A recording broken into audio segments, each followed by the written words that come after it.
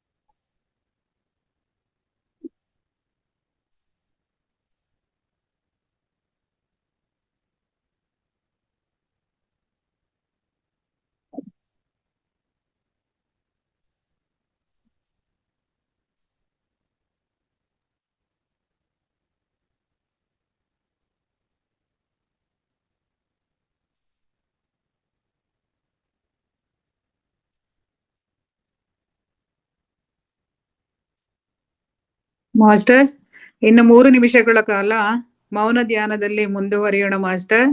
ಯಾರೂ ಸಹ ಕಣ್ಣನ್ನು ತೆರೆಯುವುದು ಬೇಡ.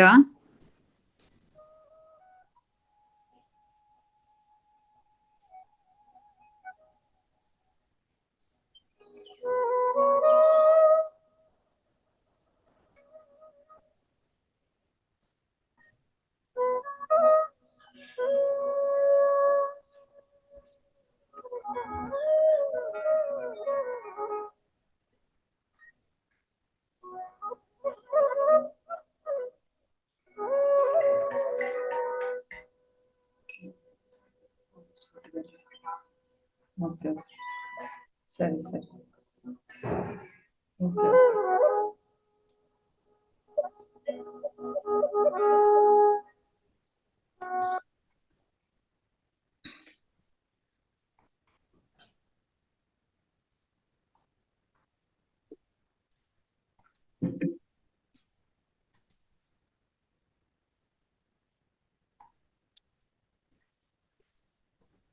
ಇನ್ನು 2 ನಿಮಿಷಗಳ ಕಾಲ ಮೌನ ಧ್ಯಾನದಲ್ಲಿ ಮುಂದುವರಿಯೋಣ ಮಾಸ್ಟರ್ಸ್.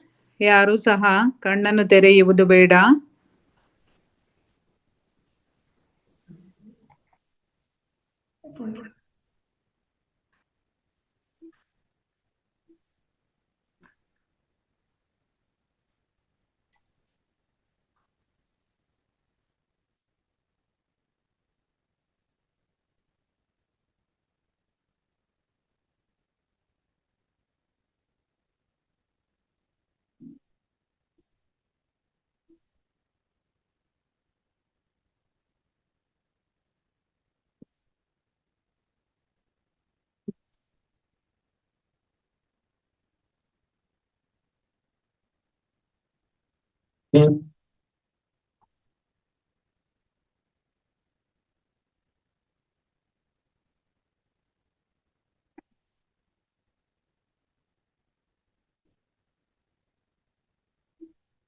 ಮಾಸ್ಟರ್ಸ್, ಇನ್ನು 1 ನಿಮಿಷಗಳ ಕಾಲ ಮೌನ ಧ್ಯಾನದಲ್ಲಿ ಮುಂದುವರಿಯೋಣ.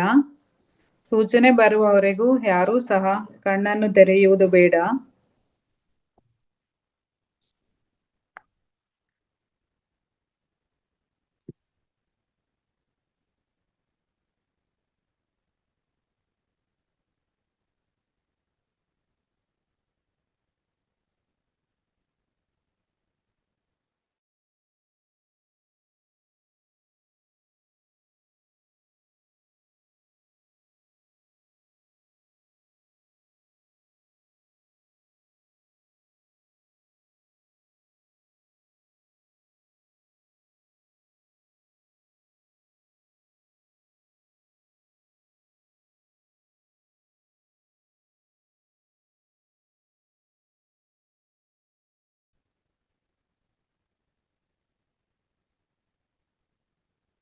ಮಾಸ್ಟರ್ಸ್, ಇನ್ನು 5 ಸೆಕೆಂಡುಗಳ ಕಾಲ ಮೌನ ಧ್ಯಾನದಲ್ಲಿ ಮುಂದುವರಿಯೋಣ.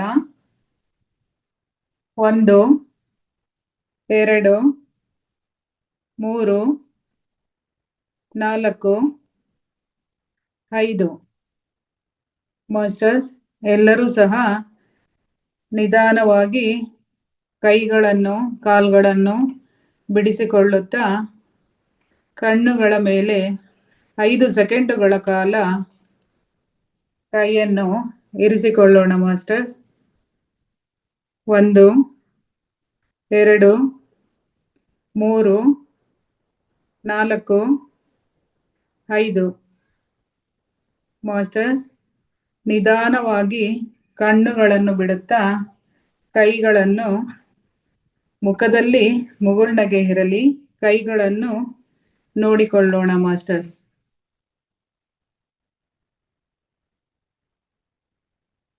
ದೇಹಕ್ಕೆ ಬೇಕಾದಷ್ಟು ನೀರನ್ನು ಸೇವನೆ ಮಾಡೋಣ.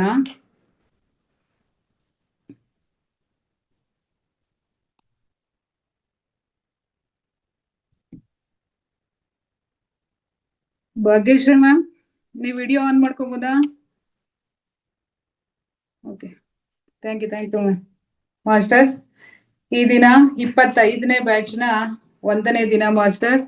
ಈ ದಿನ ನಮ್ಮ ಭಾಗ್ಯಶ್ರೀ ಮೇಡಮ್ ಅವರು ಈ ವೇದಿಕೆಯಲ್ಲಿ ತುಂಬಾ ಕ್ಲಾಸ್ಗಳನ್ನ ಕೊಟ್ಟಿದ್ದಾರೆ. ಈಗಾಗಲೇ ನಿಮ್ಗೆಲ್ಲ ಪರಿಚಿತರೆ ಭಾಗ್ಯಶ್ರೀ ಮೇಡಮ್ ಅವರು. ಇವತ್ತು ರಾಮಕೃಷ್ಣ ಪರಮಹಂಸರು ಮತ್ತು ನವರಾತ್ರಿಯ ವಿಶೇಷ ಮೆಸೇಜಸ್ ಅನ್ನೋ ಟಾಪಿಕ್ ನ ನಮ್ಮೆಲ್ರಿಗೂ ಜ್ಞಾನವನ್ನ ಹಂಚಲಿಕ್ಕೆ ಬಂದಿದ್ದಾರೆ. ಅವರಿಗೆ ಸ್ವಾಗತವನ್ನ ಬಯಸೋಣ. Bhagyashree ma'am, welcome ma'am. Ma'am ನಮಸ್ತೆ ಮ್ಯಾಮ್. ನಮಸ್ತೆ ಮ್ಯಾಮ್. ಹೇಗಿದ್ದೀರಿ? ಆರಾಮ್ ಮ್ಯಾಮ್. Happy Dasara ma'am. ನಿಮ್ಗೂ ಕೂಡ ದಸರಾ ಹಬ್ಬದ ಶುಭಾಶಯಗಳು ಮ್ಯಾಮ್. Thank you madam. ಎಲ್ಲಾ ಮಾಸ್ಟರ್ಸ್ಗೂ ಸಹ ದಸರಾ ಹಬ್ಬದ ಶುಭಾಶಯಗಳು. ಸ್ಟಾರ್ಟಿಂಗ್ ಅಲ್ಲೇ ಇವತ್ತು ಪ್ರಾಬ್ಲಮ್ ಆಯ್ತು, ಹಂಗಾಗಿ ಯಾರಿಗೂ ವಿಶ್ ಮಾಡಕ್ ಆಗ್ಲಿಲ್ಲ. ಎಲ್ರಿಗೂ ಸಹ ದಸರಾ ಹಬ್ಬದ ಶುಭಾಶಯಗಳು. Thank you madam. Over to you ma'am. Yes ma'am, thank you. ಮೊಟ್ಟ ಮೊದಲು ಧ್ಯಾನವನ್ನು ಬೋಧಿಸಿದಂತ ಮಹಾನ್ ವ್ಯಕ್ತಿ ಸದ್ಗುರು ಪಿತಾಮಹ ಬ್ರಹ್ಮಶ್ರೀ ಅವರಿಗೆ ಅನಂತ ಕೋಟಿ ಕೋಟಿ ವಂದನೆಗಳು. ಯಾಕೆಂದ್ರೆ ಅವರು ಕಲಿಸಿದ ವಿದ್ಯೆ ಮುಖಾಂತರನೇ ನಾವು ಇವತ್ತಿಗೆ ಧ್ಯಾನದ ಮುಖಾಂತರ ನಿಮ್ಗೆ ಹೇಳೋದಕ್ಕೆ ಒಂದು ಅವಕಾಶ ಸಿಕ್ಕಿದಂತ ಅವಕಾಶ. ಸೊ ಅವ್ರಿಗೆ ಎಷ್ಟು ಕೋಟಿ ಕೃತಜ್ಞತೆ ಸಲ್ಲಿಸಿದ್ರು ಕಮ್ಮಿ. ಇಂಥ ಒಂದು ದಿವ್ಯ ಶಕ್ತಿಯನ್ನು ನಮ್ಗೆಲ್ಲರಿಗೂ ಅವರು ಒದಗಿಸಿಕೊಟ್ರು. ಆಮೇಲೆ ನನ್ನ ಗುರುಗಳಂತ ಶ್ರೀ ರಾಮಕೃಷ್ಣ ಪರಮಹಂಸರು ಕೂಡ ಅನಂತ ಕೋಟಿ ವಂದನೆಗಳು. ಯಾಕಂದ್ರೆ ಅವರು ನನ್ನ ಆಯ್ಕೆ ಮಾಡೋದಕ್ಕೆ ಇವತ್ತು ನಿಮ್ಮೆಲ್ಲರ ಮುಂದೆ ಕೂತು ಮಾತಾಡುವಂತ ಶಕ್ತಿ ಅವರಿಂದಾನೇ ನಂಗೆ ದೊರಕಿದ್ದು. ಸೊ ಅವ್ರಿಗೂ ಕೂಡ, ಆಮೇಲೆ ಇಲ್ಲಿ ನೆರೆದಿರ್ತಕ್ಕಂಥ ಎಲ್ಲ ಮಾಸ್ಟರ್ಗಳಿಗೂ ಕೂಡ ಕೋಟಿ ಕೋಟಿ ಅನಂತ ವಂದನೆಗಳು. ಹಾಗೆ ದಸರಾ ಹಬ್ಬದ ಶುಭಾಶಯಗಳು. ಮಾಸ್ಟರ್ಸ್, ನಾನು ಒಂದ್ಸತ ಎಲ್ಲರದ್ದು ನೋಡ್ಬೇಕು. ದಯವಿಟ್ಟು ವಿಡಿಯೋ ಆನ್ ಮಾಡ್ಕೋರಿ ಪ್ಲೀಸ್.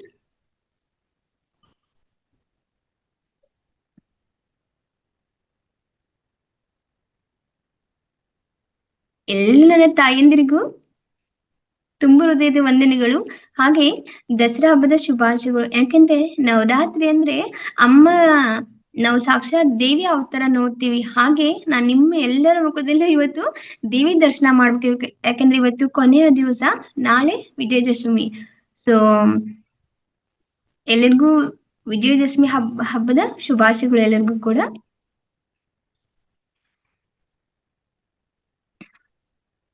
ಓಕೆ,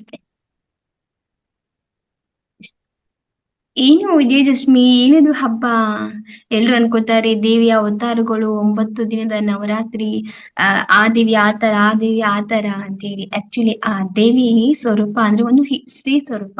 ಅವಳು ಹೆಣ್ಣಿನ ರೂಪದಲ್ಲಿ ತನ್ನ ತಾಳ್ಮೆಗಳ ಅಂದ್ರೆ ತನ್ನ 9 ಅವತಾರಗಳನ್ನ ತೋರಿಸಂತ ಇದು ದಸರಾ ಹಬ್ಬ. ದಸರಾ ಹಬ್ಬ ನಾವು ಎಲ್ರು ತುಂಬಾ ವಿಜೃಂಭಣೆಯಿಂದ ಗೊಂಬೆಗಳು ಕೂಡ್ಸೋದಾಗ್ಲಿ, ಅಥವಾ ದೇವಿನ ಅಲಂಕಾರ ಮಾಡಿ ನೋಡೋದಾಗ್ಲಿ, ಅವಳ ಪಠನೆ ಮಾಡೋದಾಗ್ಲಿ, ನಾಮಸ್ಮರಣೆ ಮಾಡೋದಾಗ್ಲಿ ಮುಖಾಂತರ ಅವಳನ್ನ ನಾವು ಆರಾಧನೆ ಮಾಡ್ತೀವಿ. ಮೇನ್ ವಿಜಯದಶಮಿ ಹಬ್ಬದಲ್ಲಿ ತಾಯಿ ಚಾಮುಂಡೇಶ್ವರಿ ಮಹಿಷಾಸುರನ ಸಂಹಾರ ಮಾಡಿದಂತ ದಿನ ಇವೆಲ್ಲವೂ. ಆಮೇಲೆ ಎಷ್ಟೋ ರಾಕ್ಷಸರನ್ನ ಇವಾಗಲೇ ದಸರಾದಾಗೆ ಅವಳು ಬೇರೆ ಬೇರೆ ಅವತಾರಗಳನ್ನ ಎತ್ತಿ ಸಂಹಾರ ಮಾಡಿದಂತ ಪುಣ್ಯ ದಿನಗಳು ಎಲ್ಲವನ್ನು. ತಾಯಿ ಸಾಕ್ಷಾತ್ ಆ ದೇವಿಯನ್ನ ಆರಾಧನೆ ಮಾಡುವಂತ ನವರಾತ್ರಿ 9 ದಿನಗಳು ಎಲ್ಲವೂ. ಸೊ ಯಾವ ರೀತಿ ತಾಯಿ ಆರಾಧನೆ ಮಾಡ್ತಿಲ್ಲ, ಸೊ ಅದೇ ರೀತಿ ನಾವು ಕೂಡ ಯಾವುದಕ್ಕೂ ಸಮಾನ ಇಲ್ಲ. ಒಬ್ಬ ಸ್ತ್ರೀ ಆದವಳು ಕೂಡ 9 ದಿನಗಳ ಅವತಾರನ ಡೈಲಿ ತನ್ನ ಲೈಫ್ ಸ್ಟೈಲ್ ಅಲ್ಲಿ ದಿನೂ ನಾವು ಎತ್ತಬೇಕಾದಂತ ಅವತಾರಗಳು. ಆಕ್ಚುಲಿ ಹೇಳ್ಬೇಕು ಅಂತಂದ್ರೆ ಎಲ್ರು ಅಂತಾರೆ ದೇವಿ ಮೊದಲು ಶೈಲಪುತ್ರಿಯಾಗಿ ಅವಳು ಈ ರೀತಿ ಅಂತ ಹೇಳಿ. ಕರೆ ಆಕ್ಚುಲಿ ಅದೇನು ಅರ್ಥ ಅಂದ್ರೆ, ಶೈಲಪುತ್ರಿಯಾಗಿ ನಾವು ಅವಳಿಂದ ನಾವು ಕಲಿಬೇಕಾದ್ದು ಪ್ರೇಮ. ಅವಳು ಯಾವ ರೀತಿ ಪ್ರೀತಿನ ತೋರಿಸ್ತಾಳೆ, ಯಾವ ರೀತಿ ಜನರ ಮೇಲೆ ಪ್ರೀತಿ ತೋರಿಸ್ತಾಳೆ, ಅದೇ ರೀತಿ ನಾವು ಎಲ್ಲರ ಮೇಲೆ ಪ್ರೀತಿಯಿಂದ ನಡ್ಕೋಬೇಕು. ಅದೇ ಒಂದೇ ಸಂಕೇತವಾದದ್ದು ದೇವಿ ಈ ಶೈಲಪುತ್ರಿಯಾಗಿ. ಆಮೇಲೆ ಬ್ರಹ್ಮಚಾರಿಣಿ, ಭಕ್ತಿ ಮತ್ತು ತಪಸ್ಸು. ಅಂದ್ರೆ ನಾವೆಲ್ಲರ ಮೇಲೂ ಒಂಥರ ಭಕ್ತಿ ರೂಪವಾಗಿ ಇಡ್ಬೇಕು ಭಗವಂತನ ಮೇಲೆ, ಅಥವಾ ನಾವ್ ಯಾರನ್ನೇ ಕಂಡ್ರು ಭಕ್ತಿ ಸ್ವರೂಪವಾಗಿ ನೋಡ್ಬೇಕು. ಅದು ಅವಳಲ್ಲಿ ಇರುವಂತ 2ನೇ ಗುಣ, ದೇವಿ ಗುಣ. ನಾವೆಲ್ಲರೂ ಅದನ್ನ ಅಳವಡಿಕೆ ಮಾಡ್ಕೋಬೇಕು. ಈಗ ನೋಡ್ರಿ, ಯಾರಾದ್ರೂ ನಾವು ಮನೆಗೆ ಯಾರಾದ್ರೂ ಬಂದ್ರು ತುಂಬಾ ಪ್ರೀತಿಯಿಂದ ತುಂಬಾ ಭಕ್ತಿಯಿಂದ ಅವ್ರ ಉಪಚಾರನ ಮಾಡಿದ್ರೆ ಅವ್ರಿಗೆ ಎಷ್ಟು ಖುಷಿ ಆಗ್ತೈತಿ. ಹೌದಪ್ಪ, ನಾವು ಅವ್ರ ಮನೆಗೆ ಹೋದು ಇಷ್ಟ ಅವರಲ್ಲಿ ವಿನಯ ನಮ್ರತೆ ಇದೆ ಅಂತ ಹೇಳಿ. ಸೊ ನಾವು ಅವಳಿಂದ ಕಲಿಯುವಂತದ್ದು 2ನೇ ಪಾಠ ಇದು. ಆಮೇಲೆ ಚಂದ್ರಗಂಡ ಅಂದ್ರೆ ಸಹನೆ. ನೋಡಿ, ಮನುಷ್ಯನಲ್ಲಿ ಮೇನ್ ಬೇಕಾದ್ರೂ ಸಹನೆ. ಈಗ ಯಾರಾದ್ರೂ ಮನೇಲಿ ಏನಾದ್ರೂ ಕೇಳಿದ್ರೆ ನಾವು ಚೀರಾಡ್ದು ಒದ್ರಾಡ್ದು ಮಾಡ್ತೀವಿ. ಆದ್ರೆ ನಮಗೆ ದೇವಿ 3ನೇ ಪಾಠ ಕಲಿಸ್ತಾಳು.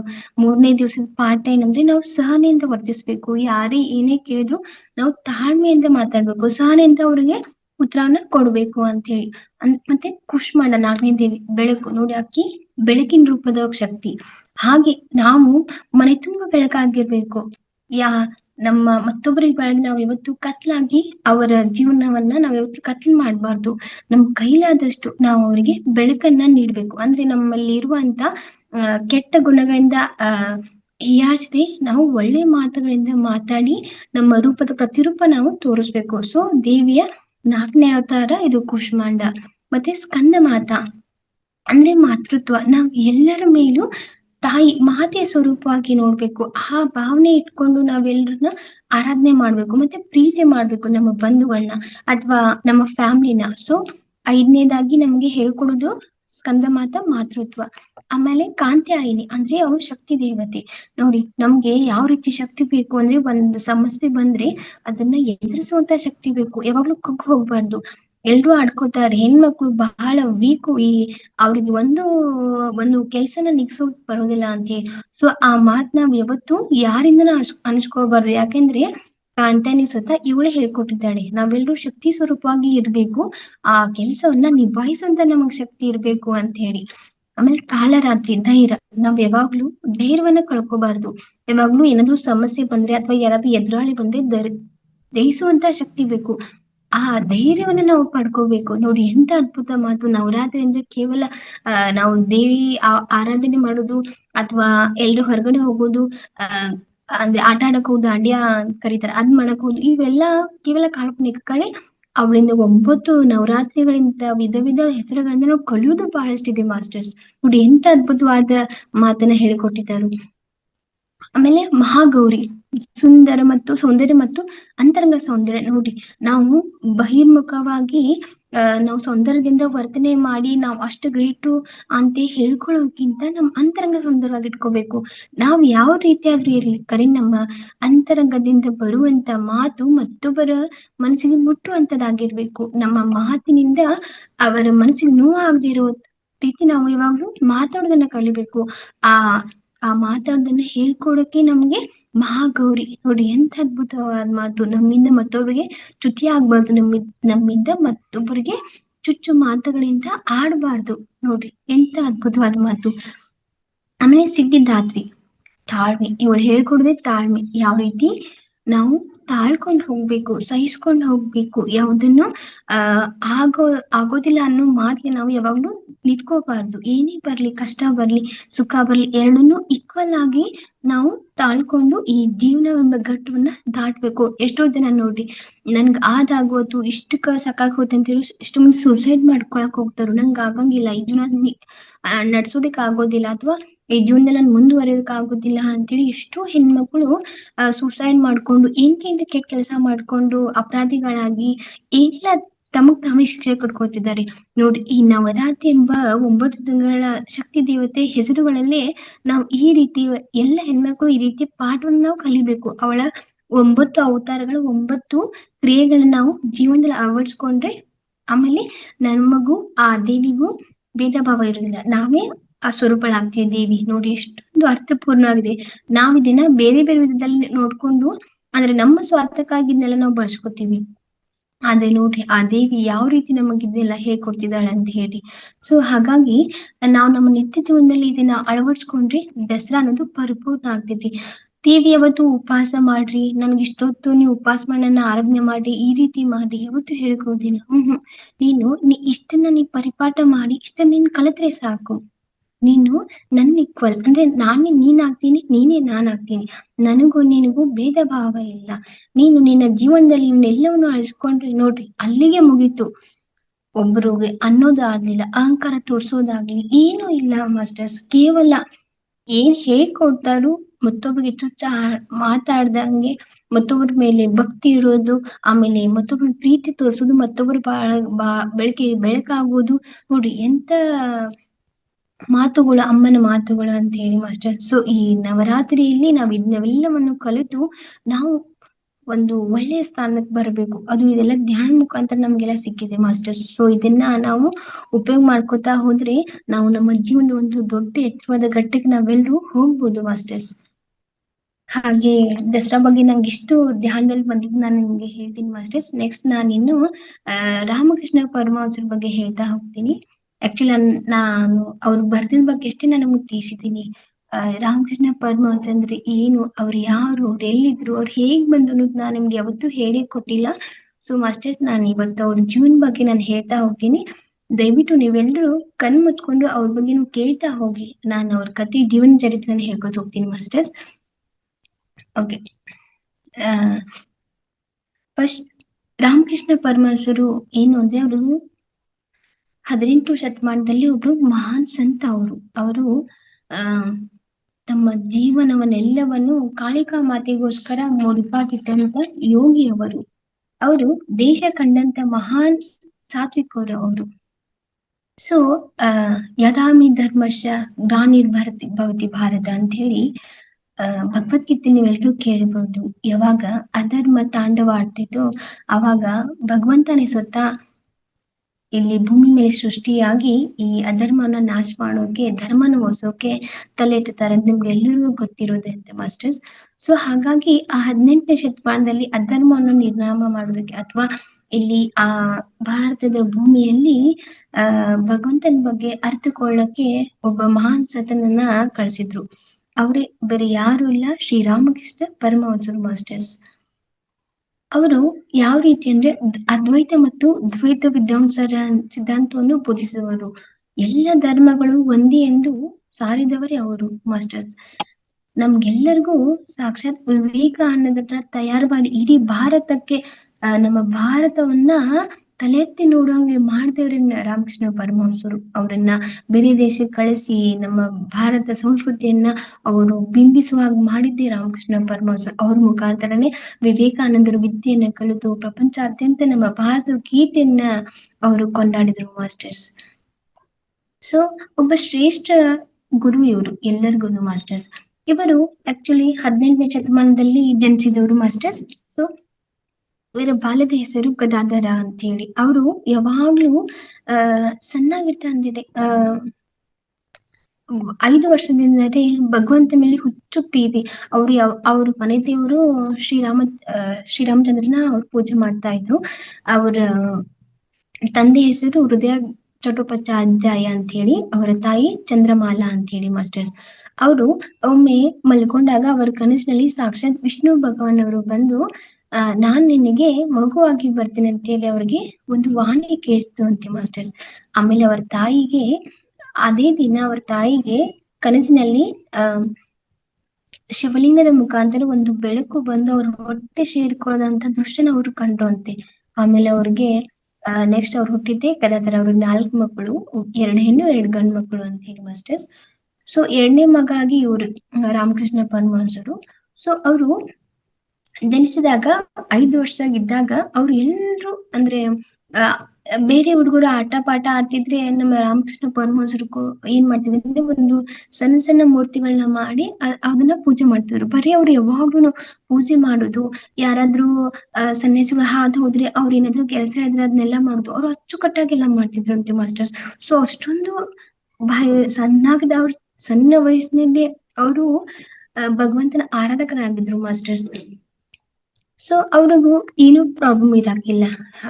ತಮಗೆ ಬೇಕಾದಷ್ಟು ದುಡ್ಡಿತ್ತು, ಸಂಪತ್ತಿತ್ತು, ಎಲ್ಲ ಇತ್ತು ಮಾಸ್ಟರ್ಸ್. ಆದ್ರೆ ಅವ್ರು ಒಂದ್ಸತ್ತನ ಅದ್ರ ಮೇಲೆ ವ್ಯಾಮೋಹ ತೋರಿಸ್ತಿರ್ಲಿಲ್ಲ. ಆಮೇಲೆ ಶಾಲಾ ಪಾಠಗಳಿಗೆ ಅವ್ರು ಕಳ್ಸಿದ್ರೆ ಅವ್ರು 1 ದಿವ್ಸನೂ ವಿದ್ಯೆ ಕಲಿಯಕ್ ಹೋಗ್ಲಿಲ್ಲ. ಅವ್ರು ಯಾವಾಗ್ಲೂ ಹೇಳ್ಕೊತಾ ಇದ್ರಂತೆ, ಬಟ್ಟೆ ಮತ್ತೆ ಹೊಟ್ಟೆಗೆ ಸಿಗುವಂತ ವಿದ್ಯೆ ನನಗ್ ಬೇಡ ಅಂತ ಹೇಳಿ ನೋಡಿ ಎಂತ ಅದ್ಭುತವಾದ ಮಾತು. ಈಗ ಯಾರಂತ ಹೇಳೋದಕ್ಕೆ ಸಾಧ್ಯ ಮಾಸ್ಟರ್ಸ್? ನನಗೆ ಹೊಟ್ಟೆ ಬೇಕಾಗುವಂತ ಮತ್ತೆ ಬಟ್ಟೆ ಬೇಕಾಗುವಂತ ಆ ವಿದ್ಯೆ ನಾನು ಕಲಿಯೋದ್ ಬೇಡ ಅಂತೇಳಿ ಅವ್ರು ಯಾವಾಗ್ಲೂ ಹೇಳ್ಕೊತಾ ಇದ್ರಂತೆ ಮಾಸ್ಟರ್ಸ್. ಹಾಗೆ ಅವರು ಬೆಳ್ತಾ ಹೋದಂತೆ ಅವರಲ್ಲಿ ತೀವ್ರವಾದ ಭಕ್ತಿನೂ ಬೆಳ್ತಾ ಹೋಯ್ತು ಮಾಸ್ಟರ್ಸ್. ಆಮೇಲೆ ಅವರು ತಮ್ಮ ಜೀವನದಲ್ಲಿ ಬಹುಪಾಲನ್ನ ಅವ್ರು ಏನ್ ಮಾಡಿದ್ರು ಅಂದ್ರೆ ದಕ್ಷಿಣೇಶ್ವರಲ್ಲಿ ಕಳೆದ್ರು. ಒಮ್ಮೆ ಅವರ ಅಣ್ಣ ರಘುವೀರವರು ಕಾಳಿಕಾಮಾತೆ ದೇವಸ್ಥಾನಕ್ಕೆ ಅರ್ಚಕರಾಗಿ ಅವ್ರನ್ನ ನೇಮಿಸಿದ್ರು. ಅವಾಗ ಅವರು ಒಂಥರ ಭಯ. ಯಾಕೆಂದ್ರೆ ಅವ್ರಿಗೆ ಏನಾದ್ರೂ ಬಂಗಾರ ವಸ್ತುಗಳು ಕಳೆದ್ರೆ ನಾನ್ ಏನ್ ಮಾಡ್ಲಿ, ಆ ದೇವಸ್ಥಾನ ನನ್ ಪೂಜಾರ ಇದ್ದಾಗ ಈ ರೀತಿ ಆಪಾದನೆ ಬಂದ್ರೆ ನಾನ್ ಏನ್ ಮಾಡ್ಲಿ ಅನ್ನುವಂತ ಭಯ ಅವ್ರಿಗೆ. ಅವಾಗ ಅವ್ರ ಅಣ್ಣನ್ನೇ ಅವ್ರಿಗೆ ಹೇಳಿ, ಇಲ್ಲಪ್ಪ ಅದನ್ನೆಲ್ಲ ಟೆನ್ಷನ್ ನೀ ಮಾಡ್ಕೊಳಕ್ ಹೋಗ್ಬೇಡ, ನಾನು ಅದೆಲ್ಲ ನೋಡ್ಕೋತೀನಿ, ನೀನು ಜಸ್ಟ್ ಆ ದೇವಸ್ಥಾನಕ್ಕೆ ಅರ್ಚಕನಾಗಿ ಹೋಗು, ಆ ದೇವಿಯ ಪೂಜೆ ನೀನ್ ಮಾಡು ಅಂತ ಹೇಳಿದ್ರಂತೆ. ಆ ಮಹಾರಾಣಿಯವರ ಆಜ್ಞೆಯಂತೆ ಆ ದೇವಸ್ಥಾನವನ್ನ ಇವ್ರಿಗೆ ಕೊಟ್ಟಿದ್ರು, ರಾಮಕೃಷ್ಣ ಪರಮಹಂಸರಿಗೆ. ಸೊ ಅವ್ರು ಡೈಲಿ ಪೂಜೆ ಮಾಡಕ್ಕೆ ಕಾಳಿಕಾ ಮಂದಿರಕ್ಕೆ ಹೋಗ್ತಿದ್ರು. ಕಾಳಿಕಾ ಮಂದಿರಕ್ಕೆ ಹೋಗೋದಂದ್ರೆ ಅದು ದೊಡ್ಡ ಕಾಡಿನ ಮಧ್ಯದಲ್ಲಿ ಆ ದೇವಸ್ಥಾನ ಇತ್ತು ಮಾಸ್ಟರ್ಸ್. ಆ ದೇವಸ್ಥಾನಕ್ಕೆ ಹೋಗ್ಬೇಕು ಅಂದ್ರೆ ಎಷ್ಟೋ ಮಂದಿಗೆ ತುಂಬಾ ಭಯ ಆಗ್ತಿತ್ತು. ಆ ಕಾಡಿನ ಮಧ್ಯೆ ಹೇಗಪ್ಪ ನೋಡ್ಕೊಂಡು ಹೋಗೋದು ಅಂತ ಹೇಳಿ. ಆದ್ರೆ ರಾಮಕೃಷ್ಣರಿಗೆ ಮಾತ್ರ ಅದ್ರ ಅರಿವಿನೇ ಇರ್ತಾ ಇರ್ಲಿಲ್ಲ. ಅವ್ರು ಡೈಲಿ ಕೇವಲ ಅಮ್ಮನ ನಾಮಸ್ಮರಣೆ ಮಾಡ್ಕೊತಾನೆ ಹೋಗ್ತಾ ಇದ್ರು. ಹೀಗೆ ಒಂದಷ್ಟು ದಿವಸ ಹೋಗ್ತಾ ಹೋಗ್ತಾ ಅವರಿಗೆ ಅಮ್ಮನ ಮೇಲೆ ತುಂಬಾ ತೀವ್ರ ಭಕ್ತಿ ಉಂಟಾಯ್ತು. ಬರೀ ಯಾವಾಗ್ಲೂ ಅಮ್ಮನೇ ನೋಡ್ಕೊತಾ ಇರೋದು, ಮತ್ತೆ ವಿಧವಾದ ಪೂಜೆ ಮಾಡುದು, ಅಮ್ಮನಿಗೆ ಅಲಂಕಾರ ಮಾಡುದು, ಅಮ್ಮನಿಗೆ ಪುಷ್ಪಾಭಿಷೇಕ ಮಾಡುದು, ಆಮೇಲೆ ಅಮ್ಮನಿಗೆ ನಿವೇದನೆ ಮಾಡಿ ಅಮ್ಮನ ಬಾಯಿ ಹತ್ರ ಹೋಗಿ, ಅಮ್ಮ ತಿನ್ನು ಅಮ್ಮ, ಅಮ್ಮ ಇದು ಪ್ರಸಾದ ನಿನ್ಗೋಸ್ಕರ ಮಾಡಿದ್ದೀನಿ, ಅಮ್ಮ ತಿನ್ನು ಅಮ್ಮ ಅಂತ ಹೇಳಿ ಅವರು ತುಂಬಾ, ಅಂದ್ರೆ ಇವತ್ತು ಮಾತಾಡ್ಲೇಬೇಕು ನೀನು ಅಮ್ಮ ನನ್ ಜೊತೆ, ಯಾಕೆ ನೀನ್ ಕೋಪ ಮಾಡ್ಕೊಂಡಿದ್ಯಾ, ನನ್ನ ಹತ್ರ ಮಾತಾಡ್ತಿಲ್ಲ, ಬರೀ ಅವ್ರ ವಿಗ್ರಹ ಮುಂದೆ ಕೂತ್ಕೊಂಡ್ರೆ ಅವ್ರಿಗೆ ಮನೆ ಮಠ ಯಾವ್ದು ಅರುಣೆ ಬರ್ತಾ ಇಲ್ಲ ಮಾಸ್ಟರ್ಸ್. ಹಾಗೆ ಅವರು ತಮ್ಮನ್ನೇ ತಾವು ಮರ್ತು ಹೋಗ್ತಿದ್ರು. ಆಮೇಲೆ ಒಮ್ಮೆ ಧ್ಯಾನಸ್ಥರಾಗಿ ಕೂತ್ಕೊಂಡ್ರೆ ಅವ್ರಿಗೆ ಹಗಲು ಯಾವ್ದು ಗೊತ್ತಾಗ್ತಿರ್ಲಿಲ್ಲ, ರಾತ್ರಿ ಯಾವ್ದು ಗೊತ್ತಾಗ್ತಿರ್ಲಿಲ್ಲ. ನಿರಂತರವಾಗಿ ಅಲ್ಲಿ ಗರ್ಭಗುಡಿಯಲ್ಲಿ ಅವ್ರು ಯಾವಾಗ್ಲೂ ಇರ್ತಾ ಇದ್ರು ಮಾಸ್ಟರ್ಸ್. ಆಮೇಲೆ ಒಂದ್ ದಿವ್ಸ ಅವ್ರ ಊರಲ್ಲಿ ನಾಟಕ ಶುರುವಾಯ್ತು ಮಾಸ್ಟರ್ಸ್. ಅವಾಗ ಆ ನಾಟಕ ಶಿವರಾತ್ರಿ ದಿವ್ಸ ಶಿವನ ಪಾತ್ರ ಮಾಡುವಂತ ಒಬ್ಬ ವ್ಯಕ್ತಿಗೆ ಹುಷಾರಿಲ್ದಿದ್ದಾಗ ರಾಮಕೃಷ್ಣ ಪರಮಹಂಸನ್ನ ಕರ್ಕೊಂಡ್ ಬಂದಿದ್ರು ನಾಟಕ ಮಾಡೋದಕ್ ಮಾಸ್ಟರ್ಸ್. ಅವಾಗ ಇವ್ರು ಎಷ್ಟ್ ಹೇಳಿದ್ರು ಕೇಳಿಲ್ಲ. ಇಲ್ಲ ನಾನ್ ಬರೋದಿಲ್ಲ, ನಾನು ಇವತ್ತು ಶಿವರಾತ್ರಿ, ನಾನು ಶಿವನ ಆರಾಧನೆ ಮಾಡ್ಬೇಕು, ರಾತ್ರಿ ಬೆಳತನಕ ಜಾಗರಣೆ ಮಾಡ್ಬೇಕು, ನಾನ್ ಬರೋದಿಲ್ಲ ಅಂತ ಎಷ್ಟು ಬೇಡ್ಕೊಂಡ್ರು ಅವ್ರು ನಾಟಕ ಆಡೋರು ಬಿಡ್ಲಿಲ್ಲ. ಇಲ್ಲಪ್ಪ ಇವತ್ತು ಒಂದ್ ದಿವ್ಸ ನೀನ್ ಬಾ, ಇದೊಂದ್ ಸತ ನೀನ್ ನಾಟಕ ಮಾಡಿ ಕೊಟ್ಟು ಹೋಗು ಅಂತ ಹೇಳಿ ಅವ್ರನ್ನ ಕರ್ಕೊಂಡ್ ಹೋಗಿದ್ರಂತೆ ಮಾಸ್ಟರ್ಸ್. ಆವಾಗ ಅವ್ರಿಗೂ ವಿಭೂತಿ ಹಚ್ಚಿ ಅಲ್ಲಿ ಆ ಪರಶಿವನ ಭಕ್ತನಾಗಿ ನೀನು ನಾಟಕ ಮಾಡು ಅಂತ ಹೇಳಿ ಅಲ್ಲಿ ಕೂಡ್ಸಿದ್ರೆ ಅವರು ತಮ್ಮನ್ನೇ ತಾವು ಮರೆತು ಆ ಕಣ್ಣುಗಳಲ್ಲಿ ಬಾಷ್ಪ, ಆ ಭಗವಂತ ಬರೇ ಅದು ಶಿವಲಿಂಗದ ಅದು ಮೂರ್ತಿಯನ್ನ ನೋಡಿ ಅವ್ರಿಗೆ ಅಳೋಕ್ ಚಾಲು ಮಾಡಿದ್ರು. ಅಷ್ಟೊಂದು ಭಕ್ತಿ ತುಂಬಿ ಅವರಲ್ಲಿ ಕಣ್ಣುಗಳ ಮೂಲಕ ಹರಿಯಕ್ ಸ್ಟಾರ್ಟ್ ಮಾಡಿದ್ರು ಮಾಸ್ಟರ್ಸ್. ಆಮೇಲೆ ಅವ್ರ ತಮ್ಮನ್ನೇ ತಾವು ಮರೆತು ನಾಟಕ ಆಡತೀನಿ ಅನ್ನೋದು ಅವ್ರ ತಲೆಯಲ್ಲೂ ಬರದೆ ಅದೇ ಭಗವಂತನ ನಾಮಸ್ಮರಣೆ ಮಾಡ್ಕೋತ ಅಲ್ಲೇ ಅವ್ರು ಧ್ಯಾನಸ್ಥರಾಗಿ ಹೋದ್ರು. ಬೆಳಗಿನ ಮಠ ಅವ್ರನ್ನ ಎಷ್ಟು ಎಬ್ಬಿಸಿದ್ರು ಎಬ್ಸೋಕೆ ತಯಾರಾಗಿಲ್ಲ. ಆಮೇಲೆ ಮುಂಜಾನೆ ಅವ್ರಿಗೆ ಎಚ್ಚರ ಆಯ್ತು. ಆಮೇಲೆ ಅವರು ವಿಭೂತಿ ಬಳ್ಕೊಂಡು ಅರೆ ಬಟ್ಟೆ ಹಾಕೊಂಡು ಅವ್ರ ಅಮ್ಮನ ಬಂದು ಮುಂದೆ ನಿಂತ್ಕೊಂಡು, ಅಮ್ಮ ನಾನ್ ಸನ್ಯಾಸಿ ಆದೆ ಅಮ್ಮ, ನೋಡು ನಾನು ಶಿವನ ಪರಮ ಭಕ್ತ ಆದೇನಮ್ಮ ಅಂತೇಳಿ ಅವ್ರ ಅಮ್ಮನ ಹತ್ರ ಹೇಳಿದಾಗ ಅವ್ರಮ್ಮ ಪಾಪ ಬಿಕ್ಕಿ ಅಳೋಕ್ ಚಾಲು ಮಾಡಿದ್ರಂತೆ ಮಾಸ್ಟರ್ಸ್. ಏನಿದು ಮಗನ ನಿನ್ನ ವಿಚಿತ್ರವಾದ ವರ್ತನೆಪ್ಪ, ಈಗ ತಾನೇ ನಿಮ್ಮಪ್ಪನ ನಾನು ಕಳ್ಕೊಂಡಿದ್ದೀನಿ, ನೀನ್ ನೋಡಿದ್ರೆ ಈ ರೀತಿ ವೇಷ ಹಾಕೊಂಡು ಬರೀ ದೇವ್ರು ಅಂತೀಯಲ್ಲಪ್ಪ, ಯಾಕ ನನ್ಗೆ ಹಿಂಗ್ ಕಾಡ್ತಿ ಅಂತ ಅವ್ರಮ್ಮ ತುಂಬಾ ಹತ್ಬಿಟ್ರು. ಹೇಗ್ ಮಾಡಿ ಇವ್ನ ನಾನು ಸುಧಾರಣೆ ಮಾಡಿ, ಯಾಕೆ ಇವ್ನ್ ಪದೇ ದೇವ್ರು ಅಂತ ಹುಚ್ಚಾಕಿದಾನು, ಎಲ್ಲೂ ಊರಾಗಿನ ಮಂದಿನೂ ಕೂಡ ಇವನ್ ಬಗ್ಗೆ ತಪ್ಪ ಹೇಳ್ತಾರು. ಎಲ್ರು ಹೇಳ್ತಾರೆ ನಿನ್ ಮಗ ಹುಚ್ಚಾಗಿದ್ದಾನು, ಬರೀ ತಂತನ ಮಾತಾಡ್ತಾನು ದೇವ್ರ ಮುಂದೆ ಇಲ್ಲ ಹಿಂಗಂತೇಳಿ ಅವ್ರಮ್ಮಗೆ ಎಲ್ರು ದಿವ್ಸ ಬಂದ್ ಕಂಪ್ಲೇಂಟ್ ಹೇಳ್ತಾ ಇದ್ರು ಮಾಸ್ಟರ್. ಹಾಗಾಗಿ ಅವ್ರ ಅಮ್ಮನ ತುಂಬಾ ಬಸತ್ತಿದ್ರು. ಆಮೇಲೆ ಒಂದ್ಸತ ಆಕ್ಚುಲಿ ದೆವ್ವ ಬಿಡ್ಸೋದಂತ ಹೇಳ್ತಾರ ನೋಡ್ರಿ, ಅಲ್ಲಿ ಕರ್ಕೊಂಡ್ ಹೋಗಿದ್ರು ರಾಮಕೃಷ್ಣ ಪರಮಹಂಸನ್ನ. ಅಲ್ಲಿ ಹೋಗಿ ಅವ್ರನ್ನ ದೆವ್ವ ಬಿಡ್ಸೋತಾರ ತುಂಬಾ ಹೊಡೆದ್ರು ಪಾಪ. ಆಮೇಲೆ ಅವ್ರು ಹೇಳಿದ್ರು, ನೀವು ನನ್ನ ಏನಾದ್ರೂ ಮಾಡ್ರಿ, ಆದ್ರೆ ನನ್ನಿಂದ ಭಕ್ತಿನ ಮಾತ್ರ ದೂರ ಮಾಡ್ಬೇಡ್ರಿ. ನೋಡ್ರಿ ಎಂತ ಅದ್ಭುತವಾದ ಮಾತು, ನನ್ನಿಂದ ಆ ನಾಮಸ್ಮರಣೆನ ದೂರ ಮಾಡ್ಬೇಡ್ರಿ, ಭಗವಂತನಿಂದ ಮಾತ್ರ ನನ್ನ ದೂರ ಮಾಡ್ಬೇಡ್ರಿ, ನನಗೇನು ಕೊಡ್ದಿದ್ರು ಪರವಾಗಿಲ್ಲ, ಆದ್ರೆ ಅವನಿಂದ ಮಾತ್ರ ನನ್ನ ದೂರ ಮಾಡ್ಬೇಡ್ರಿ, ನನ್ನ ಮಾತಿಂದ ನನ್ನ ದೂರ ಮಾಡ್ಬೇಡಿ ಅಂತ ಕೇಳ್ಕೊಳ್ತಿದ್ರು. ನೋಡಿ ಎಷ್ಟು ಅವರ ಮಾತು ಆ ರೀತಿ ಬರ್ಬೇಕಾದ್ರೆ ಅವ್ರು ಎಷ್ಟು ಆ ಭಗವಂತನ ಬಗ್ಗೆ ಪ್ರೀತಿ ಇಟ್ಕೊಂಡಿದ್ರು ಅಂತ ಹೇಳಿ ಮಾಸ್ಟರ್ಸ್. ಆಮೇಲೆ ಡೈಲಿ ಹೀಗೆ ದೇವಿ ಪೂಜೆ ಮಾಡಕ್ಕೆ ಕಾಡಿನೊಳಗೆ ನಡ್ಕೊಂಡು ಹೋಗ್ತಾ ಇದ್ರು. ಆಮೇಲೆ ಅಲ್ಲಿ ಹೋಗಿ ಅಮ್ಮನ್ ಪೂಜೆ ಮಾಡ್ತಾ ಇದ್ರು. ಅಮ್ಮ ಹೇಳ್ತಾ ಇದ್ರು, ಅಂದ್ರೆ ತಾವೇ ಅಮ್ಮನ್ ರೂಪದಾಗ ಮಾತಾಡ್ತಿದ್ರು. ಅಂದ್ರೆ ಅಷ್ಟು ಹುಚ್ಚಾಗಿದ್ರು. ಅಮ್ಮಗೆ ಹೂವ ಎರಸ್ಬಿಟ್ಟು ಅಮ್ಮ ಪ್ರಸಾದ್ ತಿನ್ನು ಅಮ್ಮ ಅಂದಾಗ ಅವ್ರು ವಾಪಸ್ ಹೇಳ್ತಿದ್ರು, ಏನಮ್ಮ ನಾನ್ ತಿನ್ಬೇಕಾ ಪ್ರಸಾದ? ಆಯ್ತಮ್ಮ ನಾನು ತಿಂತೀನಿ ಪ್ರಸಾದ ಅಂತ ಹೇಳಿ ಅವರು ತಾವು ಆ ನೈವೇದ್ಯ ಮಾಡಿದಂತ ಒಂದು ತುತ್ತು ಅನ್ನನ ತಾವು ತಿಂತಿದ್ರು. ಆಮೇಲೆ ಅಮ್ಮಂಗ್ ತಿನ್ಸಾಕ್ ಹೋಗ್ತಿದ್ರು. ನೋಡಿ ಎಂತ ಇದು, ಯಾರಾದ್ರೂ ಹೀಗ್ ಮಾಡಿದ್ರೆ ಎಲ್ರು ಬೈತಾರೆ, ಏನಿದು ನೀನ್ ತಿಂದಿದ್ ಎಂಜಲನ್ನ ದೇವ್ರಿಗೆ ಅರ್ಪಣೆ ಮಾಡ್ತಾ ಇದೀಯಾ ಅಂತೇಳಿ. ಅದು ಎಂಜಲ ಅಲ್ಲ ಮಾಸ್ಟರ್ಸ್, ಅದು ಭಕ್ತಿ. ಅಮ್ಮನನ್ನ ತೀವ್ರವಾಗಿ ಅವರು ಅಳವಡಿಸ್ಕೊಳ್ಳುವಂತ ಪ್ರೀತಿ. ಅದು ತಾಯಿ ಮಗ ತಾಯಿಗಾಗಿ ಹಂಬಲಿಸುವಂತ ರೀತಿ ಅದು ನೋಡಿ ಮಾಸ್ಟರ್ಸ್, ಎಷ್ಟು ಅವರಲ್ಲಿ ತೀವ್ರವಾಗಿತ್ತು ಅಂತ ಹೇಳಿ. ಹಾಗೆ ಹೀಗಾಗ್ತಾ ಇದ್ದಂಗೆ ಆ ಅಮ್ಮಂಗೆ ಚಿಂತೆ ಆಯ್ತು, ಹೇಗಾದ್ರೂ ಮಾಡಿ ಇವ್ನ್ಗೆ ಮದ್ವೆ ಮಾಡಿದ್ರೆ ಸರಿ ಹೋಗ್ತಾನೆ ಅಂತ ಹೇಳಿ ಅವರಿಗೆ ಮದ್ವೆ ಮಾಡಿದ್ರು. ಶಾರದಾ ದೇವಿ ಅಂತ ಹೇಳಿ ಅವರ ಬಾಲ ಸಂಗಾತಿ. ಅದು ಎಲ್ಲಿ ಹುಡುಕೋದಪ್ಪ ಅಂತ ಅಂದಾಗ ಸಾಕ್ಷಾತ್ ರಾಮಕೃಷ್ಣ ಪರಮಹಂಸರು ಹೇಳಿದ್ದು, ಇಲ್ಲ ಅಮ್ಮ, ನನಗ್ ಮದ್ವೆ ಆಗೋ ಹುಡುಗಿ ಈ ರೀತಿ ಬೇರೆ ಊರಲ್ಲಿ ಇದ್ದಾಳೆ, ಅವಳಿಗೆ ಈಗ ಜಸ್ಟ್ 5 ವರ್ಷದ ಹುಡುಗಿ. ಸೊ ಅವಳ ಹೆಸರು ಶಾರದಾ ಅಂತ ಹೇಳಿ. ನೋಡಿ, ಅವಳು ಮದುವೆ ಆಗೋ ಹುಡುಗಿನೂ ಸಹಿತ ಅವರು ಧ್ಯಾನದಲ್ಲಿ ಕೂಡ ಕಂಡಿದ್ರು ಮಾಸ್ಟರ್ಸ್. ಸೊ ಹಾಗಾಗಿ ಅವ್ರು ಹೋಗಿ ಅವ್ರ ಹುಡುಗಿನ ಮದುವೆ ಮಾಡಿ ರಾಮಕೃಷ್ಣ ಪರಮಹಂಸ ಜೊತೆ ಮದುವೆ ಮಾಡಿದ್ರು. ಆಮೇಲೆ ಹಿಂಗೆ ಕಂಟಿನ್ಯೂ ನಡೀತು. ಅದಾದ್ಕೊಳ್ಳೆ ರಾಮಕೃಷ್ಣ ಪರಮಹಂಸರಿಗೆ ಒಂದ್ ದಿವ್ಸ ದೇವಿ ಪೂಜೆ ಮಾಡೋದಕ್ಕೆ ಹೋದಾಗ ತೀವ್ರ ನೋವು ಉಂಟಾಯ್ತು. ನಾನು ಎಷ್ಟೆಲ್ಲ ಅಮ್ಮನ್ ಪೂಜೆ ಮಾಡ್ತಾ ಇದ್ದೀನಿ, ಏನೆಲ್ಲ ಮಾಡ್ತೀನಿ, ಪುಷ್ಪ ಅಲಂಕಾರ ಮಾಡ್ತೀನಿ, ಅಮ್ಮಂಗೆ ನೈವೇದ್ಯ ಮಾಡ್ತೀನಿ, ಸದಾ ಕಾಲ ಅಮ್ಮನ ಜೊತೆನೆ ಇರ್ತೀನಿ. ಮತ್ತೆ ಅಮ್ಮ ಏನಾದ್ರು ಅಮ್ಮನ್ ಕೇಳಿದ್ರೆ ನಾನು ಏನು ಕೆಲಸ ಮಾಡೋದಿಲ್ಲ, ಅಮ್ಮ ಭಾಷೆ ಕೊಟ್ರೆ ಮಾತ್ರ ಮಾಡ್ತೀನಿ, ಅಮ್ಮ ಹಾಕಿದ್ ಗೆರೆ ದಾಟೋದಿಲ್ಲ, ಏನು ಮಾಡುದಿಲ್ಲ. ಇಷ್ಟೆಲ್ಲ ಮಾಡಿದ್ರು ಇನ್ನು ಯಾಕೆ ನನ್ಗೆ ಅಮ್ಮನ ದರ್ಶನ ಆಗ್ಲಿಲ್ಲ?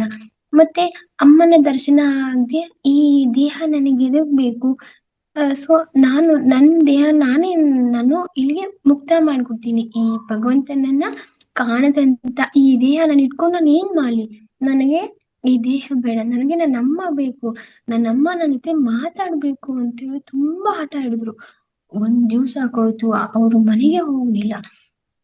ಆಮೇಲೆ ತುಂಬಾ ಅತ್ತು ಕರುದು ಎಲ್ಲಾ ಮಾಡಿದ್ರು. ಅಮ್ಮ ಅದೇ ಗೋಗರಿದ್ರು, ಕಾಳಕ ಮಾತೆ ಒಂದ್ ಸ್ವಲ್ಪ ಕದಲಿಲ್ಲ ಮಾಸ್ಟರ್ಸ್. ಆವಾಗ ಅಮ್ಮನ್ ಕೈಲಿದ್ದಂತ ಕುರುಪ ಅದೇನು ಅಂತಾರ ಮಾಸ್ಟರ್ಸ್, ಅದನ್ನ ತಗೊಂಡು ತಮ್ಮ ಕುತ್ತಿಗೆನವರು ಕೊಯ್ಕೊಳ್ಳೋದಕ್ ಹೋದ್ರು. ನೋಡು ಅಮ್ಮ, ನೀನ್ ಇವತ್ ನನ್ನ ಜೊತೆ ಮಾತಾಡ್ಲಿಲ್ಲ, ನೀ ಇವತ್ತು ಪ್ರಸಾದ ತಿನ್ಲಿಲ್ಲ ಅಂತಂದ್ರೆ ಇವತ್ತಿಗೆ ಈ ಜನ್ಮ ಇಲ್ಲಿಗೆ ಮುಕ್ತಾಯ ಆಗ್ತಿದೆ, ಅಥವಾ ನಿನ್ನ ಪಾದದಡಿಲೆ. ಸೊ ನೀನ್ ಇವತ್ ಬರ್ತಿದ್ದೆ ಅಂದ್ರೆ ನನಗೆ ನಿನ್ನ ದರ್ಶನ ಇವತ್ತು ನೀನ್ ಕೊಡ್ಲಿಲ್ಲ ಅಂದ್ರೆ ಈ ಜನ್ಮ ನನಗ್ ಬೇಡಾನೇ ಬೇಡ ಅಮ್ಮ ಅಂತ ತಮ್ಮ ಯಾವಾಗ್ಲ ತಮ್ಮ ಕುತ್ತಿಗೆನ ಕೊಯ್ದಕ್ ಹೋಗ್ತಾರೋ ಅವಾಗ್ಲೇ ಅಮ್ಮ ಆ ಕಲ್ಲಿನ ಮೂರ್ತಿಲಿ ಅಮ್ಮ ಉದ್ಭವ ಆಗ್ತಾಳೆ, ಸಾಕ್ಷಾತ್ ಕಾಳಿಕಾ ಮಾತೆ. ನೋಡಿ ಮಾಸ್ಟರ್ಸ್, ಹಾಗೆ ಅವರು ರಾಮಕೃಷ್ಣ ಪರಮಹಂಸರ ಕೈಯನ್ನ ಹಿಡಿತಾರೆ. ಅವಾಗ ಅವ್ರು ಎಷ್ಟು ಖುಷಿ ಆಗ್ತೈತಿ. ಸಾಕ್ಷಾತ್ ಜಗನ್ಮಾತೆನೆ, ಕಾಳಿಕಾ ಮಾತೆನೆ ಅವ್ರ ಎದುರಿಗೆ ಬಂದಾಗ ಇಲ್ಲೆಲ್ಲದ ಪ್ರೀತಿ, ಕಣ್ಣುಗಳ ಎರಡು ತುಂಬಿಕೊಂಡು ಆನಂದ ಬಾಷ್ಪ ಹರಿಯಕ್ ಸ್ಟಾರ್ಟ್ ಆಗ್ತವೆ. ಅಮ್ಮನ ನೋಡಿ ಅಮ್ಮ ನನ್ಗೋಸ್ಕರ ಬಂತು ಅಂತ ಇಷ್ಟೊಂದು ಖುಷಿ ಆಗ್ತಾರೆ, ಇಷ್ಟೊಂದು ನಲ್ದಾಡ್ತಾರೆ, ಇಷ್ಟೊಂದು ಅವರು ತಮ್ಮನ್ ತಾವೇ ಮರೆತು ಅಮ್ಮನ ಪ್ರೀತಿಯಲ್ಲಿ ಮಿಂದು ಹೋಗ್ಬಿಡ್ತಾರೆ. ಆಮೇಲೆ ಆ ಜಗನ್ಮಾತೆಗೆ ತಾವು ಮಾಡಿದಂತ ಆ ಅಡಿಗೆಯನ್ನ ತಾವೊಂದು ತುತ್ತು ತಿನ್ಬಿಟ್ಟು ಅದೇ ತುತ್ತನ್ನ ಅಮ್ಮನಿಗೆ ತಿನ್ನಿಸ್ತಾರೆ. ಅಮ್ಮನ ಊಟ ಮಾಡ್ತಾಳೆ, ಅಮ್ಮನ ಮಡಿಲಲ್ಲಿ ಅವರು ಮಲ್ಕೋತಾರೆ. ನೋಡ್ರಿ, ಆ ಅಮ್ಮನ ಮಡಿಲಲ್ಲಿ ಮಲ್ಕೋಬೇಕು ಅಂತಂದ್ರೆ ಎಂತ ಅದೃಷ್ಟವಂತರು, ಎಷ್ಟು ಪುಣ್ಯ ಮಾಡಿರ್ಬೇಕು ರಾಮಕೃಷ್ಣ ಪರಮಹಂಸರು. ಸಾಕ್ಷಾತ್ ಆ ಭಗವಂತನ ಮಡಿಲಲ್ಲಿ ಮಲಗೋದು ಅಂದ್ರೆ ನೋಡಿ, ಯಾವ ಜನ್ಮದ ಅನುಬಂಧವು, ಯಾವ ಜನ್ಮದ ಪ್ರೀತಿಯು, ಅವರು ಆ ಪ್ರೀತಿನೆಲ್ಲ ಅಲ್ಲಿ ಅವ್ರು ಅನುಭವಿಸಿದ್ರು ಮಾಸ್ಟರ್ಸ್. ಆ ಸಾಕ್ಷಾತ್ ಕಾಳಿಕಾ ಮಾತೆಯ ದರ್ಶನದಿಂದ ಅವರ ಜೀವನ ಅಲ್ಲಿ ಧನ್ಯೋಸ್ಮಿ ಆಯ್ತು. ಅವ್ರು ಹೇಳ್ಕೊಂಡ್ರು, ನನ್ನ ಜೀವನ ಇಲ್ಲಿಗೆ ಪುಣ್ಯದಂತಾಯ್ತು, ಮುಕ್ತಿ ಸಿಕ್ಕಂಗ ಆಯ್ತಮ್ಮ, ನಿನ್ನ ದರ್ಶನದ ಭಾಗ್ಯದಿಂದ. ಎಷ್ಟೋ ದಿವಸಗಳಿಂದ ನಾನು ನಿನ್ನನ್ನ ಕರೀತಾ ಇದ್ದೀನಿ. ಸತತ 6 ವರ್ಷಗಳಿಂದ ಅವರು ಹಠ ಬಿಡದೆ ಸಾಧನೆ ಮಾಡಿದ್ರು, ನೀರಿಗಲ್ಪ ಸಮಾಧಿಗೆ ಹೋದ್ರು, ಎಲ್ಲವನ್ನು ಮಾಡಿದ್ರು, ಎಂತೆಂತ ಸಿದ್ಧಿಗಳು ಅವ್ರನ್ನ ಲಭಿಸ್ಕೊಂಡ್ ಬಂದ್ರು. ನನ್ಗೆ ಯಾವ ಸಿದ್ಧಿನೂ ಬೇಡ, ಭಗವಂತ ಒಲಿದಿರುವಂತ ಸಿದ್ಧಿಗಿಂತ ಈ ಸಿದ್ಧಿ ತಗೊಂಡು ನಾನು ಏನ್ ಮಾಡ್ಲಿ, ನಂಗೆ ಯಾವ ಸಿದ್ಧಿನೂ ಬೇಡ, ನನಗೆ ಅಮ್ಮ ಬೇಕು, ಕೇವಲ ಅದು ಒಂದೇ ಹಠ. ಹೌದು, ನಂಗೆ ನೀನ್ ಬೇಕಮ್ಮ, ನಂಗೆ ನೀನ್ ಬೇಕು, ನಿನ್ನ ದರ್ಶನದ ಭಾಗ್ಯ ನಾನು ಪಡಿಬೇಕು ಅಂತೇಳಿ ಕೇಳಿದ್ ಒಂದೇ ಹಠ ಮಾಸ್ಟರ್ಸ್. ಸೊ ಕೊನೆಗೂ ಅಮ್ಮ ಮನದು ಅವ್ರಿಗೆ ದರ್ಶನ ಕೊಟ್ಟು ಆಮೇಲಿಂದ ಅವರು ಆಮೇಲೆ ಮದುವೆ ಆಯ್ತು, ಶಾರದಾದೇವಿಯವರು ಬಂದ್ರು. ಸೊ ಅವ್ರಿಗೂ ಕೂಡ ಅವ್ರು ಹೇಳಿದ್ರು, ನೀನು ಅವ್ರು ಒಂದ್ ಮಾತು ಎಷ್ಟು ಅದ್ಭುತವಾಗಿ ಹೇಳಿದ್ರು ಅಂದ್ರೆ, ನೀನು ಸಂಸಾರ ನಡ್ಸ್ಕೊಂಡು ಹೋಗ್ತೀನಿ ಅಂದ್ರೆ ನಾನು ಅದಕ್ಕೂ ಹೂ ಅಂತೀನಿ, ಇಲ್ಲ ಬೇಡ ನಾವು ಕಾಳಿಕಾ ಮಾತೆ ಆರಾಧಕರಾಗಿ ಹೀಗೆ ಜೀವನ ಸಾಗಿಸೋಣ ಅಂದ್ರೆ ಅದಕ್ಕೂ ಹೂ ಅಂತೀನಿ, ನೀನು ಯಾವ ರೀತಿ ಹೇಳ್ತಿಲ್ಲ ನಾನು ಆ ರೀತಿ ಮಾತು ಕೇಳ್ತೀನಿ ಅಂತ ಹೇಳ್ತಾ ಇದ್ರು. ನೋಡಿ ಎಂತ ಅದ್ಭುತವಾದ ಮಾತು. ಅವರು ಶಾರದಾ ಮಾತೆಯವರು ಕೂಡ ಹಾಗೆ, ಬೇಡ ಈ ಈ ಇದು ಈ ಗಂಡ ಹೆಂಡತಿ ಎಂಬ ಸಂಬಂಧನೇ ಬೇಡ, ನಾನು ಅವಳ ಆರಾಧಕರಾಗಿರ್ತೀನಿ, ಸದಾ ಕಾಲ ಅವ್ರನ್ನೇ ಆ ದೇವಿಯ ಆರಾಧನೆ ಮಾಡ್ಕೊಂಡೆ ನನ್ನ ಜೀವನ ನಾನು ಸಾಗಿಸ್ಕೊತಾ ಹೋಗ್ತೀನಿ ಅಂತ ಹೇಳ್ತಿದ್ರು. ಆಮೇಲೆ ರಾಮಕೃಷ್ಣ ಪರಮಹಂಸರು ಸ್ವತಃ ಆ ಶಾರದಾ ದೇವಿಯರನ್ನೇ ಕಾಳಿಕಾ ಮಾತೆ ಅನ್ಕೊಂಡು ಅವರ ಪಾದ ತೊಳಿತಾ ಇದ್ರು, ಅವರ ಪಾದ ಪೂಜೆ ಮಾಡ್ತಾ ಇದ್ರು, ಅವರಿಗೆ ಹೂ ಮಾಲೆ ಹಾಕಿ ಆ ಜಗನ್ಮಾತಿನ ಶಾರದಾ ದೇವಿ ರೂಪದಲ್ಲಿ ನೋಡಿ ಆನಂದ ಪಡ್ತಾ ಇದ್ರು ಮಾಸ್ಟರ್ಸ್. ಎಷ್ಟು ಅದ್ಭುತವಾದದ್ದು ನೋಡಿ, ಅವರ ಪ್ರೀತಿನೇ ಆಗಿತ್ತು. ಎಷ್ಟೋ ಸಾರಿ ಅವರು ತಮಗೆ ತಾವು ಹಾರಗಳನ್ನ ಹಾಕೊಂಡು, ತಮಗೆ ತಾವು ಗಂಧಗಳನ್ನ ಲೇಪನೆ ಮಾಡ್ಕೊಂಡು, ತಮಗೆ ತಾವು ಇದು ವಿಭೂತಿನ ಹಚ್ಕೊಂಡು ಈ ರೀತಿ ದ್ರವ್ಯ ಧೂಪಗಳಿಂದ ತಮ್ಮನ್ನೇ ತಾವು ಆರಾಧನೆ ಮಾಡ್ಕೊಳ್ತಿದ್ರು. ಯಾಕಂತ ಕೇಳಿದ್ರೆ ಅವ್ರು ಹೇಳ್ತಾ ಇದ್ರು, ಯಾಕಂದ್ರೆ ಜಗನ್ಮಾಯಿ ನನ್ನಲ್ಲೇ ಇದ್ದಾಳೆ, ಸೊ ಹಾಗಾಗಿ ನನ್ನನ್ನ ನಾನು ಅಲಂಕಾರ ಮಾಡ್ಕೋಬೇಕು, ಯಾಕಂದ್ರೆ ಅವ್ರು ನನ್ನಲ್ಲೇ ಇರುವಾಗ ಅವಳನ್ನ ನಾನ್ ಮೊದಲು ಅಲಂಕಾರ ಮಾಡ್ಕೋಬೇಕು ಅಂತೇಳಿ ಅವ್ರು ತಮ್ಮನ್ನು ತಾವು ಮೊದಲು ಅಲಂಕಾರ ಮಾಡ್ಕೊತಿದ್ರು. ಆಮೇಲೆ ಆ ಪುಷ್ಪಗಳನ್ನ ತೆಗೆದು ಆ ಮಾತಿಗೆ ಹಾಕ್ತಿದ್ರು. ನೋಡ್ರಿ ಇದೆಂತ ಹುಚ್ಚುತನದ ಪ್ರೀತಿ ಅಂತ ಹೇಳ್ಬೇಕು ಅವ್ರ ಪ್ರೀತಿಗೆ ಅಲ್ಲ ಮಾಸ್ಟರ್. ಸೊ ಇದೊಂಥರ ಅವರು ಅದ್ಭುತವಾದ ಪ್ರೀತಿ, ಆ ತಾಯಿಯ ಪ್ರೀತಿಯನ್ನೇ ಉಂಡವರು ಅವರು, ಕಾಳಿಕಾ ಮಾತೆ ಜಗನ್ಮಾತೆ ತಾಯಿಯ ಪ್ರೀತಿಯನ್ನೇ ಉಂಡವರು ರಾಮಕೃಷ್ಣ ಪರಮಹಂಸರು. ಸೊ ಹೀಗೆ ಆಗ್ತಾ ಆಗ್ತಾ ಒಂದ್ಸತ ಅವರಿಗೆ ಗಂಟ್ಲಿಗೆ ಬೇನೆ ಅಂದ್ರೆ ಗಂಟ್ಲಿಗೆ ಕ್ಯಾನ್ಸರ್ ಬಂದ್ಬಿಟ್ಟು ಮಾಸ್ಟರ್ಸ್. ಅವಾಗ ವೈದ್ಯರು ಹೇಳಿದ್ರು, ನೀವೇನಾದ್ರು ಹೆಚ್ಚಿಗೆ ಮಾತಾಡಿದ್ರೆ ನೀವು ಗಂಟ್ಲು ಕ್ಯಾನ್ಸರ್ದಿಂದ ನೀವು ಸಾಯ್ಬೇಕಾಗತ್ತೆ ಅಂತ ಹೇಳಿ ಕ್ಯಾನ್ಸರ್. ಆದ್ರೂ ಅವ್ರು ಕೇಳ್ಕೊಂಡಿರ್ಲಿಲ್ಲ. ಭಗವಂತನ ಬಗ್ಗೆ ಯಾರಾದ್ರೂ ಬಂದ್ರೆ ಅವ್ರು ತಮ್ಮ ಬೇನೆಯನ್ನೇ ಮರೆತು ಆ ಭಗವಂತನನ್ನೇ ಲೀನವಾಗಿ ಅವ್ರ ಬಗ್ಗೆನೆ ಹೇಳ್ತಾ ಹೋಗ್ತಾ ಇದ್ರು. ಎಷ್ಟೋ ಸರಿ ಕಥೆಗಳನ್ನ ಹೇಳ್ತಿದ್ರು, ಭಗವಂತನ ಬಗ್ಗೆ ಕುರಿತು ವಿಚಾರಧಾರೆಯನ್ನ ಸುರಿಸ್ತಾ ಇದ್ರು. ಎಷ್ಟೋ ಜನ ಅವ್ರನ್ನ ಕೇಳ್ಕೊಂಡ್ ಬರ್ತಾ ಇದ್ರು. ಅವರಿಂದ ಎಷ್ಟೋ ಜನ ತಮ್ಮ ಜೀವನದ ದಾರಿಯನ್ನೇ ಬದಲಿಸ್ಕೊಂಡ್ರು. ಎಷ್ಟೋ ಕಥೆಗಳನ್ನ ಹೇಳಿದ್ರು ಮಾಸ್ಟರ್ಸ್. ಒಬ್ಬ ಶಿಷ್ಯ ಕೇಳ್ದ ಅಂತೆ, ಏನಿದು ಅಂದ್ರೆ ಒಬ್ಬ ಸಂತ ಅವ್ರ ಹತ್ರ ಕೇಳ್ದ ಅಂತೆ, ನಾನು ಅಷ್ಟೊಂದು ಸಿದ್ಧಿಗಳನ್ನ ಪಡ್ಕೊಂಡಿದ್ದೀನಿ, ಮತ್ತೆ ನೀನು ಕೇವಲ ಎಷ್ಟು ಸಿದ್ಧಿನ ಪಡ್ಕೊಂಡಿದ್ದೆ, ನಾನು 30 ವರ್ಷಗಳ ಕಾಲ ತಪಸ್ ಮಾಡಿ ಬೆಟ್ಟದಲ್ಲಿ ಬಂದಂತ ಯೋಗಿ ನಾನು ಸಂತ. ಸೊ ನೀನ್ ಯಾವ ರೀತಿ ಸಿದ್ಧಿನ ಪಡ್ಕೊಂಡಿಯ, ಊರೆಲ್ಲ ನಿನ್ ಬಗ್ಗೆನೆ ಮಾತಾಡ್ತಾರೆ, ಏನಿದು ನಿನ್ ಬಗ್ಗೆ ಹೇಳ್ತೀಯಾ ಅಂತ ಕೇಳ್ರಂತೆ. ಇಲ್ಲಪ್ಪ, ನಾನೇನು ಸಿದ್ಧಿ ಪಡ್ಕೊಂಡಿಲ್ಲ, ನಾನು ಕೇವಲ ಅಮ್ಮನ ದಾಸ ಅಷ್ಟೇ, ನನ್ಗೆ ಯಾವ ಸಿದ್ಧಿ ಏನೂ ಗೊತ್ತಿಲ್ಲಪ್ಪ, ನಾನ್ ನಿಮ್ಮಷ್ಟೇನ್ ಶಾನ ಅಲ್ಲ ಅಂತ ರಾಮಕೃಷ್ಣ ಪರಮಹಂಸರು ಹೇಳ್ತಾರಂತೆ. ಅವಾಗ ಆ ಸಂತ ಹೇಳ್ತಾರಂತೆ, ನಿನ್ ಗೊತ್ತಾ, ನಾನು ನದಿ ಮೇಲೆ ಹಾಗೆ ನಡ್ಕೊಂಡು ಹೋಗ್ತಾನೆ, ನಾನು ಅಂತ ಹಠಯೋಗನ ಕಲಿತು ಅಂತ ಸಿದ್ಧಿನ ಪಡ್ಕೊಂಡ್ ಬಂದಿದ್ದೀನಿ ಅಂತ ಹೇಳಿ. ನಿಂಗ್ ನಡಕ್ ಬರುತ್ತಾ, ನೀನು ಸಾಕ್ಷಾತ್ ಕಾಳಿಕಾ ಮಾತೆ ಆರಾಧಕರು ಅಂತ ಹೇಳ್ತಾರು, ಸೊ ನೀನು ನಡಿಬಹುದ್ಲಾ, ಅಮ್ಮನ್ಗೆ ಹೇಳಿ ನೀನ್ ನಡ್ ತೋರ್ಸು ಅಂತ ಹೇಳ್ತಾರಂತೆ. ಅವಾಗ ರಾಮಕೃಷ್ಣ ಪರಮಹಂಸರು ಹೇಳ್ತಾರಂತೆ, ಇಲ್ಲಪ್ಪ, ನಾನು ಹಾಗೆಲ್ಲ ನೋಡುದಿಲ್ಲ, ನಾನು ಅಮ್ಮನ ಕೇಳಿ ನಾನು ಏನೂ ಮಾಡೋದಿಲ್ಲ. ಸೊ ನಾವು ಮತ್ತೊಬ್ಬರಿಗೆ ನಮ್ಮಿಂದ ಸಹಾಯ ಆಗ್ಲಿ ಅಂತ ಹೇಳಿ ನಾವು ದೋಣಿ ನಾವಿಕನಿಗೆ 4 ಆನೆ ಕೊಟ್ಟು ಈ ದಡದಿಂದ ಆ ದಡಕ್ಕೆ ಹೋಗ್ತೀವಿ ಅಂತ ಹೇಳ್ತಾರಂತೆ. ಅವಾಗ ತನ್ನ ಸಂತನಿಗೆ ಅರಿವಾಗ್ತದೆ ಅಂತೆ, ನಾನು ಕಲ್ತಿದ್ದು ವಿದ್ಯೆ ಅಂದ್ರೆ ನನ್ನ ಅಹಂಕಾರವೆಂಬ ವಿದ್ಯೆನ ನಾನು ಕಲ್ತಿದ್ದೀನಿ. ಸೊ ಎಂತ ಸಾಧು ಇವನು, ಒಬ್ರು ಜೀವನಕ್ಕಾಗ್ಲಿ ಹೊಟ್ಟೆ ತುಂಬಲಂತೆ ಅವನು ದುಡ್ಡು ಕೊಟ್ಟು ಆ ನಾವಿಕನಿಗೆ ಈ ದಡದಿಂದ ಆ ದಡಕ್ ಬಿಡೋಕ್ ಹೇಳ್ತಾ ಇದ್ರು, ನಾನ್ ಮಾತ್ರ ಅಹಂಕಾರಿಯಾಗಿ ನೀರ್ ಮೇಲೆ ನಡ್ಕೊಂಡು ಹೋಗುವಂತ ವಿದ್ಯೆ ಕಲ್ತಿದ್ದೀನಿ ಅಂತ ಯಾಕೆ ನನ್ ಜನ್ಮದಿಂದ ಕೊಚ್ಕೊಂಡೆ. ಅವಾಗ ಅವ್ರ ಕಾಲ್ ಮುಗಿದು ಹೇಳ್ತಾರಂತೆ, ನನ್ ತಪ್ಪಾಯ್ತು ಪರಮಹಂಸರೇ, ದಯವಿಟ್ಟು ನನ್ನ ಕ್ಷಮಿಸಿ, ನನ್ನ ವಿದ್ಯೆ ಅಹಂಕಾರ ನಾನು ತಲೆಗೇರ್ಸ್ಕೊಂಡ್ ಮಾತಾಡ್ದೆ, ನನ್ನ ವಿದ್ಯೆ ನಿಮ್ಮ ವಿದ್ಯೆ ಮುಂದೆ ನನ್ನ ವಿದ್ಯೆ ಯಾವ ಲೆಕ್ಕ ತಂದೆ, ದಯವಿಟ್ಟು ಕ್ಷಮಿಸಿ ಅಂತ ನೋಡಿ. ಎಂತ ಅದ್ಭುತವಾದ ಮಾತು. ಎಷ್ಟೋ ಶಿಷ್ಯರಿಗೆ ಅವರು ಇದನ್ನೇ ಹೇಳ್ತಾ ಇದ್ರು, ನೀನು ಭಗವಂತನ ನಾಮಸ್ಮರಣೆ ಮಾಡ್ತಾ ಹೋಗು, ನಿನ್ನಲ್ಲೇ ನೀನೇ ಹೊಸ ಚೈತನ್ಯ ನಿನ್ನಲ್ಲಿ ಉದ್ಭವ ಆಗುತ್ತಾ ಹೋಗುತ್ತೆ. ನಿನ್ನನ್ನೇ ನೀನು ಮರೆತು ಆ ಆನಂದದಲ್ಲಿ ನೀನು ತಲ್ಲೀನರಾಗ್ಬೋದು. ಆ ನಿಮ್ಮ ಅಂತರಂಗದಲ್ಲಿರುವಂತ ಆ ಜ್ಯೋತಿನ ನೀನು ನೋಡಬಹುದು ಅಂತ ಹೇಳಿ ಎಷ್ಟೋ ಶಿಷ್ಯರಿಗೆ ಭಗವಂತನ ಬಗ್ಗೆ ಅರಿವು ಮೂಡಿಸ್ತಾ ಹೋದ್ರು, ಭಗವಂತನ ಬಗ್ಗೆ ಚುರುಕು ಮೂಡಿಸ್ತಾ ಹೋದ್ರು ರಾಮಕೃಷ್ಣ ಪರಮಹಂಸರು ಮಾಸ್ಟರ್ಸ್.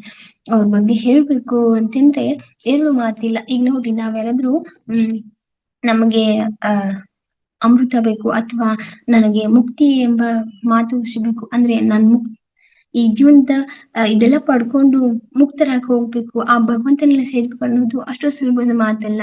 ಯಾಕಂದ್ರೆ ನಾವು ದಿನನಿತ್ಯ ಜೀವನದಲ್ಲಿ ನಾವು ಪಠನೆ ಮಾಡೋದೇ ಬೇರೆ.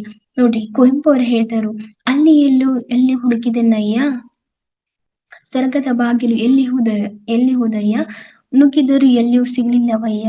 ನೋಡಿ, ನಾನು ಎಲ್ಲಾ ಕಡೆ ಹುಡುಕಿದೆ, ಭಗವಂತ ಎಲ್ಲಿದ್ದಾನು ಅಂತ ಹೇಗೆ, ಸ್ವರ್ಗದ ಬಾಗಿಲು ಎಲ್ಲಿ ಐತಿ ಅಂತ ಹೇಗೆ, ಆದ್ರ ಅದೆಲ್ಲೂ ಸಿಗೋದೇನೆ ಇಲ್ಲ. ಕಾಶಿಗೆ ಹೋದೆನು ಅಲ್ಲಿಲ್ಲಯ್ಯ, ಮುಳುಗಿದೆ ಗಂಗೆಯೊಳು ಅಲ್ಲಿಲ್ಲಯ್ಯ, ಗನಗನ ಗಂಟೆಯ ಬಾರಿಸಿದೆನಯ್ಯ, ಮನ ಮಂತ್ರವನ್ನು ಓದಿದೆನಯ್ಯ, ಗುಡಿಗೂ.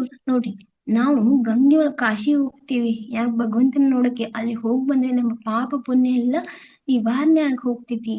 ಸೊ ನಾವು ದೇವಸ್ಥಾನಕ್ಕೆ ಹೋಗಿ ದೊಡ್ಡ ಗಂಟೆಗಳನ್ನ ಬಾರಿಸ್ತೀವಿ, ಆ ಗಂಟೆ ಮುಖಾಂತರ ಅದು ನಮ್ಮಲ್ಲಿರುವಂತ ನೆಗೆಟಿವ್ ಎನರ್ಜಿ ಹೋಗ್ಲಿ, ಭಗವಂತನ ಬಗ್ಗೆ ಪ್ರೀತಿ ಮೂಡ್ಲಿ ಅಂತ ಹೇಳಿ. ಸೊ ನಾವ್ ಎಲ್ಲಿಗೆ ಹೋದ್ರು ನನ್ಗೆ ಭಗವಂತ ಸಿಗ್ಲಿಲ್ಲ, ಮತ್ತೆ ಪಟ ಅಂತೆ ಪಠನೆ ಮಂತ್ರ ಮಾಡ್ತೀವಿ. ಇವತ್ ನಂಗೆ ಭಗವಂತ ಒಲಿತಾನೆ, ಇಷ್ಟೇ ಮಂತ್ರ ಪಠನೆ ಮಾಡಿದ್ರೆ ಅಂದ್ರೆ ಅಲ್ಲೂ ನಮಗೆ ಭಗವಂತ ಒಲಿಯೋದಿಲ್ಲ. ಹಾಗಂತ ನಾವು ಗುಡಿ ಗುಂಡಾರದಲ್ಲಿ ಭಗವಂತನಿಲ್ಲ ಅನ್ನೋದಿಲ್ಲ ಮಾಸ್ಟರ್ಸ್. ಆದ್ರೆ ನಾನ್ ಹೋಗ್ತೀನಿ ಗುಡಿಗೆ, ಅಲ್ಲಿ ನನ್ನ ಅಹಂಕಾರ ಇದ್ದಾಗ ಭಗವಂತನ ದರ್ಶನ ಹೇಗಾಗ್ತಿದೆ ಅಲ್ವಾ ಮಾಸ್ಟರ್ಸ್? ನಾವು ಅಹಂಕಾರದಿಂದ ವರ್ತಿಸಿದರೆ ಅಥವಾ ಅಹಂಕಾರದಿಂದ ನಾವು ಗುಡಿಗಳಿಗೆ ಹೋದ್ರೆ ನಮಗೇನೂ ಸಿಗೋದಿಲ್ಲ. ಅದಕ್ಕೆ ಎಷ್ಟು ಅದ್ಭುತವಾಗಿ ಮಾಡ್ತೀನಿ ಹೇಳಿದ್ದಾರೆ ನೋಡಿ. ಕಾಶಿಗೆ ಹೋದೇನು ಅಲ್ಲಿಲ್ಲಯ್ಯ, ಮುಳುಗಿದೆ ಗಂಗೆಯೊಳು ಅಲ್ಲಿಲ್ಲಯ್ಯ, ಗನಗನ ಗಂಟೆಯ ಬಾರಿಸಿದೆನಯ್ಯ, ಅಲ್ಲೂ ಕೂಡ ನಂಗೆ ದೇವ್ರು ಸಿಗ್ಲಿಲ್ಲ. ಮನ ಮಂತ್ರವನ್ನು ಪಠನೆ ಮಾಡಿದೆನಯ್ಯ, ಅಲ್ಲೂ ಕೂಡ ನಂಗೆ ದೇವ್ರು ಸಿಗ್ಲಿಲ್ಲ. ಆದ್ರೆ ನಾನು ಅಹಂಕಾರ ಇಟ್ಕೊಂಡು ನಾನು ಯಾವಾಗ ಪಠನೆ ಮಾಡ್ತೀನೋ, ಅಹಂಕಾರ ಇಟ್ಕೊಂಡು ಯಾವಾಗ ನಾನು ಗಂಟೆ ಬಾರಿಸ್ತೀನೋ, ಅಹಂಕಾರ ಇಟ್ಕೊಂಡು ನೋಡ್ರಿ, ನಾವು ಆಜು ಬಾಜು ಮನೆಗೆ ಹೇಳ್ತಾ ಹೋಗ್ತೀವಿ, ನಾನ್ ಕಾಶಿಗೆ ಹೋಗತ್ತೀನಿ, ನನ್ನ ಹತ್ರ ಅಷ್ಟು ದುಡ್ಡು ಐತಿ, ನಾನು ಕಾಶಿಗೆ ಹೋಗಿ ಬರ್ತೀನಿ. ಅದು ಅಹಂಕಾರ. ನಿನ್ನಲ್ಲೇ ದುಡ್ಡಿದೆ ಆದ್ರೆ ನಿನಗ್ ಭಗವಂತ ಸಿಗ್ಬೇಕಲ್ಲ ಅಲ್ವಾ? ಸೊ ಅಹಂಕಾರವನ್ನ ಮುಡಿಗೇರಿಸಿಕೊಂಡು ನಾನು ಎಷ್ಟೇ ಏನೇ ಸುತ್ತಾಡಿದ್ರು ಆ ಭಗವಂತನ ಪ್ರೀತಿ ಮಾತ್ರ ಸಿಗೋದಿಲ್ಲ. ಅದಕ್ಕೆ ನಮ್ಮ ಬಸವನಾಥ ಹೇಳೋದು ಹಾಗೆ, ನೀವೆಲ್ಲರೂ ಕೇಳಿರ್ಬೇಕು, ಕೊಲ್ಲಬೇಡ ಹುಸಿ ನುಡಿಯಲು ಬೇಡ, ಅನ್ಯರಿಗೆ ಅಸಹ್ಯ ಪಡಬೇಡ, ಇದೇ ಅಂತರಂಗ ಶುದ್ಧಿ, ಇದೇ ಬಹಿರಂಗ ಶುದ್ಧಿ. ಯಾವಾಗ ನಮ್ಮ ಅಂತರಂಗ ಶುದ್ಧಿ ಆಗ್ತೈತೆ ಅವಾಗ ಬಹಿರಂಗವಾಗಿ ನಮ್ಮ ಶುದ್ಧಿನ ನಾವು ತೋರಿಸ್ಬೇಕು. ಅಂತರಂಗದಲ್ಲಿ ಇಟ್ಕೊಂಡು ಬಹಿರ್ಮುಖವಾಗಿ ಮತ್ತೊಂದು ಮಾತಾಡಿದ್ರೆ ಅದು ಮಾತಲ್ಲ, ಅದು ಅಹಂಕಾರದ ಮಾತು ಅಂತ ಹೇಳಿ ಮಾಸ್ಟರ್. ಸೊ ಅಹಂಕಾರದಿಂದ ನಾವ್ ಏನೇ ಪಡ್ಕೊಳಕ್ ಹೋದ್ರು, ಏನೇ ನಾವು ಸಾಧಿಸ್ತೀವಿ ಅಂತಂದ್ರು ಅದು ಯಾವತ್ತು ನಮಗೆ ಅಹಂಕಾರ ನಮ್ಮ ಎತ್ತರಕ್ಕೆ ಬೆಳೆದು ಕೊಡೋದಿಲ್ಲ ಅಂತ ಹೇಳಿ ಮಾಸ್ಟರ್ಸ್. ಆಮೇಲೆ ಅವರು ಅಷ್ಟು ನುಡಿಗಳನ್ನ ಹೇಳಿದ್ದಾರೆ ರಾಮಕೃಷ್ಣ ಪರಮಹಂಸರು ಮಾಸ್ಟರ್ಸ್. ದುರ್ಬಲವಾದ ಮಾನವ ಜನ್ಮ ದೊರೆತ ನಂತರವೂ ಈ ಜನ್ಮದಲ್ಲೇ ಭಗವಂತನನ್ನ ಸಾಕ್ಷಾತ್ಕಾರಕ್ಕೆ ಪ್ರಯತ್ನಿಸದಿದ್ದರೆ ಸಂಪೂರ್ಣ ವ್ಯರ್ಥ. ನೋಡಿ ಮಾಸ್ಟರ್ಸ್, ಹೇಗೋ ಸಿಕ್ಕಿದೆ ಈ ಮಾನವ ಜನ್ಮ, ಹೇಗೋ ಭಗವಂತನಂತ ರಿಕ್ವೆಸ್ಟ್ ಮಾಡ್ಕೊಂಡು ನಾನು ಇಲ್ಲ ಭಗವಂತ ಈ ಸರಿ ನೀನ್ ನೋಡು, ನಾನು ಭೂಲೋಕಕ್ಕೆ ಹೋದ್ಮೇಲೆ ನಾ ಯಾವ ತಪ್ಪು ಮಾಡುದಿಲ್ಲ, ಕೇವಲ ನಿನ್ನ ನಾಮಸ್ಮರಣೆ ಅಥವಾ ನಿನ್ ಬಗ್ಗೆನೇ ಚಿಂತನೆ ಮಾಡ್ತೀನಿ, ನಿನ್ನೆ ಹೊರತು ನಾನು ಏನು ಮಾಡೋದಿಲ್ಲ ಅಂತ ಹೇಳಿ ಆಮೇಲೆ ಆಶ್ವಾಸನೆ ಕೊಡ್ತೀವಿ ಭಗವಂತನಿಗೆ. ಮತ್ತೆ ಬರ್ತೀವಿ ಅದೇ ಕೆಟ್ಟ ಕೆಲಸ, ಅದೇ ಚಟಗಳಿಗೆ ಬೆಳೆದು ಇಂದ್ರಿಯಗಳಿಗೆ ದಾಸರಾಗೋದು, ಇದನ್ನೇ ಕೆಲಸ ಮಾಡ್ತೀವಿ. ಅಲ್ಲಿ ಹೇಳೋದು ಇಲ್ಲಿ ಮಾಡೋದು ಅಂತ ಮತ್ತೆ ಕರ್ಮ ಕಟ್ಕೋತೀವಿ, ಮತ್ತೆ ಮುಂದಿನ ಮಾತು ತಗೋತೀವಿ ಅಲ್ವಾ? ಸೊ ಈ ದುರ್ಬಲವಾದ ಮಾನವ ಜನ್ಮ ದೊರೆತ ಮೇಲೆ ಈ ಜನ್ಮದಲ್ಲಿ ನಾವೇನಾದ್ರೂ ಸಾಧನೆ ಮಾಡ್ಬೇಕು, ಈ ಜನ್ಮದಲ್ಲಿ ನಾವು ಭಗವಂತನನ್ನ ಕಾಣ್ಬೇಕು ಅಂತ ಹೇಳ್ತಾರೆ ಮಾಸ್ಟರ್ಸ್. ರಾತ್ರಿ ಹೊತ್ತು ನೀಲಾಕಾರದಲ್ಲಿ ಕಂಡು ಬರುವ ಅಸಂಖ್ಯ ನಕ್ಷತ್ರಗಳು ಸೂರ್ಯೋದಯದ ನಂತರ ಕಾಣುವುದಿಲ್ಲವೆಂದ ಮಾತ್ರಕ್ಕೆ ನಕ್ಷತ್ರಗಳು ಹಗಲಿನಲ್ಲಿ ಇರುವುದಿಲ್ಲವೆಂದು ಹೇಳಲಾಗುವುದಿಲ್ಲ. ಸೊ ಅದಕ್ಕೆ ಓ ಮಾನವ, ನಿನ್ನ ಅಜ್ಞಾನದ ದಿನಗಳಲ್ಲಿ ಭಗವಂತನ ಕಾಣದಿದ್ದರೆ ಅವನಿಲ್ಲದೆ ಇಲ್ಲ ಎನ್ನುವುದಿಲ್ಲ. ಅಂದ್ರೆ ನಿನ್ನ ಅಜ್ಞಾನದೊಳಗೆ ನೀನು ಇರುವಾಗ ಭಗವಂತನಿಲ್ಲ ಎಂಬ ವಾದ ಮಾಡಿದ್ರೆ ಏನ್ ಉಪಯೋಗ? ನೋಡಿ, ನಾವು ರಾತ್ರಿ ಮಾತ್ರ ನಕ್ಷತ್ರಗಳನ್ನ ನೋಡ್ಬೋದು, ಹಗಲಿನಲ್ಲಿ ಕಾಣೋದಿಲ್ಲ ಅನ್ನೋದು ತಪ್ಪಾಗ್ತೈತಿ. ಯಾಕಂದ್ರೆ ಹಗಲಿನಲ್ಲಿ ಸೂರ್ಯನ ಬೆಳಕಿನಿಂದ ಅವೆಲ್ಲವೂ ಮುಚ್ಚೋಗಿರ್ತಾವು. ಈಗ ಬೂದಿ ಮುಚ್ಚಿದ ಕೆಂಡದ ಹಾಗೆ ಒಳಗಡೆ ಬೆಂಕಿ ಇರ್ತೈತಿ, ಆದ್ರ ಮೇಲೆ ಬೂದಿ ಇದ್ದಿದ ಕಾರಣ ನಮಗೆ ಒಳಗಡೆ ಬೆಂಕಿ ಇದೆ ಅನ್ನೋದೇ ಗೊತ್ತಾಗೋದಿಲ್ಲ. ಹಾಗೆ ನಾವು ಅಜ್ಞಾನಿಗಳನ್ನ ಇಟ್ಕೊಂಡು ಎಷ್ಟೋ ಜನ ನೋಡ್ರಿ, ನಾವ್ ಏನಾದ್ರು ಭಗವಂತನ ಬಗ್ಗೆ ಹೇಳಕ್ ಹೋದ್ರ ನಮ್ಗೆಲ್ಲರೂ ಅಂತಾರ, ಏ ಹುಚ್ಚಿ ನೀನ, ಎಲ್ಲಿದಾನ್ ದೇವ್ರ ನಿಂಜ, ನೋಡು ಕರಿ ನೋಡು ಬರ್ತಾನೇನ. ಸೊ ಅಂತ ಅಜ್ಞಾನಿಗಳು ನಾವ್ ಏನ್ ಹೇಳಿದ್ರು ವ್ಯರ್ಥ. ಯಾಕೆಂದ್ರೆ ಅವ್ರ ತಲೆಯಲ್ಲೆಲ್ಲ ಅಜ್ಞಾನ ತುಂಬಿಕೊಂಡಿರ್ತೈತಿ. ಅವ್ರ ಇದೇ ಹೌದು, ಈಗ ಹೇಳ್ದಾಗೇನೆ ನಕ್ಷತ್ರಗಳು ಎಲ್ಲವು ರಾತ್ರಿ ಇಷ್ಟ ಕಾಣ್ತಾವ, ಹಗಲು ಕಾಣೋದಿಲ್ಲ ಅಲ್ವಾ? ಸೊ ನಕ್ಷತ್ರ ರಾತ್ರಿ ಇರ್ತಾವು, ಆದ್ರೆ ಹಗಲಿನಲ್ಲಿ ಇರ್ತಾವ ಮಾಸ್ಟರ್ಸ್. ಆದ್ರೆ ನಮ್ಮ ಕಣ್ಣುಗಳು ನೋಡುವ ನೋಟದಲ್ಲಿ ಅವೆಲ್ಲ ವಿಭಾಗಗಳು ಹಾಕೋತ ಹೋಗ್ತಾವ. ಕೆಲವೊಬ್ರು ನೋಡು ನೋಟ ಬೇರೆ, ಜ್ಞಾನಿಗಳು ನೋಡು ನೋಟನೇ ಬೇರೆ ಮಾಸ್ಟರ್ಸ್. ಸೊ ಭಗವಂತ ಇಲ್ಲ ಅಂತ ನಾವ್ ಯಾರು ಹೇಳೋದಕ್ಕಾಗೋದಿಲ್ಲ. ಯಾಕಂದ್ರೆ ಭಗವಂತ ಸಾಕ್ಷಾತ್ ನಮ್ಮ ಅಂತರಂಗದಲ್ಲಿ ಇರ್ತಾನೋ. ಅವನನ್ನ ನೋಡಕ್ಕೆ ಕಾಶಿಗೆ ಹೋಗುದು, ಅಲ್ಲಿ ಹೋಗೋದನ್ನ ಬಿಟ್ಟು ನಮ್ಮ ಅಂತರಂಗದಲ್ಲಿ ಅವನನ್ನ ಹುಡುಕಾಡಿದ್ರೆ ಖಂಡಿತವಾಗ್ಲು ಈ ಧ್ಯಾನದ ಮುಖಾಂತರ ನಾವು ಅವನನ್ನ ಪಡ್ಕೋಬಹುದು.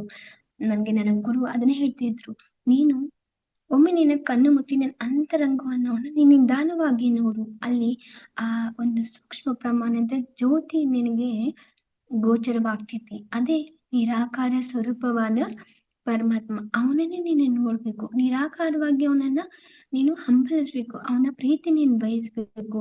ಅದೇ ನಿನ್ನ ನಿಜವಾದ ಜನ್ಮ ಅಂತ ಹೇಳಿ. ನೋಡಿ, ನಮಗೆ ಭಗವಂತ ಬೆಟ್ಟ ಕಡಿ, ಅದನ್ನ ಕಡಿ, ಇದನ್ ಮಾಡು ಏನು ಹೇಳಿಲ್ಲ ಮಾಸ್ಟರ್ಸ್. ಕೇವಲ ನೀನು ನಿನ್ನೊಳಗೆ ನೀನು ಹೋಗು, ನಿನ್ನ ಅಂತರಂಗದಲ್ಲಿ ನೀನು ಪ್ರಯಾಣ ಮಾಡು. ನಿನ್ನ ಅಂತರಂಗದ ಮುಖಾಂತರ ನೀನು ಪ್ರಯಾಣ ಮಾಡಿದ್ರೆ ಆ ಅಖಂಡ ಬ್ರಹ್ಮಾಂಡ ನಿನ್ನ ಮುಂದೆ ಬಂದಿರ್ತೈತಿ ಅಂತ ಹೇಳಿ ಮಾಸ್ಟರ್ಸ್. ಎಂತ ದೊಡ್ಡ ನೋಡಿ, ಬ್ರಹ್ಮಾಂಡ, ಸ್ವರ್ಗ, ನರಕ ಹುಡುಕೋದಕ್ಕೆ ಎಲ್ಲೆಲ್ಲ ಹೋಗ್ತೀವಿ ಮಾಸ್ಟರ್ಸ್, ಅವೆಲ್ಲ ನಮ್ಮೊಳಗೆ ಇದಾವೆ. ಅಲ್ಲಿ ಹೋದ್ನಿ ಇಲ್ಲಿ ಹೋದ್ನಿ ಅನ್ನೋದಕ್ಕಿಂತ, ಟೈಮ್ ವೇಸ್ಟ್ ಮಾಡ್ಕೊಳ್ಳೋದಕ್ಕಿಂತ, ಈ ಇಂದ್ರಿಯಗಳಿಗೆ ನಾವು ದಾಸರಾಗೋದಕ್ಕಿಂತ ಈ ರಾಮಕೃಷ್ಣ ಪರಮಹಂಸರ ಹಾದಿ ನಾವು ಹಿಡಿದ್ರೆ ನೋಡಿ ಎಂತ ಪುಣ್ಯದ ಕೆಲಸ. ನೋಡಿ, ಒಂದು ಬೆಂಕಿ ಕಡ್ಡಿಯಿಂದ ಹೇಗೆ ಹತ್ತಿ ನೋಡಿ, ಒಂದ್ ಬಗೆ ಕಡ್ಡಿ ಕೊರೆದು ಹೋಗಿದ್ರೆ ಸಾಕು, ಎಲ್ಲ ಸುಟ್ಟು ಭಸ್ಮ ಆಗ್ತೈತಿ. ಹಾಗೆ ಆ ಜ್ಞಾನವನ್ನ ನಾವು ದಿನನಿತ್ಯ ಅಳವಡಿಸ್ಕೊಂಡ್ರೆ ನಮ್ಮಲ್ಲಿರುವಂತ ಕರ್ಮಗಳೆಲ್ಲ ಆ ಹತ್ತಿ ಸುಟ್ಟು ಹೋದಾಗೆ ಹೋಗ್ತೈತಿ. ನೋಡಿ, ಏನು ಮಾಡ್ಬೇಕಾಗಿಲ್ಲ ಮಾಸ್ಟರ್ಸ್. ನಾವು ನಮ್ಮ ಭಗವಂತನ ಕಾರಣಕ್ಕೋಸ್ಕರ ನಾವು ಏನು ಸಾಹಸ ಮಾಡ್ಬೇಕಾದ ಕೆಲಸನೇ ಇಲ್ಲ. ಕೇವಲ ನಮ್ಮನ್ನ ನಾವು ಮರಿಬೇಕು. ನಾನು ಯಾರು, ನಾನು ಯಾಕೆ ಬಂದಿದ್ದೀನಿ ಈ ಜಗತ್ತಿಗೆ, ನನ್ನಿಂದ ಏನ್ ಕೆಲಸ ಆಗ್ಬೇಕಾಗಿದೆ, ನಾನು ಏನ್ ಮಾಡ್ಬೇಕು, ನನ್ನಿಂದ ಮತ್ತೊಬ್ಬರಿಗೆ ಏನ್ ಸಹಾಯ ಆಗ್ಬೇಕು, ನನ್ನಿಂದ ಮತ್ತೊಬ್ಬರಿಗೆ ಏನ್ ತಿಳಿ ಹೇಳ್ಬೇಕು. ನನಗೆ ಕೊಟ್ಟಂತ ಗುರುವಿನ ಧ್ಯಾನವನ್ನು ನನ್ನಲ್ಲೇ ಇಟ್ಕೊಂಡ್ರೆ ಅದು ಅಲ್ಲೇ ಕೊಳತ್ನಾರ್ತಾ ಹೋಗ್ತದೆ ಮಾಸ್ಟರ್ಸ್. ಎಷ್ಟೋ ಜನ ಅದೊಂದು ತಪ್ಪು ಮಾಡ್ತಾರು. ನಾನೇನಾದ್ರೂ ಹೇಳ್ಕೊಟ್ರೆ ಇವ್ರು ಕಲಿತು ಇವ್ರು ಶಾನೆ ಆಗ್ತಾರ ಅಂತೇಳಿ, ಅದು ತಪ್ಪು ಮಾಸ್ಟರ್ಸ್. ನಮ್ಮೊಳಗೆ ನಾವು ಅದೆಲ್ಲ ಕುದಿತಾ ಇಟ್ಕೋತಾ ಹೋದಷ್ಟು, ನೋಡ್ರಿ, ಮನೇಲಿ ತಂದಿಟ್ಟಂತ ತರಕಾರಿ ಬಾಳದ್ರೆ ನಿಮಗ್ 1 ವಾರ ಉಪಯೋಗ ಬರ್ತಿದೆ. ಆಮೇಲೆ ಅದು ತನ್ನ ಸಹಜತೆಗೆ ಕೊಳಿತಾ ಹೋಗ್ತಿದ್ರಿ. ಆಮೇಲೆ ಅದು ಪಲ್ಯ ಎದಕ್ಕೂ ವೇಸ್ಟ್, ಪಲ್ಯಕ್ಕೂ ಇದು ಹಾಕಕ್ ಬರಲ್ಲ, ಎದಕ್ಕೂ ಹಾಕಕ್ ಬರೋದು, ಎಲ್ಲ ವೇಸ್ಟ್ ಆಗಿ ಹೋಗ್ತಿದ್ವಿ. ಪುನಃ ಮತ್ತೆ ಭೂಮಿಗೆ ಹೋಗಿ ಗೊಬ್ಬರ ಹಾಕಕ್ ಹೋಗ್ತಿದ್ವಿ. ಸೊ ನಮ್ಮಲ್ಲಿ ಇರುವಂತ ಧ್ಯಾನವನ್ನ ನಾವು ಮತ್ತೊಬ್ಬರಿಗೆ ಹೇಳ್ಕೋದ್ರಿಂದ ನಮ್ಮಲ್ಲೂ ಮತ್ತೆ ಧ್ಯಾನ ವೃದ್ಧಿ ಹಾಕೋತಾ ಹೋಗ್ತಿದೆ ಮಾಸ್ಟರ್. ಆಮೇಲೆ ಮತ್ತೊಬ್ಬರಿಗೆ ನಾವು ಈ ರೀತಿ ಮೂಲಕ ಸಹಾಯ ಮಾಡ್ದಂಗ ಆಗ್ತೈತಿ. ಅವ್ರ ಮನಸ್ಸನ್ನ ಪರಿವರ್ತನೆ ಮಾಡುವ ಮೂಲಕ ಅವ್ರನ್ನು ಒಂದು ಹಾದಿಗೆ ತಂದು ನಿಲ್ಲಿಸ್ಬೋದು ನಾವು. ನೋಡಿ, ಎಷ್ಟೋ ಜನ ಹೇಳ್ತಾರು, ಈಗ ನೋಡಿ, ನಾವು ದೇವಸ್ಥಾನಗಳಿಗೆ ಹೋಗಿ ನಾವು ಕೋಟಿಗಟ್ಟಲೆ ದಾನ ಮಾಡ್ತೀವಿ, ಆದ್ರೆ ದೇವಸ್ಥಾನಕ್ಕೆ ನಾವೊಬ್ರು ಭಕ್ತ ಮಾತ್ರ ಅಲ್ವಾ. ನೀವು ಎಷ್ಟೇ ಕೋಟಿ ಕೊಟ್ರು, ಏನೇ ಕೊಟ್ರು ಅದೊಂದು ಹೌದಪ್ಪ ಇವ್ರು ದಾನ ಮಾಡ್ರು ಅನ್ನುವಂಥದ್ದು ಅಷ್ಟೇ. ಅಂದ್ರೆ ಒಬ್ಬ ಹಸಿದವನ್ಗೆ ನಾವು ಅನ್ನ ಹಾಕಿದ್ರೆ ಆ ಹಸಿವಿನಲ್ಲಿ ನಾವು ಅವನಂತಾನೆ, ನೀ ನನ್ನ ಪಾಲಿಗೆ ಇವತ್ತು ಭಗವಂತ ಆದಿ, ನೀ ನನಗೆ ಊಟ ಕೊಟ್ಟು ನೀ ನನ್ ಭಗವಂತ ಆದಿ. ನೋಡಿ, ಕೋಟಿಗಟ್ಲೆ ಕೊಟ್ಟು ಧಾನ್ಯ ಆಗೋದಕ್ಕಿಂತ 20 ರೂಪಾಯಿ ಕೊಟ್ಟು ಒಬ್ರಿಗೆ ನಾವು ಹಸಿವಿಂದ ಅನಿಸ್ತೀವಲ್ಲ, ಆ ರೂಪದಲ್ಲಿ ನಾವು ಭಗವಂತನ ಕಾಣ್ಬೋದು. ಅಥವಾ ಈ ರೀತಿ ನಮ್ಮ ನಮ್ಮ ಅಂದ್ರೆ ನಮ್ಮ ಸಹನೆಯನ್ನ ನೋಡಿ, ಅಂದ್ರೆ ಈಗ ನೋಡಿ, ಒಂದು 10 ರೂಪಾಯಿ ಕೊಟ್ಟು ಅವ್ರ ಹಸುವಿನ ನೆನೆಸಿತು ಅಂದ್ರೆ ಆ ಪುಣ್ಯವನ್ನ ನಾವು ಲಭಿಸ್ಬೋದು ಅಂತೇಳಿ ಮಾಸ್ಟರ್. ಎರಡು ನಮ್ಮ ಕೈಯಲ್ಲಿದೆ. ಯಾವ್ದನ್ನ ಬೇಕು ಅದನ್ನ ನಾವು ಚಾಯ್ಸ್ ಮಾಡ್ಕೋಬಹುದು. ಈಗ ನೋಡ್ರಿ, ಒಬ್ಬ ಅಜ್ಜರಿಗೆ ಅಲ್ಲಿ ಒಂದ್ ಮಠ ಇತ್ತು. ಆ ಮಠದಲ್ಲಿ ಒಬ್ರು ಅಜ್ಜರು ಮಹಾನ್ ಯೋಗಿ, ಅವರು ತಪಸ್ವಿಗಳು. ಡೈಲಿ ಅವರು ಎಷ್ಟೋ ಮಂದಿಗೆ ದರ್ಶನ ಕೊಟ್ಟು ತಮ್ಮ ಪ್ರವಚನ ಮುಖಾಂತರ ಮನಸ್ಸನ್ನ ಪರಿವರ್ತನೆ ಮಾಡ್ತಾ ಇದ್ರು. ಹೀಗೆ ಅವ್ರ ಗುಡಿಯಲ್ಲಿ ಒಬ್ಬ ಅಜ್ಜ ಬರ್ತಿದ್ದ. ಬಂದು ಆ ಬೇಸಿಗೆ ಕಾಲ ಇತ್ತು. ಅವಾಗ ಅವಂತಂದ, ಅಜ್ಜ ಪಾಪ ಅಜ್ಜರು ಬೇಸಿಗೆ ಕಾಲದಲ್ಲಿ ಹೆಂಗ್ ಕುಂಡಿರ್ತಾರೆ, ಇಲ್ಲಿ ತುಂಬಾ ಸೆಕೆ ಆಗ್ತೈತಿ, ಹೋಗಿ ನಾನು ಫ್ಯಾನ್ ತಂದು ಕೊಡ್ಬೇಕು ಅವ್ರಿಗೆ ಅಂತ ಹೇಳಿ ಹೋಗಿ ಅವನೊಂದು ಫ್ಯಾನ್ ಖರೀದಿ ಮಾಡ್ಕೊಂಡ್ ಬಂದ. ಫ್ಯಾನ್ ಖರೀದಿ ಮಾಡ್ಕೊಂಡ್ರು. ಅದ್ರ ಮೇಲೆ ತನ್ನ ಹೆಸರು, ತನ್ನ ಅಪ್ಪನ ಹೆಸರು, ಅಪ್ಪನ ಹೆಸರು 4 ಪಂಕ ಮೇಲೆ ದೊಡ್ಡ ದೊಡ್ಡ ಅಕ್ಷರದಲ್ಲಿ ಅವ್ರ ಮಣ್ತಳದ ಹೆಸರೆಲ್ಲ ಹಾಕೊಟ್ಟು ಅಜ್ಜರಿಗೆ ಕೊಟ್ಟ. ಪಾಪ ಆಮೇಲೆ ಫ್ಯಾನ್ ಹಾಕಿದ್ರು. 1 ವಾರ ಬಿಟ್ಟ ಮತ್ತೆ ಬಂದ. ಅಜ್ಜರ ಈಗ ಹೆಂಗ್ ಅನ್ಸಾದೈತ್ರಿ ನಿಮಗ ಅಂತ ಹೇಳಿದ.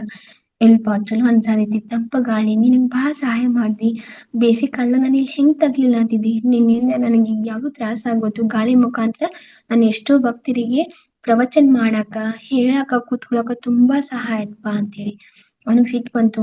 ಏನ್ ಅಜ್ಜರ, ನಾನ್ ನಿಮಗ್ ಫ್ಯಾನ್ ಕೊಟ್ಟೇನು, ನೀವು ಅದನ್ನ ಕಂಟಿನ್ಯೂಸ್ ಆಗಿ ಚಾಲೂ ಇಟ್ರಂದ್ರ ಅದ್ರ ಮೇಲೆ ಅಕ್ಷರಗಳು ಯಾವಾಗ ಗೊತ್ತಾಗು, ನಾನ್ ಕೊಟ್ಟಂತ ಹೆಂಗ್ ಗೊತ್ತಾಗುದು? ಇನ್ಮೇಲೆ ಫ್ಯಾನ್ ಹತ್ರ ಹಚ್ಚಕ್ ಹೋಗ್ಬೇಡ್ರಿ, ಮಂದಿ ಬಂದ್ರಿಗೆಲ್ಲ ಗೊತ್ತಾಗ್ಬೇಕಲ್ಲ ನಾನೇ ಕೊಟ್ಟೇನು ಅಂತೇಳಿ. ನೋಡಿ, ಇದು ದಾನ ಅನ್ಸ್ಕೋದಿಲ್ಲ, ಅಹಂಕಾರ ಅನ್ಸ್ಕೋತೈತಿ. ನಾವು ಏನು ಅಂತಂದ್ರೆ ಅದೇನು ಅಂತಾರಲ್ಲ, ಬಲಗೈಲಿ ಕೊಟ್ಟದ್ದು ಎಡಗೈ ಗೊತ್ತಾಗ್ಬಾರ್ದು, ಎಡಗೈಲಿ ಕೊಟ್ಟದ್ದು ಬಲಗೈ ಗೊತ್ತಾಗ್ಬಾರ್ದಂತೆ. ದಾನ ಅನ್ನೋದು ನಾವು ನೂರಾರು ಮಂದಿಗೆ ಹೇಳಿ ಕೊಡುವಂತ ದಾನ ಅಲ್ಲ, ನಿಷ್ಕಲ್ಮಶವಾದ ಭಕ್ತಿಯಿಂದ ಕೊಡ್ಬೇಕು. ಅದು ಹೋಗಿ ಪರಮಾತ್ಮನಿಗೆ ಮುಟ್ಟುತ್ತದೆ ಮಾಸ್ಟರ್.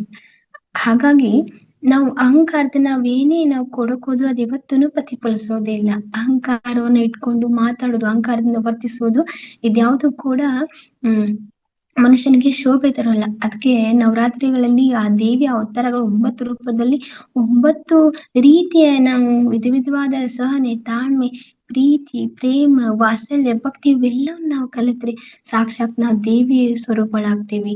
ನನ್ನ ರಾಮಕೃಷ್ಣ ಪರಮಹಂಸರು ಇದೇ ಹೇಳ್ಕೊಟ್ಟಿದ್ರು. ನೀನು ಏನಾದ್ರೂ ಪಡಿಸು, ಆದ್ರೆ ಭಕ್ತಿಯಿಂದ ಪಡಿಸು. ಏನಾದ್ರೂ ಪೂಜೆ ಮಾಡು, ಆದ್ರೆ ಭಕ್ತಿಯಿಂದ ಪೂಜೆ ಮಾಡು. ನಿನ್ನ ಒಳಗೊಂದ್ ಮನಸ್ಸೊಳಗೆ ಇಟ್ಕೊಂಡು ನೀನು ಹೊರಗಿಂದ ಪೂಜೆ ಮಾಡಿದ್ರೆ ಆ ಭಗವಂತನಿಗದು ಸ್ವೀಕಾರ ಆಗೋದಿಲ್ಲ ಅಂತ ನೋಡಿ. ಎಂತ ಅದ್ಭುತ ಮಾತು ನಮ್ಗೆ ಅವ್ರು ಹೇಳ್ಕೊಟ್ಟಾರು. ಅದು ನಮ್ಮ ಜೀವನದಲ್ಲಿ ನಾವು ಇದೆಲ್ಲ ಅಳವಡಿಸ್ಕೊಂಡ ಮಾಸ್ಟರ್ಸ್. ನಾವು ಆ ದೇವಿಯ ಸ್ವರೂಪಗಳಾಗಿ 9 ಅವತಾರಗಳ ರೂಪವಾಗಿ ನಾವೆಲ್ಲವೂ ಇದನ್ನ ಕಲಿತು ಯಾವಾಗ ಮನೆಯವ್ರು ಅನ್ಬೇಕು, ನೀನ್ ಹೆಂಗ್ ಚೇಂಜ್ ಆದಿ, ನಿನ್ನೆ ನೋಡು ಅಷ್ಟು ಸಿಟ್ಟು ಬರ ಆಗ್ತಿದ್ದಿ, ಇವತ್ ಹೆಂಗ್ ನೀನ್ ಮೌನವಾಗಿದಿ, ಎಷ್ಟು ತಾಳ್ಮೆ ಇಟ್ಕೊಂಡಿ, ಹೆಂಗೆಲ್ಲ ಸಹನೆಯಿಂದ ಮಾತಾಡ್ತಿ, ಎಷ್ಟು ಪ್ರೀತಿ ತೋರ್ಸತಿ, ಎಷ್ಟು ಭಕ್ತಿಲಿ ಮಾತಾಡತಿ. ಸೊ ಈ ರೀತಿ ನಾವು ಚೇಂಜ್ ಆಗ್ಬೇಕು. ನವರಾತ್ರಿಯಿಂದ ನಾವು ನವದುರ್ಗೆಯಿಂದ ಪಾಠ ಕಲಿತು ನಾವು ನವದುರ್ಗೆಗಳಾಗೋಣ ಮಾಸ್ಟರ್ಸ್. ಸೊ ಇಷ್ಟ ಹೇಳ್ತಾ ನನ್ನ ಇವತ್ತಿನ ಸೆಕ್ಷನ್ ಮುಗಿಸ್ತಾ ಇದ್ದೀನಿ masters. Thank you. Thank you so much madam. ಅಂದ್ರೆ ನವರಾತ್ರಿ ಅಂದ್ರೆ ಏನು, ನವರಾತ್ರಿಗೆ ಒಂದು ಹೆಣ್ಣು ಯಾವ್ದನ್ನ ಎಲ್ಲ ರೂಢಿಸ್ಕೊಂಡ್ರೆ ಅಂದ್ರೆ ಭಕ್ತಿ, ಪ್ರೇಮ, ಪ್ರೀತಿ, ಸಹನೆ, ಬೆಳಕು ಮತ್ತೆ ಮಾತೃತ್ವ, ಹಾಗೇನೆ ಶಕ್ತಿ, ಧೈರ್ಯ ಮತ್ತೆ ಸೌಂದರ್ಯ ಮತ್ತೆ ತಾಳ್ಮೆ, ಇವನ್ನೆಲ್ಲಾನು ನಾವು ಅಳವಡಿಸ್ಕೊಂಡ್ರೆ ಅದು ದಸರಾ ಅನ್ನೋದಕ್ಕೆ ಒಂದು ಪರಿಪೂರ್ಣತೆ ಅನ್ನೋದು ಸಿಗತ್ತೆ. ಯಾವುದೇ ಭೇದ ಭಾವ ಇಲ್ಲದೆ ನಾವು ಜೀವನವನ್ನ ನಡೆಸ್ಬೋದು ಅಂತ ನವರಾತ್ರಿ ಅನ್ನೋದಕ್ಕೆ ತುಂಬಾ ಚೆನ್ನಾಗಿ ತಿಳಿಸ್ಕೊಟ್ರಿ ಮೇಡಮ್. ಹಾಗೇನೆ ರಾಮಕೃಷ್ಣ ಪರಮಹಂಸರ ಜೀವನ ಚರಿತ್ರೆ, ಇವರು ಕಾಳಿ ಮಾತೆಗೋಸ್ಕರ ಜೀವನವನ್ನ ಇಟ್ಟಿರ್ತಕ್ಕಂಥವ್ರು. ಮತ್ತೆ ಇವರು 18ನೇ ಶತಮಾನದಲ್ಲಿ ಇವರು ಅಧರ್ಮವನ್ನ ನಿರ್ಮಾಣ ಮಾಡೋದಕ್ಕೋಸ್ಕರನೇ ಬಂದಿರ್ತಕ್ಕಂಥ ಮಹರ್ಷಿಗಳಾಗಿದ್ರು. ಮತ್ತೆ ಇವರು ದ್ವೈತ ಮತ್ತು ಅದ್ವೈತವನ್ನ ಪ್ರತಿಪಾದಿಸಿದ್ರು. ಮತ್ತೆ ಇವರ ಶಿಷ್ಯರಾಗಿರ್ತಕ್ಕಂಥವ್ರು ನಮ್ಮ ವಿವೇಕಾನಂದರು. ಮತ್ತೆ ನಾವು ದೇವರನ್ನ ಎಲ್ಲಿ ಹುಡುಕಿದ್ರು ಸಹ ಅದು ಸಿಗೋದಿಲ್ಲ, ನಮ್ಮ ಅಂತರಾತ್ಮದಲ್ಲೇನೆ ನಾವು ಆತ್ಮಜ್ಯೋತಿಯನ್ನ ಕಂಡ್ಕೋಬಹುದು ಅಂತ ತುಂಬಾ ಚೆನ್ನಾಗಿ, ಅಂದ್ರೆ ಈಗ ರಾಮಕೃಷ್ಣ ಪರಮಹಂಸರ ಜೀವನ ಚರಿತ್ರೆ ಅಂದ್ರೆ ಅವ್ರಿಗೆ ಏನಕ್ಕೋಸ್ಕರ ಹುಟ್ಟು ಬಂದ್ರು, ಅವ್ರು ಏನನ್ನ ಸಾಧನೆ ಮಾಡಿದ್ರು ಅನ್ನೋದನ್ನ ತುಂಬಾ ಚೆನ್ನಾಗಿ ತಿಳಿಸ್ಕೊಟ್ಟಿದ್ದೀರ ಮ್ಯಾಮ್. ತುಂಬ ಹೃದಯದ ಧನ್ಯವಾದಗಳು ಮ್ಯಾಮ್ ನಿಮ್ಗೆ. Thank you ma'am. ಮಾಸ್ಟರ್ಸ್, ಈಗ ಮೇಡಮ್ ನವರಾತ್ರಿಯ ಬಗ್ಗೆ ಹಾಗೇನೆ ರಾಮಕೃಷ್ಣ ಪರಮಹಂಸರ ಜೀವನ ಚರಿತ್ರೆಯ ಬಗ್ಗೆ ನಮ್ಗೆ ಒಳ್ಳೆಯ ಟಾಪಿಕ್ಸ್ ಅನ್ನ ಕೊಟ್ಟಿದ್ದಾರೆ. ಇವತ್ತು ಒಳ್ಳೆ ವಿಷಯವನ್ನ ತಿಳಿಸ್ಕೊಟ್ಟಿದ್ದಾರೆ ಮಾಸ್ಟರ್ಸ್ ಅವರು. ನಿಮ್ಗೆ ಏನೇ ಕ್ವಶನ್ಸ್ ಇದ್ರು ಮೇಡಮ್ ಹತ್ರ ನೀವು ಹ್ಯಾಂಡ್ ರೈಸ್ ಮಾಡಿದ್ರೆ ನಾನು ಅನ್ಮ್ಯೂಟ್ ಕೊಡ್ತೀನಿ. ಏನೇ ಕ್ವಶನ್ಸ್ ಇದ್ರು ನೀವು ಮೇಡಮ್ ಹತ್ರ ಕೇಳ್ಕೊಬಹುದು. ಹಾಗೇನೆ ಅಥವಾ ಇವತ್ತಿನ ಕ್ಲಾಸಿನ ಬಗ್ಗೆ ಏನ್ ಅನ್ನಿಸ್ತು ಅನ್ನೋ ನಿಮ್ಮ ಅನಿಸಿಕೆ ಏನಾದ್ರೂ ನೀವು ಹಂಚ್ಕೋಬಹುದು. ಕ್ವಶನ್ಸ್ ಇಲ್ಲ ಅಂದ್ರೆ ಹಂಚ್ಕೋಬಹುದು. ಕ್ವಶನ್ಸ್ ಇದ್ರೆ ಹ್ಯಾಂಡ್ ರೈಸ್ ಮಾಡಿದ್ರೆ ನಾನು ಅನ್ಮ್ಯೂಟ್ ಕೊಡ್ತೇನೆ, ನೀವು ಮೇಡಮ್ ಹತ್ರ ಕೇಳ್ಕೋಬಹುದು. ಮಾಸ್ಟರ್ಸ್ ಹ್ಯಾಂಡ್ ರೈಸ್ ಮಾಡಿ ಮಾಸ್ಟರ್ಸ್.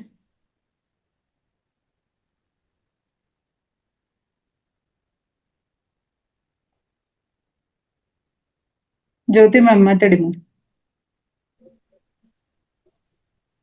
ಮಾತಾಡಿ. ಮೇಡಮ್ ಕೇಳಿಸ್ತಾ ಇದೆ ಮೇಡಮ್? ಹಾ ಕೇಳಿಸ್ತಾ ಇದೆ, ಮಾತಾಡಿ. ನಮಸ್ತೆ ಮೇಡಮ್. ಇವತ್ತು ಹೇಳಿದ್ರೆ ನಮಸ್ತೆ ರಾಮಕೃಷ್ಣ ಮೇಡಮ್. ನೀವು ಕಣ್ ಮುಚ್ಕೊಂಡ್ ಕೇಳ್ರಿ ಅಂದೆ, ಕಣ್ ಮುಚ್ಕೊಂಡ್ ಅಲ್ಲಿ ನಿದ್ದೆನೆ ಹೋಗ್ಬಿಡ್ತು. ಚೆನ್ನಾಗಿತ್ತು ಮೇಡಮ್. ಅವ್ರದ್ದು ಸ್ವಲ್ಪ ಕೇಳಿದ್ದೆ, ಇಷ್ಟು ಸ್ಟೋರಿ ಕೇಳಿರ್ಲಿಲ್ಲ, ಇವತ್ತು ಕೇಳ್ದಂಗಾಯ್ತು ಮೇಡಮ್. ಅದು ಅವತಾರ ಅಂದ್ರೆ 9 ಅವತಾರ ಅಲ್ಲ ದೇವಿದ್ದು? 10 ಹೌದು.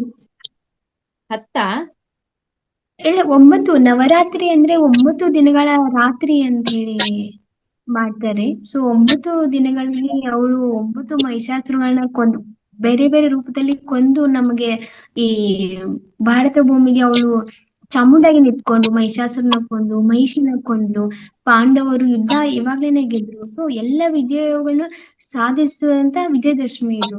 ಸೊ ಅವಳನ್ನ ಹಾಗಾಗಿ ಆರಾಧನೆ ಸಾಕ್ಷಾತ್ ದೇವಿನೇ ಮಾಡ್ತಾರೆ ಅಂತ ಹೇಳಿ. ಚೆನ್ನಾಗಿತ್ತು ಮೇಡಮ್, ಅರ್ಥ ಆಯ್ತು. ಅದನ್ನ ಅಳವಡಿಸ್ಕೋಬೇಕು ಅನ್ನೋದು.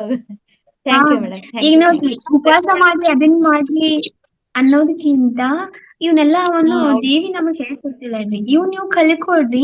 ಕಲಿತ್ರೆ ನವರಾತ್ರಿ ನೀವು ಮಾಡೋದಕ್ಕೆ ಹಚ್ಚೋದಿಲ್ಲ. ಯಾಕಂದ್ರೆ ನಾನೇ ನೀವಾಗಿರ್ತೀನಿ. ಇಷ್ಟೆಲ್ಲವನ್ನು ನಾವು ಕಲಿತ್ರೆ ಮುಗೀತು.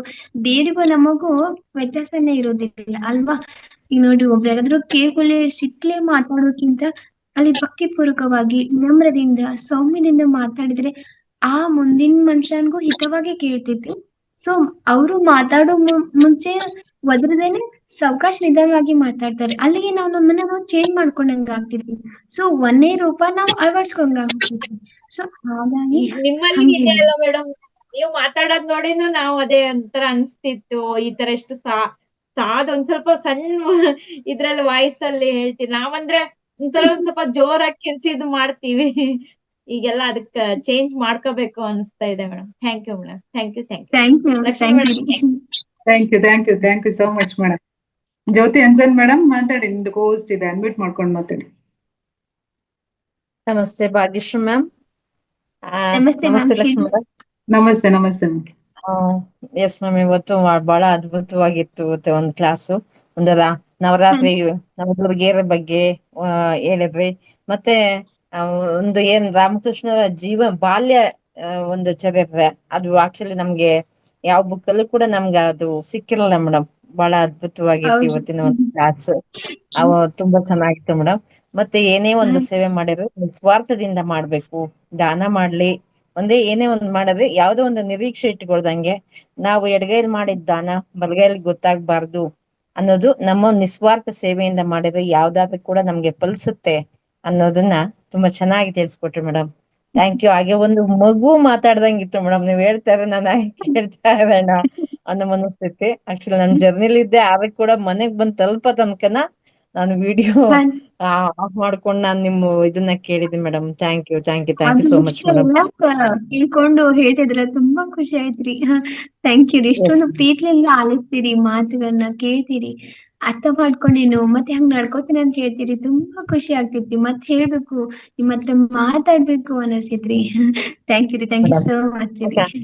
ಪ್ರತಿ ತಿಂಗಳಲ್ಲಿ ಇರ್ಬೇಕು ಮೇಡಮ್ ನಿಮ್ ಕ್ಲಾಸಸ್. ಒಂದು ಕೇಳ್ತಾ ಕೇಳೋಣ ಅಂತ ಅನಿಸ್ತಾ ಇರುತ್ತೆ ಮೇಡಮ್. Thank you. ಖಂಡಿತವಾಗ್ಲೂ ಬರ್ತೀನಿ. Yes madam. Thank you madam. Thank you Jyoti ma'am. Girijamma madam. ನಮಸ್ತೆ ಮೇಡಮ್. ಎಲ್ಲರಿಗೂ ದಸರಾ, ದೀಪಾವಳಿ ಆಯುಧ ಪೂಜೆ ಮತ್ತು ದಸರಾದ ಹಾರ್ದಿಕ ಶುಭಾಶಯಗಳು. Thank you madam. ನಿಮ್ಗೂ ಸಹ ಮೇಡಮ್ ಭಾಗ್ಯಶ್ರೀ ಮೇಡಮ್, ನಿಮ್ಮ ಮೆಲೋದಿ ನಗೆ ಮುಖ ನಮ್ಮನ್ನ 45 ನಿಮಿಷದ ಕಾಲ ಯಾವುದೋ ಲೋಕಕ್ಕೆ ನಮ್ಮನ್ನ ಕರ್ಕೊಂಡು ಹೊರಟೋಯ್ತು. ತುಂಬಾ ಧನ್ಯವಾದಗಳು. ಒಂದೇ ಒಂದು ಕ್ವಶನ್ ಕೇಳ್ಬೇಕು ಅನಿಸ್ತಾ ಇದೆ, ಕೇಳ್ತೀನಿ. ರಾಮಕೃಷ್ಣ ಪರಮಹಂಸರು ಅಷ್ಟೊಂದು ಭಕ್ತಿ ಭಾವದಿಂದ ಕಾಳಿಕಾ ದೇವಿಯನ್ನೇ ಸಾಕ್ಷಾತ್ಕಾರ ಮಾಡ್ಕೊಂಡ್ರು, ಅಷ್ಟು ಇದ್ ಮಾಡಿದ್ರು. ಆದ್ರೂ ಅವರಿಗೆ ಅಂಥ ಅಸಾಧ್ಯವಾದ ಆ ಕಾಯಿಲೆ ಯಾಕೆ ಬಂತು? ಇದು ಪೂರ್ವಾರ್ಜಿತವಲ್ಲದೆ ಅದು ಹಾ? ಯಾಕಂದ್ರೆ ರೀ ಅವರು ಜನ್ಮದ ಕರ್ಮ ರೀ. ನಾವು ಯಾವಾಗ್ಲೂ ಆ ಕರ್ಮವನ್ನ ಮುಗ್ಸೋಕೆ ಈ ಜನ್ಮ ತಗೊಂಡ್ಬಂದಿರ್ತೀವ್ರಿ. ಅದ್ರ ಭಗವಂತನ ಅಂತ ಹೇಳಿರ್ತೀವ್ರಿ. ಸರಿ ಮಾಡಿದಂತ ಕರ್ಮವನ್ನ ನಾನು ಈಗ ಮಾಡೋದಿಲ್ಲ ತಂದೆ, ಈ ಸರಿ ನೋಡು ಶಾನೆ ಆಗಿ ಬರ್ತೀನಿ, ಭಗವಂತ ನೆನಿತಾನಂತ ಎಲ್ಲಾ ವಾದ ಮಾಡಿ ಬಂದಿರ್ತೀವ್ರಿ. ಮತ್ತೆ ಮಾಡೋ ತಪ್ಪು ಇದ ಆಗಿರ್ತೈತ್ರಿ. ಈಗ ನೋಡ್ರಿ, ನಮ್ಮದು ಜನ್ಮ ಹತ್ತು ಜನ್ಮದ ಕರ್ಮ ಕ್ಯಾಲ್ಕುಲೇಟ್ ಆಗಿ ಈ ಜನ್ಮ ಅನುಭವಿಸಲಾಗಿರ್ತೈತ್ರಿ. ಅವ್ರದ್ದು ಕೂಡ ಹಾಗೆ ರೀ. ಜನ್ಮದಲ್ಲಿ ಅವ್ರು ಒಂದೇನು ಮಾಡಿದ ಕರ್ಮಕ್ಕ ಅವ್ರಿಗೆ ಆ ರೋಗ ಬಂತು. ಆದ್ರೂ ಅವರು ಕಾಳಿಕಾ ಮಾತೆ ಅವ್ರ ಹತ್ರ ಇದ್ರುನು ಅವರು ಅಮ್ಮನಿಗೆ ಕೇಳ್ಕೊಳ್ಳಿಲ್ಲ, ನನ್ ಕ್ಯಾನ್ಸರ್ ಐತಿ, ನನ್ನನ್ನ ಇದ್ ತಗೋ ಅಂತ ಅವ್ರು ಯಾವತ್ತೂ ಕೇಳ್ಕೊಳ್ಳಲ್ಲ. ನೋಡಿ ಎಂತ ದೊಡ್ಡ ವ್ಯಕ್ತಿ. ಅವ್ರು ಯಾವಾಗ್ಲೂ ಹೇಳ್ತಾ ಇದ್ರು, ಈ ದೇಹ ನೋವಿನಿಂದ ನಳಲಿ ಪರವಾಗಿಲ್ಲ, ಆದ್ರ ಮನಸ್ಸು ನೀನ್ ಮಾತ್ರ ಅದ್ರ ಕಡೆ ಒಲಕ್ ಹೋಗ್ಬೇಡ, ನೀನ್ ಮಾತ್ರ ಸದಾಕಾಲ ಭಗವಂತನ ನೆಲೆಸು. ಈ ಒಂದು ಪಾಠ ಇಡೀ ವಿಷಯ ಕುಲಕ್ಕೆ ಮಾದರಿ ಆಗುವಂತ ಪಾಠ ಇದು. ನಾವ್ ಸ್ವಲ್ಪ ತಲೆ ಸಾತಿರ ಗುಡ್ಡನ ತಲೆ ಮೇಲೆ ಬಿದ್ದಂಗ್ ಹೊತ್ಕೊಂಡ್ ಮಲ್ಕೋತೀವ್ರಿ, ಅಥವಾ ಏನ್ರ ಆದ್ರ ಅಂತ ಆ ರೋಗ ನಡುವೆನು ಅವರು ಇಡೀ ಭಕ್ತ ಸಮೂಹಕ್ಕೆ ಭಗವಂತನ ಬಗ್ಗೆ ವಿವರವನ್ನಾಗಿ ಕೊಡ್ತಾ ಹೋಗ್ತಿದ್ರು. ತಮ್ಮ ಗಂಟಲು ನೋವಿನ ಹುಣ್ಣಾಗಿ ನೋವಾಗಿದ್ರು ಅವ್ರು ಎದಕ್ಕೂ ಒತ್ತು ನೀಡ್ತಿರಕ್ಕಿಲ್ಲ ಮಾಸ್ಟರ್ಸ್. ಆ ರೀತಿ ಅವರು ಅಂದ್ರೆ ನಾನ್ ಕೇಳ್ಪಟ್ಟ ಪ್ರಕಾರ ಅವ್ರು ಹೋದ ಜನ್ಮದ ಆ ಕರ್ಮಾನುಸಾರ ಅವ್ರು ಅನುಭವಿಸೋದಿತ್ತು. ಸೊ ಹಾಗಾಗಿ ಅವ್ರಿಗೆ ಆ ರೋಗ ಬಂತು. ಆದ್ರೂ ಅವರು ತಮ್ಮ ದೇವಿ ಆರಾಧಕರಾಗಿದ್ದು ಅದನ್ನ ಬೆಳೆಸ್ಕೊಳ್ಳಿಲ್ಲ ಅವ್ರು ಮಾಸ್ಟರ್ಸ್. ಅವರು ಸ್ವತಃ ತಮ್ಮ ತಾವೇ ಅದಕ್ಕೆ ಶಿಕ್ಷೆ ಕೊಟ್ಕೋತಾ ಹೋದ್ರು, ಈ ರೀತಿ ಅಂತ ಹೇಳಿ. Okay, thank you. ತುಂಬಾ ಚೆನ್ನಾಗಿತ್ತು ನಿಮ್ಮ ಉಪನ್ಯಾಸ, ತುಂಬಾ ಚೆನ್ನಾಗಿತ್ತು. Thank you. Thank you madam, Girijamba madam. ನಿಮ್ ಕ್ವಶನ್ ಇಂದ ಎಲ್ರಿಗೂ ಸಹ ಆನ್ಸರ್ ಸಿಕ್ಕಿದೆ. ಥ್ಯಾಂಕ್ ಯು ಮೇಡಮ್, ಒಳ್ಳೆ ಕ್ವಶನ್ ಕೇಳಿದೀರಾ. ನಾಗಲಲಿತಾ ಮ್ಯಾಮ್. ಅಂದ್ರೆ ಯಾರು ಬಿಟ್ಟೇ ಇಲ್ಲ ನೋಡ್ರಿ ಮ್ಯಾಮ್. ಈಗ ನಾವು ಸತ್ಯಸಾಯಿಬಾಬಾ ನೋಡ್ಬೋದಿತ್ತು. ಅವರು ಸಾಕ್ಷಾತ್ ಎಲ್ರಿಗೂ ವಿಭೂತಿ ಕೊಡ್ತಾ ಇದ್ರು. ಆಮೇಲೆ ತಮ್ಮ ಕೈಯಲ್ಲಿ ಗೋಲ್ಡ್ ಇದನ್ ಮಾಡಿ ಕೊಡ್ತಾ ಇದ್ರು. ಎಷ್ಟೋ ಜನರ ರೋಗಗಳನ್ನ ಅವರೆಲ್ಲ ವಾಸಿ ಮಾಡಿದ್ರು. ಆದ್ರೂ ಅವ್ರಿಗೆ ಕೊನೆಯಲ್ಲಿ ಪ್ಯಾರಲೈಸ್ ಅಂತ ಸ್ವಲ್ಪ ಇದನ್ ಹೊಡಿತು. ಆದ್ರೂ ಅವರು ಯಾವತ್ತು ಕೇಳ್ಕೊಳ್ಳೇ ಇಲ್ಲ. ಅವ್ರು ತಮ್ಮ ಕರ್ಮವನ್ನು ತಾವೇ ಅನ್ಭವಿಸಿದ್ರು. ಹಾಗೆ ಭಗವಂತನ ದಾಸರಾಗಿ ನಾವು ಬಂದಾಗ ನಮ್ಮನ್ನ ಅದಕ್ಕ ಅಂದ್ರೆ ಬಿಡ್ಕೋತೇವಿ ನೋಡ್ರಿ, ಹಂಗ್ ಕೊಡ್ರಿ ಹಿಂಗ್ ಕೊಡ್ರಿ ಅಂದ್ರೆ ಅವರು ದೈವ ಸಂಬೂತರು. ಅವ್ರು ಯಾವತ್ತು ಭಗವಂತನ ಹತ್ರ ಕೇಳ್ಕೊಳ್ಳೇನೆ ಇಲ್ಲ, ನನ್ಗೆ ಈ ರೋಗ ವಾಸಿ ಮಾಡು, ಇದನ್ನ ವಾಸಿ ಮಾಡು ಅಂತ ಹೇಳಿ, ಅಲ್ವಾ ಮಾಸ್ಟರ್ಸ್? ಈಗ ನೋಡ್ರಿ, ಭಿಕ್ಷುಕರು ಬಂದು ನಮ್ಮ ಹತ್ರ ಭಿಕ್ಷೆ ಕೇಳಿದ್ರೆ ನಾವೇನ್ ಹೇಳ್ತೀವಿ? ಯಾಕ ನಿಂಗ್ ಕೈ ಕಾಲೇನ್ ಗಟ್ಟಿ ಇಲ್ಲ, ಹೋಗಿ ದುಡಕ್ಕೆ ಧಾಡ್ ಆಗ್ತೈತಿ ನಿನಗ, ಹೋಗ್ ದುಡಗಂತೆ ಬೈತೀವಿ. ಆದ್ರೆ ದೇವಸ್ಥಾನಕ್ ಹೋಗಿ ಆ ಮೂರ್ತಿ ಮುಂದೆ ನಿಂತು ನಾವ್ ಎರಡು ಕೈಲಿ ನನಗೆ ಹಣ ಬೇಕಾಗೈತಿ, ಇಷ್ಟ ಸಾಲ ಮಾಡ್ಕೊಂಡು ನೀನು ಇಲ್ಲಿ ಹಿಂಗಾಗೈತಿ, ದಯವಿಟ್ಟು 1 ಲಕ್ಷ ಕೊಡು, 2 ಲಕ್ಷ ಕೊಡು, ಇದು ಭಿಕ್ಷೆ ಅಲ್ವಾ ಹಾಗಾದ್ರೆ? ನಾವು ಭಿಕ್ಷುಕರಿಗೆ ಬಯೋದು ಭಿಕ್ಷೆ ಬೇಡಕ್ ತಿಂತೀಯಾ, ದುಡ್ಡು ತಿನ್ನ ಅಂತ ಹೇಳಿ. ಮತ್ತೆ ಭಗವಂತನ ಹೋಗಿ ಕೇಳೋದು 1 ಲಕ್ಷ ಕೊಡು, 2 ಲಕ್ಷ ಕೊಡು, ಇದು ಭಿಕ್ಷೆನೆ. ಆದ್ರೆ ನೋಡಿ ನಮ್ಮ ಯಾವ ರೀತಿ ಇದೆ ಅಂತ ಹೇಳಿ. ಅಂದ್ರೆ ಎಲ್ಲಾರು ಒಂದ್ ರೀತಿನಲ್ಲಿ ಭಿಕ್ಷೆನೆ ಬೇಡ್ತೀವಿ ಅನ್ನೋದೇ. ಅದು ಜೀವನದ ಪರಿಪಾಠ ಯಾಕೆ ತಿಳಿದಿರೋದಿಲ್ಲ ಮೇಡಮ್. ಕರೆ ಬೆಳೆದೆಲ್ಲರೂ ಮತ್ತೆ ಭಿಕ್ಷೆನೆ. ಅಂದ್ರೆ ಈಗ ಇವ್ರೀಗ ರಾಮಕೃಷ್ಣ ಪರಮಹಂಸರಿಗಾಗ್ಲಿ ಬಾಬಾ ಅವರಿಗಾಗ್ಲಿ ಅವರಲ್ಲಿ ಏನೇ ಶಕ್ತಿ ಇದ್ರೂನು ಅವರು ಅದರಿಂದ ಪರಿಹಾರ ಮಾಡ್ಕೊಳ್ಳೋದ್ ಬೇಡ, ನಮ್ಮ ಕರ್ಮನ ನಾವು ಕಳಿಲೇಬೇಕು, ಅನುಭವಿಸ್ಲೇಬೇಕು ಅನ್ನೋದೇ ಅವ್ರ ಇದಾಗಿತ್ತು. ನೀವು ಸ್ವಲ್ಪ ವಿಚಾರ ಮಾಡಿ, ಯಾರಿಗೆ ಕರ್ಮ ಬಿಟ್ಟಿದ್ದಿಲ್ಲ? ಸಾಕ್ಷಾತ್ ಶ್ರೀಕೃಷ್ಣ ಪರಮಾತ್ಮ ಇದಕ್ ಬಂದ್ರಿ. ಎಲ್ಲೇ ಯಾವ್ದನ್ನು ಶ್ರೀಕೃಷ್ಣನ್ ಊರ್ ಯಾವ್ದ್ರಿ? ಆಕ್ಚುಲಿ ದ್ವಾರಕ. ಅಲ್ಲಿ ಬಂದ್ರು. ಅವ್ರು ಎಷ್ಟೆಲ್ಲ ಅವ್ರು ನೋವು ಅನುಭವಿಸ್ರು. ಯಾಕೆ ಅವ್ರು ನೋವು ಅನುಭವಿಸ್ರು? ಅವರು ಭಗವಂತನೇ ಸ್ವತಃ ಭಗವಂತನ ದರೆಗೆ ಬಂದಿದ್ರು. ಕರೆ ಅವ್ರು ನೋಡ್ರಿ, ಲಾಸ್ಟಿಗೆ ಇವ್ರ ಮುಖಾಂತರ ಬಾಣ ಹೊಡೆದವ್ರು ಸಾಯೋಗ ಆಯ್ತು. ಯಾಕೆ ಇದೆಲ್ಲ? ಅಂದ್ರೆ ಅವ್ರವ್ರು ಮಾಡಿದ ಭಗವಂತನಿಗೂ ಬಿಟ್ಟಿಲ್ಲ ಅಂತ ಹೇಳಿ, ಕರ್ಮ ಅನ್ನೋದು ಭಗವಂತನ ಕೂಡ ಬಿಡೋದಿಲ್ಲ ಅಂತ ಹೇಳಿ. ಸೂರ್ಯ ನೋಡ್ರಿ ನಮಗೆ ದಿನ ಪರಿಸ್ಥಿತಿ ಅವ್ನು ನಮಗ್ ಬೆಳಕು ಕೊಡ್ತಾನೆ. ಒಂದ್ ದಿವ್ಸ ಅವ್ನ್ ಇಲ್ಲ ಅಂದ್ರೆ ನಮಗ್ ಉಸಿರು ಕಟ್ತೈತಿ. ಅಯ್ಯೋ ಭಗವಂತಾನೆ ಇವತ್ತ ಮೋಡ ಹಾಕಿತ್ತು ಅಂದ್ರೆ ಸಿಕ್ಕಾಪಟ್ಟೆ ಬೀಯ್ತು, ಏನ್ ದಾಡಾಗೈತಿ, ಬಿಸಿಲು ಬೀಳಾಕ ನಾನು ಅರಿವು ಅನುಭವಾಲು ಏನ್ ಮಾಡ್ಲಿ ಅಂತ ಹೇಳಿ ಒಂದ್ ದಿನ ನಮಗ ಬರ್ಲಿಲ್ಲ ಅಂದ್ರೆ ತ್ರಾಸ ಆಗ್ತೈತಿ. ಅದೇ ರೀತಿ ಸೂರ್ಯಗ್ರಹಣ ಹಿಡಿದಾಗ ಅವ್ನು ಎಷ್ಟು ತ್ರಾಸ ಅನುಭವಿಸ್ತಾನೆ.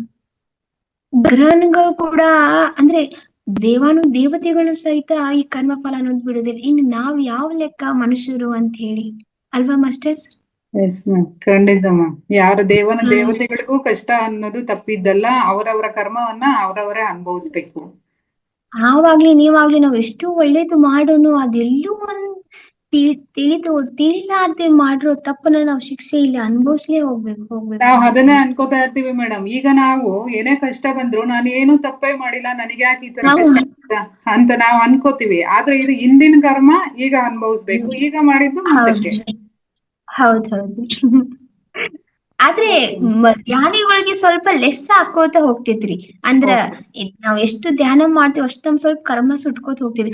ಆದ್ರೆ ಸ್ವಲ್ಪ ಪ್ರಮಾಣದ ನಾವು ಕರ್ಮ ಮುಗಿಸಿ ಹೋಗ್ಬೇಕು ಅಲ್ವಾ ಮಾಸ್ಟರ್ಸ್? ಇವತ್ತಿನ ಎದೆ ಹಚ್ಚಿರ್ತಾರು ಅಂದ್ರ ವಿಧವಾದ ತಿಂಡಿಗಳನ್ನ ಇಟ್ರ ಬಿಡ್ತೇವ್, ಹೆಂಗ್ ಕಪ್ಪಿಸ್ತೇವಲ್ಲ ರೀ, ಹಂಗ ಆ ಕರ್ಮನು ನಾವು ತಿಂದು ಉಂಡು ಕಪ್ಪಿಸನೆ ಹೋಗಾಕ್ಬೇಕು. ಅದು ಯಾರನ್ನು ಕೂಡ ಬಿಟ್ಟಿಲ್ಲ. ಇಡೀ ಆ ಭಗವಂತನೇ ಬಿಟ್ಟಿಲ್ಲ ಅಂದ್ರೆ ನಾವ್ ಯಾವ ಲೆಕ್ಕ ಮನುಷ್ಯರು ಅಲ್ವಾ ಮಾಸ್ಟರ್ಸ್? ಖಂಡಿತ ಮ್ಯಾಮ್. ಅವ್ರವ್ರ ಕರ್ಮ ಅವ್ರ ಅನುಭವಿಸಿದ್ರೇನೆ ಅದು ನಾವು ಮುಂದಿನ ಜನ್ಮಕ್ಕೆ ನಮ್ಗೆ ಒಂದು ಬುನಾದಿ ಅದು. ಹಾ ಹೌದ್ರಿ. ನಾಗಲಲಿತಾ ಮ್ಯಾಮ್ ಮಾತಾಡಿ. ನಮಸ್ತೆ ಮೇಡಮ್, ಲಕ್ಷ್ಮಿ ಮೇಡಮ್ಗೆ, ನಮಸ್ತೆ. ಭಾಗ್ಯಶ್ರೀ ಮೇಡಮ್ಗೂ ನಮಸ್ತೆ. ನಮಸ್ತೆ ಅಮ್ಮ, ಹೇಳಿ. ರಾಮಕೃಷ್ಣ ಪರಮಹಂಸರು ಕಾಳಿಕಾದೇವಿಲಿ ಹೇಗೆ ಲೀನ ಆಗಿದ್ರು ಹಾಗೆ ನೀವು ರಾಮಕೃಷ್ಣ ಪರಮಹಂಸರಲ್ಲಿ ಲೀನ ಆಗ್ಬಿಟ್ಟಿದೀರಿ ಅಂತ ಅನ್ನಿಸ್ತಾ ಇದೆ. ತುಂಬಾ ನೀವು ಕ್ಲಾಸ್ಗಳು ಕೇಳ್ತಾ ತುಂಬಾ ಅದ್ಭುತವಾಗಿ ಅವರಲ್ಲೇ ಲೀನ ಒಂದಾಗ್ಬಿಟ್ಟಿದೀರಿ ಅಂತ ನನಗೆ ತುಂಬಾ ಖುಷಿ ಆಗುತ್ತೆ. ಇಷ್ಟು ಸಣ್ಣ ವಯಸ್ಸಿಗೆ ಇಷ್ಟೊಂದು ಒಂದು ಜ್ಞಾನವನ್ನ ಹಂಚ್ತಾ ಇರೋಕ್ಕೆ ತುಂಬಾ ಧನ್ಯವಾದಗಳು. ತುಂಬಾ ಚೆನ್ನಾಗಿತ್ತು.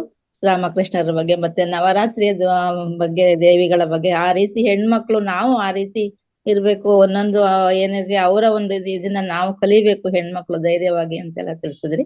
ಅದು ನಾವು ಬರೀ ನವರಾತ್ರಿ ಅವರು ಮಹಿಷಾಸುರನ ಸಂಹಾರ ಮಾಡಿದ್ಲು ಆ ತರ ಕಥೆಗಳಿಗೆ ಸೀಮಿತ ಅಲ್ಲ, ಅವಳ ಒಂದು ಇದನ್ನ ನಾವು ಧೈರ್ಯ ಇದೆಲ್ಲ ನಾವು ತಗೋಬೇಕು ಅಂತ ತಿಳಿಸ್ರಿ. ಉತ್ತಮವಾದ ಒಂದು ಸಂದೇಶನ ಕೊಟ್ಟಿ ಚೆನ್ನಾಗಿತ್ತು ಮೇಡಮ್, ತುಂಬಾ ಅದ್ಭುತವಾಗಿತ್ತು. ಮತ್ತೆ ರಾಮಕೃಷ್ಣರ ಬಗ್ಗೆ ಸಣ್ಣದಾದ ಒಂದು ತಿಳ್ಕೊಂಡಿದ್ದೆ. ಏನಂದ್ರೆ ರಾಮಕೃಷ್ಣ ಪರಮಹಂಸರು ಒಂದ್ಸಲ ಅವ್ರಿಗೆ ಕುಂಬಳಕಾಯಿ ತಿನ್ಬೇಕು ಅಂತ ಅನ್ನಿಸ್ತಂತೆ. ಆಗ ಶಿಷ್ಯರ್ಗೆ ಹೇಳಿದಾಗ ಅವರೆಲ್ಲ ಅಲ್ಲೊಂದ್ ಮನೇಲಿ ಹಿತ್ಲಲ್ಲಿ ಕುಂಬಳಕಾಯಿ ಬಿಟ್ಟಿತ್ತು, ಹೋಗಿ ಕಿತ್ಕೊಳಕ್ ಇಲ್ಲ ಕೊಡಲ್ಲ, ಇಲ್ಲ ಕಿತ್ಕೋಬೇಡಿ ಅಂತ ಹೇಳ್ಬಿಟ್ರಂತೆ. ಆವಾಗ ಸುಮ್ನೆ ಇದ್ದು ಮತ್ತೆ ಇನ್ನೊಂದ್ ಸ್ವಲ್ಪ ಹೊತ್ತಾದ್ಮೇಲೆ ಒಂದ್ ಕೋತಿ ಹೋಗಿ ಆ ಕುಂಬಳಕಾಯಿನ ಕಿತ್ಕೊಂಡ್ ಬಂದು ರಾಮಕೃಷ್ಣ ಪರಮಹಂಸರ ಮುಂದೆ ತಂದಿಡ್ತಂತೆ. ಅದು ಕೇಳಿ ಅದನ್ನ ನೋಡಿ ಒಂದ್ಸಲ ತುಂಬಾ ಖುಷಿ ಆಯ್ತು. ಎಷ್ಟು ಅದ್ಭುತವಾಗಿ ಅವರ ಒಂದು ಇದಾಗಿದೆ ನೋಡಿ. ಆ ಕೋತಿ ತಂದಿಡ್ತು ಅಂತಂದ್ರೆ ಎಷ್ಟು ಇದು ಅಂತ ನನಗೆ ಖುಷಿ ಆಯ್ತು. ಅದೊಂದು ಸಣ್ಣ ಒಂದು ಘಟನೆ ನಾವು ಓದಿದ್ದೆ, ತಿಳಿಸ್ಬೇಕು ಅನ್ನಿಸ್ತು, ತಿಳಿಸ್ತೇವೆ ಮೇಡಮ್. ತುಂಬಾ ಧನ್ಯವಾದಗಳು. Thank you Nagalatha ma'am. Nagaratna ma'am unmute ಮಾಡ್ಕೊಳ್ಳಿ ಮ್ಯಾಮ್.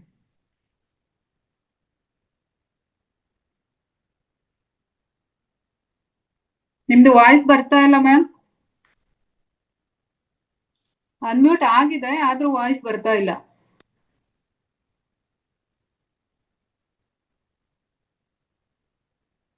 ವಾಯ್ಸ್ ಬರ್ತಾ ಇಲ್ಲ ಮ್ಯಾಮ್ ನಿಮ್ದು.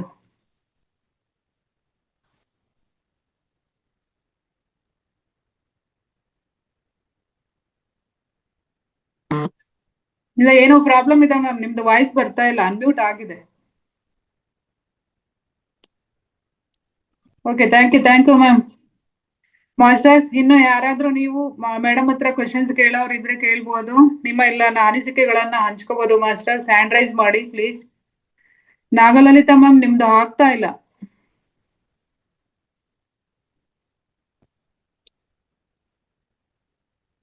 ಯಶೋಧ ಮ್ಯಾಮ್ ಮಾತಾಡಿ ಮ್ಯಾಮ್. ನಮಸ್ತೆ ಭಾಗ್ಯಶ್ರೀ ಮ್ಯಾಮ್, ನಮಸ್ತೆ. ನಮಸ್ತೆ ಅಮ್ಮ, ಹೇಗಿದ್ದೀರಿ? ಚೆನ್ನಾಗಿದ್ದೀನಪ್ಪ. ದಸರಾ ಹಬ್ಬದ ಶುಭಾಶಯಗಳು. ಬಿಡ್ತೀವಿ ನಾವು. ಇಲ್ಲಿ ಇರೋದೇ ಇಲ್ಲ. ಅಷ್ಟು ತುಂಬಾ ಚೆನ್ನಾಗಿ ಅನುಭವ ಆಗಿರೋದ್ರಿಂದಲೇ ಅಷ್ಟು ನೀಟಾಗಿ ಬರೋದು. ತುಂಬಾ ಅದ್ಭುತವಾಗಿತ್ತಪ್ಪ ಇವತ್ತೂ ಕೂಡ. 4ನೇದು. ಥ್ಯಾಂಕ್ ಯು ಅಮ್ಮ. ಇದು 4ನೇ ಭಾಗ ಅಲ್ಲ ಮೇಡಮ್, ಇವರು ರಾಮಕೃಷ್ಣ ಪರಮಹಂಸರ ಚರಿತ್ರೆ ಇದು. ಚರಿತ್ರೆನೇ ಇದು 4ನೇದು. ಅಂದ್ರೆ ಸ್ವಾಧ್ಯಾಯ ಕೊಡ್ತಿರೋದು ಇವರು 4ನೇದು ಇವತ್ತಿಗೆ. 2 ಫಸ್ಟ್ ಕೊಟ್ಟಿ 2 ಆಗಿದೆ. 999 ಬಂತಲ್ಲ, ಅವತ್ತೊಂದ್ ದಿನ ಕೊಟ್ಟಿದ್ರು, ಇವತ್ ಕೊಟ್ಟಿದ್ದಾರೆ ಅಲ್ಲಪ್ಪ. 99 ಕೊಟ್ಟಿದ್ದು ಇವರಲ್ಲ, ಅವರು ಸವಿತಾ ರಮೇಶ್ ಮೇಡಮ್ ಅವತ್ ಕೊಟ್ಟಿದ್ದು, ಇವರಲ್ಲ ಅವತ್ ಕೊಟ್ಟಿದ್ದು. ಅಲ್ಲ, ಇವ್ರಿಗೆ ಅವತ್ತು ಅನುಭವ ಆಯ್ತಲ್ಲ ಧ್ಯಾನಕ್ಕೆ ಕೂತಾಗ, ಅದನ್ನು ಕೂಡ ಹೇಳಿದ್ರು. ಹಾ, ಹೌದು. ಓಕೆ ಮೇಡಮ್, ಏನಾದ್ರೂ ಕ್ವಶನ್ಸ್ ಇದೆಯಾ ನಿಮ್ದು ಯಶೋದಾ ಮ್ಯಾಮ್? ಏನಿಲ್ಲ ಮೇಡಮ್, ಏನು ಕ್ವಶನ್ ಇಲ್ಲ. ಥ್ಯಾಂಕ್ ಯು ಪಾ, thank you Lakshmi madam, thank you so much ma'am. Sannagowda sir ಮಾತಾಡಿ ಸರ್. ನಮಸ್ತೆ ಮೇಡಮ್, ಚೆನ್ನಾಗಿದ್ದೀರಾ? ನಮಸ್ತೆ ಸರ್, ಹೇಗಿದ್ದೀರಿ? ನಾನು ಅದೇ ಹುಡುಕ್ತಾ ಇದ್ದೆ ಸರ್, ಬಂದಿಲ್ಲ ಕಾನ್ವಾರು ಅಂತ ಕೇಳ್ತಾ ಇದ್ದೇನೆ ನಾ ಮಾತಾಡೋದು? ಹಾ, ಕೇಳ್ತಾ ಇದೆ ಮಾತಾಡಿ ಸರ್.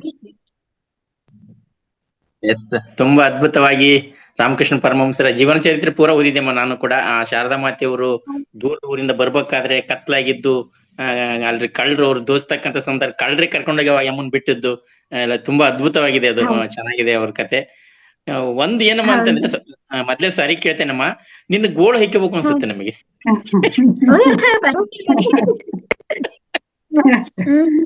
ಭಗವಂತ ನನಗೆ ಏನಾದ್ರೂ ಅವಕಾಶ ಕೊಟ್ರೆ ಮಾರು ವೇಷದಲ್ಲಿ ಬಂದು ನಿಮ್ ಮನೆಗೆ ಬಂದು ನಿನ್ನನ್ನ ಭಯಂಕರವಾಗಿ ಸತ್ಯ ಹರಿಶ್ಚಂದ್ರರನ್ನ ಪರೀಕ್ಷೆ ಮಾಡ್ಲಿಕ್ಕೆ ವಿಶ್ವಾಮಿತ್ರ ಕಾಡಿದ್ನಲ್ಲ, ಲೋಕಕ್ಕೊಂದ್ ಸತ್ಯ ಕೊಡ್ಲಿಕ್ಕೆ, ಹಂಗೆ ನಿನ್ ಗೋಳು ಹೆಕ್ಕಬೇಕು ಅನ್ಸುತ್ತಮ್ಮ. ಅಂದಂಗೆ 25-26ಕ್ಕೆ ಹುಬ್ಳಿಗೆ ಬರ್ಬೇಕಮ್ಮ ನೀವು. ಅಲ್ಲಿ 2 ದಿವಸ ಧ್ಯಾನ ಮಹಾಯಜ್ಞ ಇದೆ ನಮ್ದು.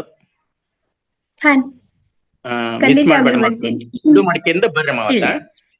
ಓಕೆ, ನಿಮ್ಮ ಜನಗಳು ಯಾರಾದ್ರೂ ಇದ್ರೆ ಹೇಳಮ್ಮ ಅವ್ರಿಗೆಲ್ಲರಿಗೂ. ಓಕೆ, ಆಯ್ತು. 25-26 ಇದೇ ತಿಂಗಳ್ರಿ? ಇದೇ ತಿಂಗಳು. ಹಾ, ಹೌದು ಮೇಡಮ್, ಸಾಟರ್ಡೆ ಸಂಡೇ ಬರುತ್ತೆ. ಅಲ್ಲಿ ಜ್ಞಾನ ಯಜ್ಞ ಮೇಳ ಇದೆ ಮ್ಯಾಮ್, ಅಲ್ಲಿ ಪಿರಮಿಡ್ ಅಲ್ಲಿ. ಜೊತೆಗೆ ನಿಮ್ ಬುಕ್ಸ್ ತಗೊಂಡ್ಬರ್ಮ ಮೇಡಮ್. ಅಡ್ರೆಸ್ ಸೆಂಡ್ ಮಾಡಿದ್ರೆ ಖಂಡಿತವಾಗ್ಲೂ ಬರ್ತೀನಿ. ಸರಿ, ಬರ್ರಿಮ್ಮ. ನಿಮ್ಮ ಬುಕ್ಸ್ ಇಲ್ಲದವಲ್ಲ ತಗೊಂಬರ್ರಿಮ್ಮ, ಅವನ್ನೆಲ್ಲ ಎತ್ಕೊಂಡ್ಬರ್ರಿ, ಅವ್ನ ರೈಟ್ ಅಪ್ ಮಾಡಿ. ಓಕೆ, ತಗೊಂಡ್ಬರ್ತೀನಿ ಸರ್. ಅದು ಥ್ಯಾಂಕ್ ಯು ರೀ, ಮಾತಾಡಿದ್ರಿ ಖುಷಿ ಆಯ್ತು. ಥ್ಯಾಂಕ್ ಯು ರೀ. ಮತ್ತೆ ನಿಮ್ಗೂ ದಸರಾ ಹಬ್ಬದ ಹಾರ್ದಿಕ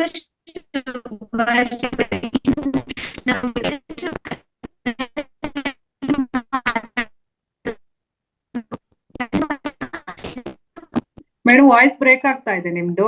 ಮ್ಯೂಟ್ ಆಗಿದೆ ಮೇಡಮ್, ಅನ್ಮ್ಯೂಟ್ ಮಾಡ್ಕೊಳ್ಳಿ.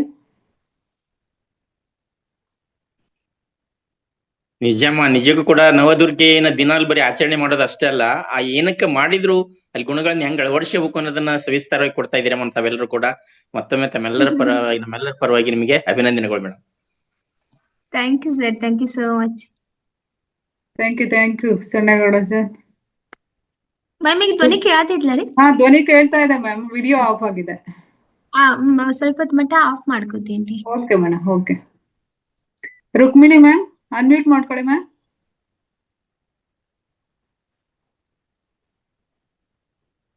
ರುಕ್ಮಿಣಿ ಮ್ಯಾಮ್, ಆಪ್ಷನ್ ಬಂದಿದೆ ನೋಡಿ ಮ್ಯಾಮ್, ಅನ್ಮ್ಯೂಟ್ ಮಾಡ್ಕೊಳ್ಳಿ. ಆಗಿಲ್ಲ ಮ್ಯಾಮ್, ಅನ್ಮ್ಯೂಟ್ ಆಗಿಲ್ಲ ನಿಮ್ದು.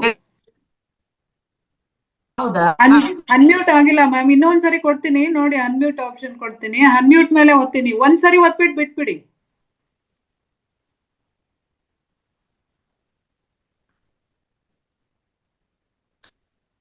ಆಗ್ತಾ ಇಲ್ವಾ?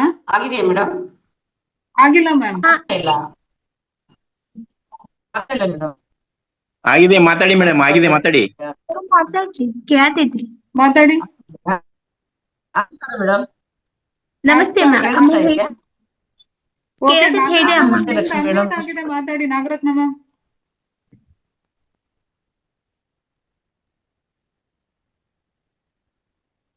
ವಾಯ್ಸ್ ಬರ್ತಾ ಇಲ್ಲ ಮೇಡಮ್ ನಿಮ್ದು. ನಾಗರತ್ನ ಮ್ಯಾಮ್, ನಿಮ್ದು ವಾಯ್ಸ್ ಬರ್ತಾ ಇಲ್ಲ.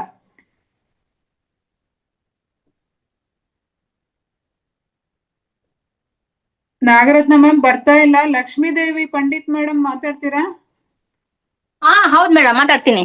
ಮಾತಾಡಿ ಮ್ಯಾಮ್. ನಾಗರತ್ನ ಮೇಡಮ್ದು ವಾಯ್ಸ್ ಬರ್ತಾ ಇಲ್ಲ. ಆಯ್ತು ಮೇಡಮ್. ಭಾಗ್ಯವಂತರು ನಾವೇ ಭಾಗ್ಯವಂತರು. ಭಾಗ್ಯಶ್ರೀ ಮೇಡಮ್, ನಾವು ಭಾಗ್ಯವಂತರಾಗಿದ್ದೀವಿ ನಿಮ್ಮ ಹೆಸರಿಂದ ಮೇಡಮ್. ನಮ್ಮ ಮನೆ ಬಾಗಿಲಿಗೆ ಭಾಗ್ಯಶ್ರೀ ಬಂದಿದ್ದಾರೆ. ತುಂಬಾ ಖುಷಿ ಆಯ್ತು ಮೇಡಮ್ ನಮಗೆ. ದೊಡ್ಡ ಗುಣ ನಿಮ್ದು. ನಮ್ಮ ಮನೆಗೆ ರಾಮಕೃಷ್ಣ ಪರಮಹಂಸರು, ಶಾರದಾ ದೇವಿ, ಕಾಳಿಕಾಮಾತಿನೆಲ್ಲ ಕರ್ಕೊಂಡ್ ಬಂದಿದ್ದೀರಾ. ಅದೇ ಇದು ನವದುರ್ಗಿಯರ ಸಮಯದಲ್ಲಿ, ನವರಾತ್ರಿದಲ್ಲಿ ತುಂಬಾ ಖುಷಿ ಆಯ್ತು ಮೇಡಮ್. ತುಂಬಾ ಖುಷಿ ಆಯ್ತು ನೋಡಿದ್ರೆ ನಿಮ್ನ. ಅದೇ ಸಣ್ಣಗುಡಿ ಹೇಳ್ದಂಗೆ ನಿಮ್ ಜೊತೆ ನಿಮ್ಮನ್ನ ಪರೀಕ್ಷೆ ಮಾಡ್ಬೇಕು ಅಂತ ಹೇಳ್ತಾರೆ. ನನಗೆ ನಿಮ್ ನೋಡಿದ್ರೆ ಮಕ್ಕಳ ಜೊತೆ ನಾವು ತುಂಟಾಟ ಆಡ್ತೀವಲ್ಲ, ಮಕ್ಕಳು ಮಾಡ್ತೀವಿ ಮಕ್ಕಳ ಜೊತೆ ಆಟ ಆಡ್ತೀವಿ ಗೊತ್ತಲ್ಲ, ಹಂಗ ಆಟ ಆಡ್ಬೇಕು ಅನ್ಸುತ್ತೆ ನಂಗೆ. ಮಕ್ಕಳ ಜೊತೆ ತುಂಟಾಟ ಆಡ್ಬೇಕು ಅನ್ಸುತ್ತೆ ಮೇಡಮ್ ನಂಗಂತ. ಖುಷಿ ಆಯ್ತು ಮೇಡಮ್, ತುಂಬಾ ಚೆನ್ನಾಗಿತ್ತು. ಮತ್ತೆ ಇನ್ನೊಬ್ರು ಹೇಳ್ತಾರಲ್ಲ ಕರ್ಮ ಅಂತ, ಹಂಗೆ ಅವಳು ಅಂದ್ರೆ ನಮ್ಮ ಕರ್ಮ ನಾವ್ ಅನುಭವಿಸ್ಬೇಕಮ್ಮ. ನಾವೇನು ಮಾಡಿದುಣ್ಣ ಮಹಾರಾಯ, ನಾವೇನ್ ಮಾಡ್ತೀವಿ ಅದ್ ನಾವೇ ಊಟ ಮಾಡ್ಬೇಕಲ್ಲ ಮೇಡಮ್. ಹಂಗ ಅನಿಸ್ತೇ ಮೇಡಮ್. ಖುಷಿ ಆಯ್ತು ಮೇಡಮ್. ತುಂಬಾ ಅದ್ಭುತವಾದ ಮಾತು. ನಮಸ್ತೆ ಮೇಡಮ್. ನಮಸ್ತೆ madam. Thank you Lakshmidevi ma'am. Thank you. Nagaratna ma'am ಮಾತಾಡ್ತೀರಾ? ಇದೊಂದ್ಸರಿ ಟ್ರೈ ಮಾಡಿ. ಅನ್ಮ್ಯೂಟ್ ಅಲ್ಲೇ ಇದೆ ನಿಮ್ದು, ಟ್ರೈ ಮಾಡಿ ಮ್ಯಾಮ್.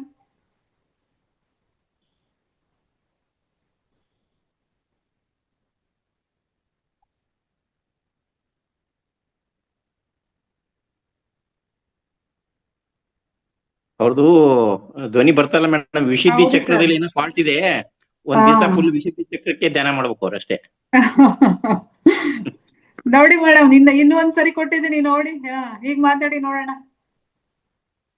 ಬರ್ತಾ ಇಲ್ಲ ಮ್ಯಾಮ್, ಏನೋ ಪ್ರಾಬ್ಲಮ್ ಇದೆ. ಅದೇ ಸಣ್ಣಗೌಡ ಸರ್ ಹೇಳ್ದಂಗೆ ಒಂದ್ ದಿವಸ ಫುಲ್ ಧ್ಯಾನ ಮಾಡಿ ಮೇಡಮ್, ಸರಿ ಹೋಗುತ್ತೆ. ಸಣ್ಣಗೌಡ ಸರ್ ಸಜೆಷನ್ ಕೊಟ್ಟಿದ್ದಾರೆ. ಅವ್ರದ್ದು ಬರ್ತಾ ಇಲ್ಲ ಮ್ಯಾಮ್, ಏನೋ ಅನ್ಮ್ಯೂಟ್ ಆಗಿದೆ, ವಾಯ್ಸ್ ಬರ್ತಾ ಇಲ್ಲ ಅವ್ರದ್ದು. ಓಕೆ ಮ್ಯಾಮ್, ಇನ್ಯಾವ್ದು ಹ್ಯಾಂಡ್ ರೈಸ್ ಇಲ್ಲ ma'am. Okay, thank you so much madam. ಅಂದ್ರೆ ನವರಾತ್ರಿಯ ಬಗ್ಗೆನೂ ತುಂಬಾ ಚೆನ್ನಾಗಿ ವಿಷಯವನ್ನ ತಿಳಿಸ್ಕೊಟ್ಟಿದ್ದೀರಾ. ಹಾಗೆ ರಾಮಕೃಷ್ಣ ಪರಮಹಂಸರ ಜೀವನ ಚರಿತ್ರೆ, ಆದ್ರೆ ಇದು ಸುಮಾರು ಜನಕ್ಕೆ ನಮ್ಗೆಲ್ಲ ಗೊತ್ತೇ ಇರ್ಲಿಲ್ಲ ಮೇಡಮ್. ಹಾಗಾಗಿ ತುಂಬಾ ಚೆನ್ನಾಗಿ ಸಂಕ್ಷಿಪ್ತವಾಗಿ ತುಂಬಾ ಚೆನ್ನಾಗಿ ತಿಳಿಸ್ಕೊಟ್ಟಿದ್ದೀರಾ ಮೇಡಮ್. ನಿಮ್ ಕ್ಲಾಸ್ಗಳು ನಮ್ಮ ವೇದಿಕೆನಲ್ಲಿ ಇದೇ ತರ ಬರ್ತಾ ಇರ್ಲಿ, ತುಂಬಾ ಕ್ಲಾಸ್ಗಳು ಬರ್ತಾ ಇರ್ಲಿ ಅಂತ ಕೇಳ್ಕೊತೀನಿ ಮೇಡಮ್. ನಿಮ್ಗೆ ತುಂಬ ಹೃದಯದ ಅದೇ ಏನ್ ಹೇಳಿದ್ರುನು ನಿಮ್ದ ತಿಳ್ಕೊಂತ ಮನಸ್ಸು ದೊಡ್ಡದು, ಹೃದಯ ದೊಡ್ಡದು. ಅಲ್ಲಿ ಏನು ಅಂತಾರಲ್ಲ, ಈಗ ನೋಡ್ರಿ, ನಾವು ಒಳ್ಳೆದನ್ನ ಹೇಳಿ ಕೆಟ್ಟದನ್ನ ಹೇಳಿ, ಆದ್ರೆ ನಿಮ್ಮ ಮನಸ್ಸುಗಳು ಮಾತ್ರ ಅದನ್ನ ಅಕ್ಸೆಪ್ಟ್ ಮಾಡುವಂತ ರೀತಿಲಿ ಅದು ದೊಡ್ಡ ಗುಣ. ಏನ್ ಹೇಳಿದ್ರು ಅಷ್ಟೊಂದು ನಿಷ್ಕಲ್ಮಶವಾಗಿ ಆ ಪ್ರೀತಿಯಿಂದ ನೀವೆಲ್ರೂ ನನ್ನ ಮಾತನ್ನ ಕೇಳ್ತೀರಾ. ಪ್ರತ್ಯುಪ ಅಂದ್ರೆ ಉಲ್ಟಾ ಅಂದ್ರೆ ಮತ್ತೊಮ್ಮೆ ನನ್ ಜೊತೆ ಮಾತಾಡ್ತೀರಾ, ಕ್ವಶನ್ಗಳು ಕೇಳ್ತೀರಾ. ನಂಗೆ ಆನ್ಸರ್ಗಳು ಹೇಳಕ್ಕೆ ಇಷ್ಟೊಂದು ಖುಷಿ ಆಗ್ತದೆ. ಅಂದ್ರೆ ನಾನ್ ಹೇಳ್ತೀನಿ, ಇಷ್ಟೊಂದು ಇವ್ರು ಅಳವಡಿಸ್ಕೊಂಡು ಇಷ್ಟೊಂದು ಪ್ರೀತಿ ಮುಖಾಂತರ ಮಾತಾಡಿ ಕೇಳ್ತಾ ಇರ್ಲಪ್ಪ ಅಂತ ಅದೊಂದು ದೊಡ್ಡ ಖುಷಿ ಆಗ್ತೈತಿ. ಯಾರಾದ್ರೂ ಮಾತಾಡಿ ಸೆಕ್ಷನ್ ಎಂಡ್ ಮಾಡೋಕ್ಕಿಂತ ಒಂದ್ 4 ಮಾತು ಹಚ್ಕೊಂಡು ಅದು ಮಾತಾಡ್ದಿಲ್ಲ ಮ್ಯಾಮ್, ಅದು ಒಂಥರ ಅದ್ಭುತವಾದದ್ದು. ಅಂದ್ರೆ ಯಾಕಂದ್ರೆ ಏನಾದ್ರೂ ಕ್ವಶನ್ಸ್ ಬಂದಾಗ ನೀವು ಮಾಡಿರೋಂಥದ್ದು, ಅವ್ರು ಹೇಳಿರೋಂಥದ್ದು ತಲೆಗೆ ಹೋಗಿದೆ, ಒಂದ್ ಅರ್ಥ ಆಗಿದೆ ಅನ್ನೋದು ನಿಮ್ಗೆ ಕಾನ್ಫಿಡೆನ್ಸ್ ಬರುತ್ತೆ. ನಾನ್ ಮಾತಾಡೋದಕ್ಕೂ ಅಲ್ಲಿ ಅರ್ಥಪೂರ್ಣವಾಯ್ತು ಅನ್ನೋದು ನನ್ನ ಮನಸ್ಸಿಗೂ ಬರ್ಬೇಕಲ್ಲ ಮ್ಯಾಮ್. ಸೊ ಹಾಗಾಗಿ ಇವತ್ತಿನ ಕ್ಲಾಸ್ಗೆ ನನಗೆ ಮನಸ್ಪೂರ್ವಕ ಆಯ್ತು. ಅಂದ್ರೆ ನಾನು ಎಲ್ಲೋ ನನ್ನ ಭಗವಂತ ನನಗೆ ಹಾಕಿದಂತ ಅಲ್ಪ ಧ್ಯಾನವನ್ನ ನಾನು ಇವತ್ತು ಹೇಳ್ಕೊಂಡು ಅವರಿಂದ ನಾನು ಅದ್ಭುತವಾದ ನಾನು ಧ್ಯಾನ ಪಡ್ಕೊಂಡು ಎಲ್ರು ಅವರು ಕೇಳ್ಕೊಂಡು ತಮ್ಮ ಜೀವನದಲ್ಲಿ ಅಳವಡಿಸ್ಕೊಳ್ಳೋದು ಅಂತ ಹೇಳಿದ್ರೆ ಅದೊಂದು ನನಗೆ ದೊಡ್ಡ ಖುಷಿ ಆಯ್ತು. ಎಲ್ಲ ಮಾಸ್ಟರ್ಸ್ಗೂ ನನ್ನ ತುಂಬ ಹೃದಯದ ಧನ್ಯವಾದಗಳು. ಇದೇ ರೀತಿ ಯಾವಾಗ್ಲೂ ನಿಮ್ಮ ಪ್ರೀತಿ ವಿಶ್ವಾಸ ನನ್ನ ಮೇಲೆ ಇರ್ಲಿ ಅಂತ ನಾನು ಎಲ್ರಿಗೂ ಕೇಳ್ಕೊತಾ ಇದ್ದೀನಿ. ಈ ದಸರಾದಲ್ಲಿ ಒಬ್ಬೊಬ್ಬರು ಒಂದೊಂದು ರೂಪದಾಗಿ ನಾನ್ ನಿಮ್ಮನ್ನ ನೋಡ್ದೆ, ನಿಮ್ಮಿಂದ ನಾನು ಕಲಿತೆ. ಯಾಕಂದ್ರೆ ಅಹಂಕಾರ ಬೇಡ, ಇವ್ ನಾನೇನೇ ಕಲೀಲಿ ಅನ್ನೋದು ಅಹಂಕಾರ ಬೇಡ. ನೋಡ್ರಿ, ಅವರಲ್ಲಿ 10 ಕೆಟ್ಟ ಗುಣ ಇದ್ರು ಒಂದು ಒಳ್ಳೆ ಗುಣ ಆಯ್ತಂದ್ರ ನಾವು ಅವ್ರ ಒಂದು ಒಳ್ಳೆ ಗುಣ ನಾವು ಕಲಿಬೇಕು ಅಂತ ನನ್ನ ಮಾಸ್ಟರ್ ನನ್ಗೆ ಹೇಳ್ಕೊಟ್ಟಿದ್ದಾರೆ. ಸೊ ಹಾಗಾಗಿ ನಾನು ಇವತ್ ಯಾವ ಸರಿ ಯಾವ ತಪ್ಪು ಎಲ್ಲಿ ಹೆಂಗ್ ಮಾತಾಡ್ಬೇಕು ಅವರಿಂದ ನಾನು ಏನ್ ತಿಳ್ಕೊಂಡೆ ನೋಡಿ. ಎಷ್ಟೋ ಜನ ನಂಗೆ ಅವ್ರಿಗೆ ಅನ್ಸಿದ ಅಭಿಪ್ರಾಯಗಳನ್ನ ನಂಗೆಲ್ಲ ಹೇಳ್ಕೊಟ್ರು. ಅದೊಂದು ನನ್ ಮತ್ತೆ ವಿದ್ಯೆನ ಕಲ್ತಂಗ ಆಯ್ತು. ಸೊ ಎಲ್ರಿಗೂ ತುಂಬ ಹೃದಯ ಧನ್ಯವಾದಗಳು. ಕೋಟಿ ಕೋಟಿ ಕೃತಜ್ಞತೆಗಳು ಎಲ್ರಿಗೂ. ಮತ್ತೆ ಈ ಅವಕಾಶನ ಮಾಡ್ಕೊಟ್ರಿ. ಮ್ಯಾಮ್ ನಿಮ್ಗೂ ಎಷ್ಟು ಕೃತಜ್ಞತೆ ಸಲ್ಲಿಸಿದ್ರು ಕಮ್ಮಿ. ಒಂದ್ ಫೋನ್ ಎತ್ತಿದ್ರು ರಿಸೀವ್ ಮಾಡಕ್ ನಂಗೆ ಆಗ್ತಾ ಇರ್ಲಿಲ್ಲ. ಅಂತಂದ್ರು ಅಷ್ಟೊಂದು ಸಹನದಿಂದ ನೀವು ಓಕೆ ಪ್ರೀತಿ ನೀವ್ ತೋರಿಸಿ ಹೇಳಿದ್ರಿ madam. ಲಾಸ್ಟ್ ಕ್ಲಾಸ್ ಅಲ್ಲಿ ನೀವ್ ಹೇಳಿದ್ರಿ ಹೇಳಿದ್ರಿ. ಮನೆಗೆ ನಾನು ಯಾರಿಗೂ ಗೊತ್ತಿಲ್ಲ, ಹಂಗಾಗಿ ನಾನು ಹೌದು.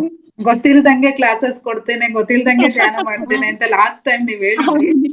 ಅದಕ್ಕೋಸ್ಕರ ನನ್ಗೇನು ಬೇಜಾರಿಲ್ಲ, ನೀವು ಕಾಲ್ ಎತ್ತಿಲ್ಲ ಅಂತ ನಾನು ವಾಟ್ಸ್ಆಪ್ ಮೆಸೇಜ್ ಹಾಕಿದ್ದೆ, ಯಾವಾಗಾದ್ರೂ ನೋಡಿ ನೀವು ರಿಪ್ಲೈ ಮಾಡ್ತೀರಾ ಅಂದ್ಬಿಟ್ಟು. ಹ್ಯಾಟ್ಸ್ ಆಫ್ ಇವ್ರು ಇಷ್ಟೊಂದು ನೋಡ್ರಿ. ಅದು ದೇವಿ ದುರ್ಗಾವಿಂದ ಅದು ಹೇಳಿದ್ರ ಸಹನೆ ತಾಳ್ಮೆ. ಆಕ್ಚುಲಿ ಇವರೆಲ್ಲ ನಾನ್ ನೋಡ್ದಿ ಎಷ್ಟೆಲ್ಲ ಸಹನೆ ಐತ್ರಿ.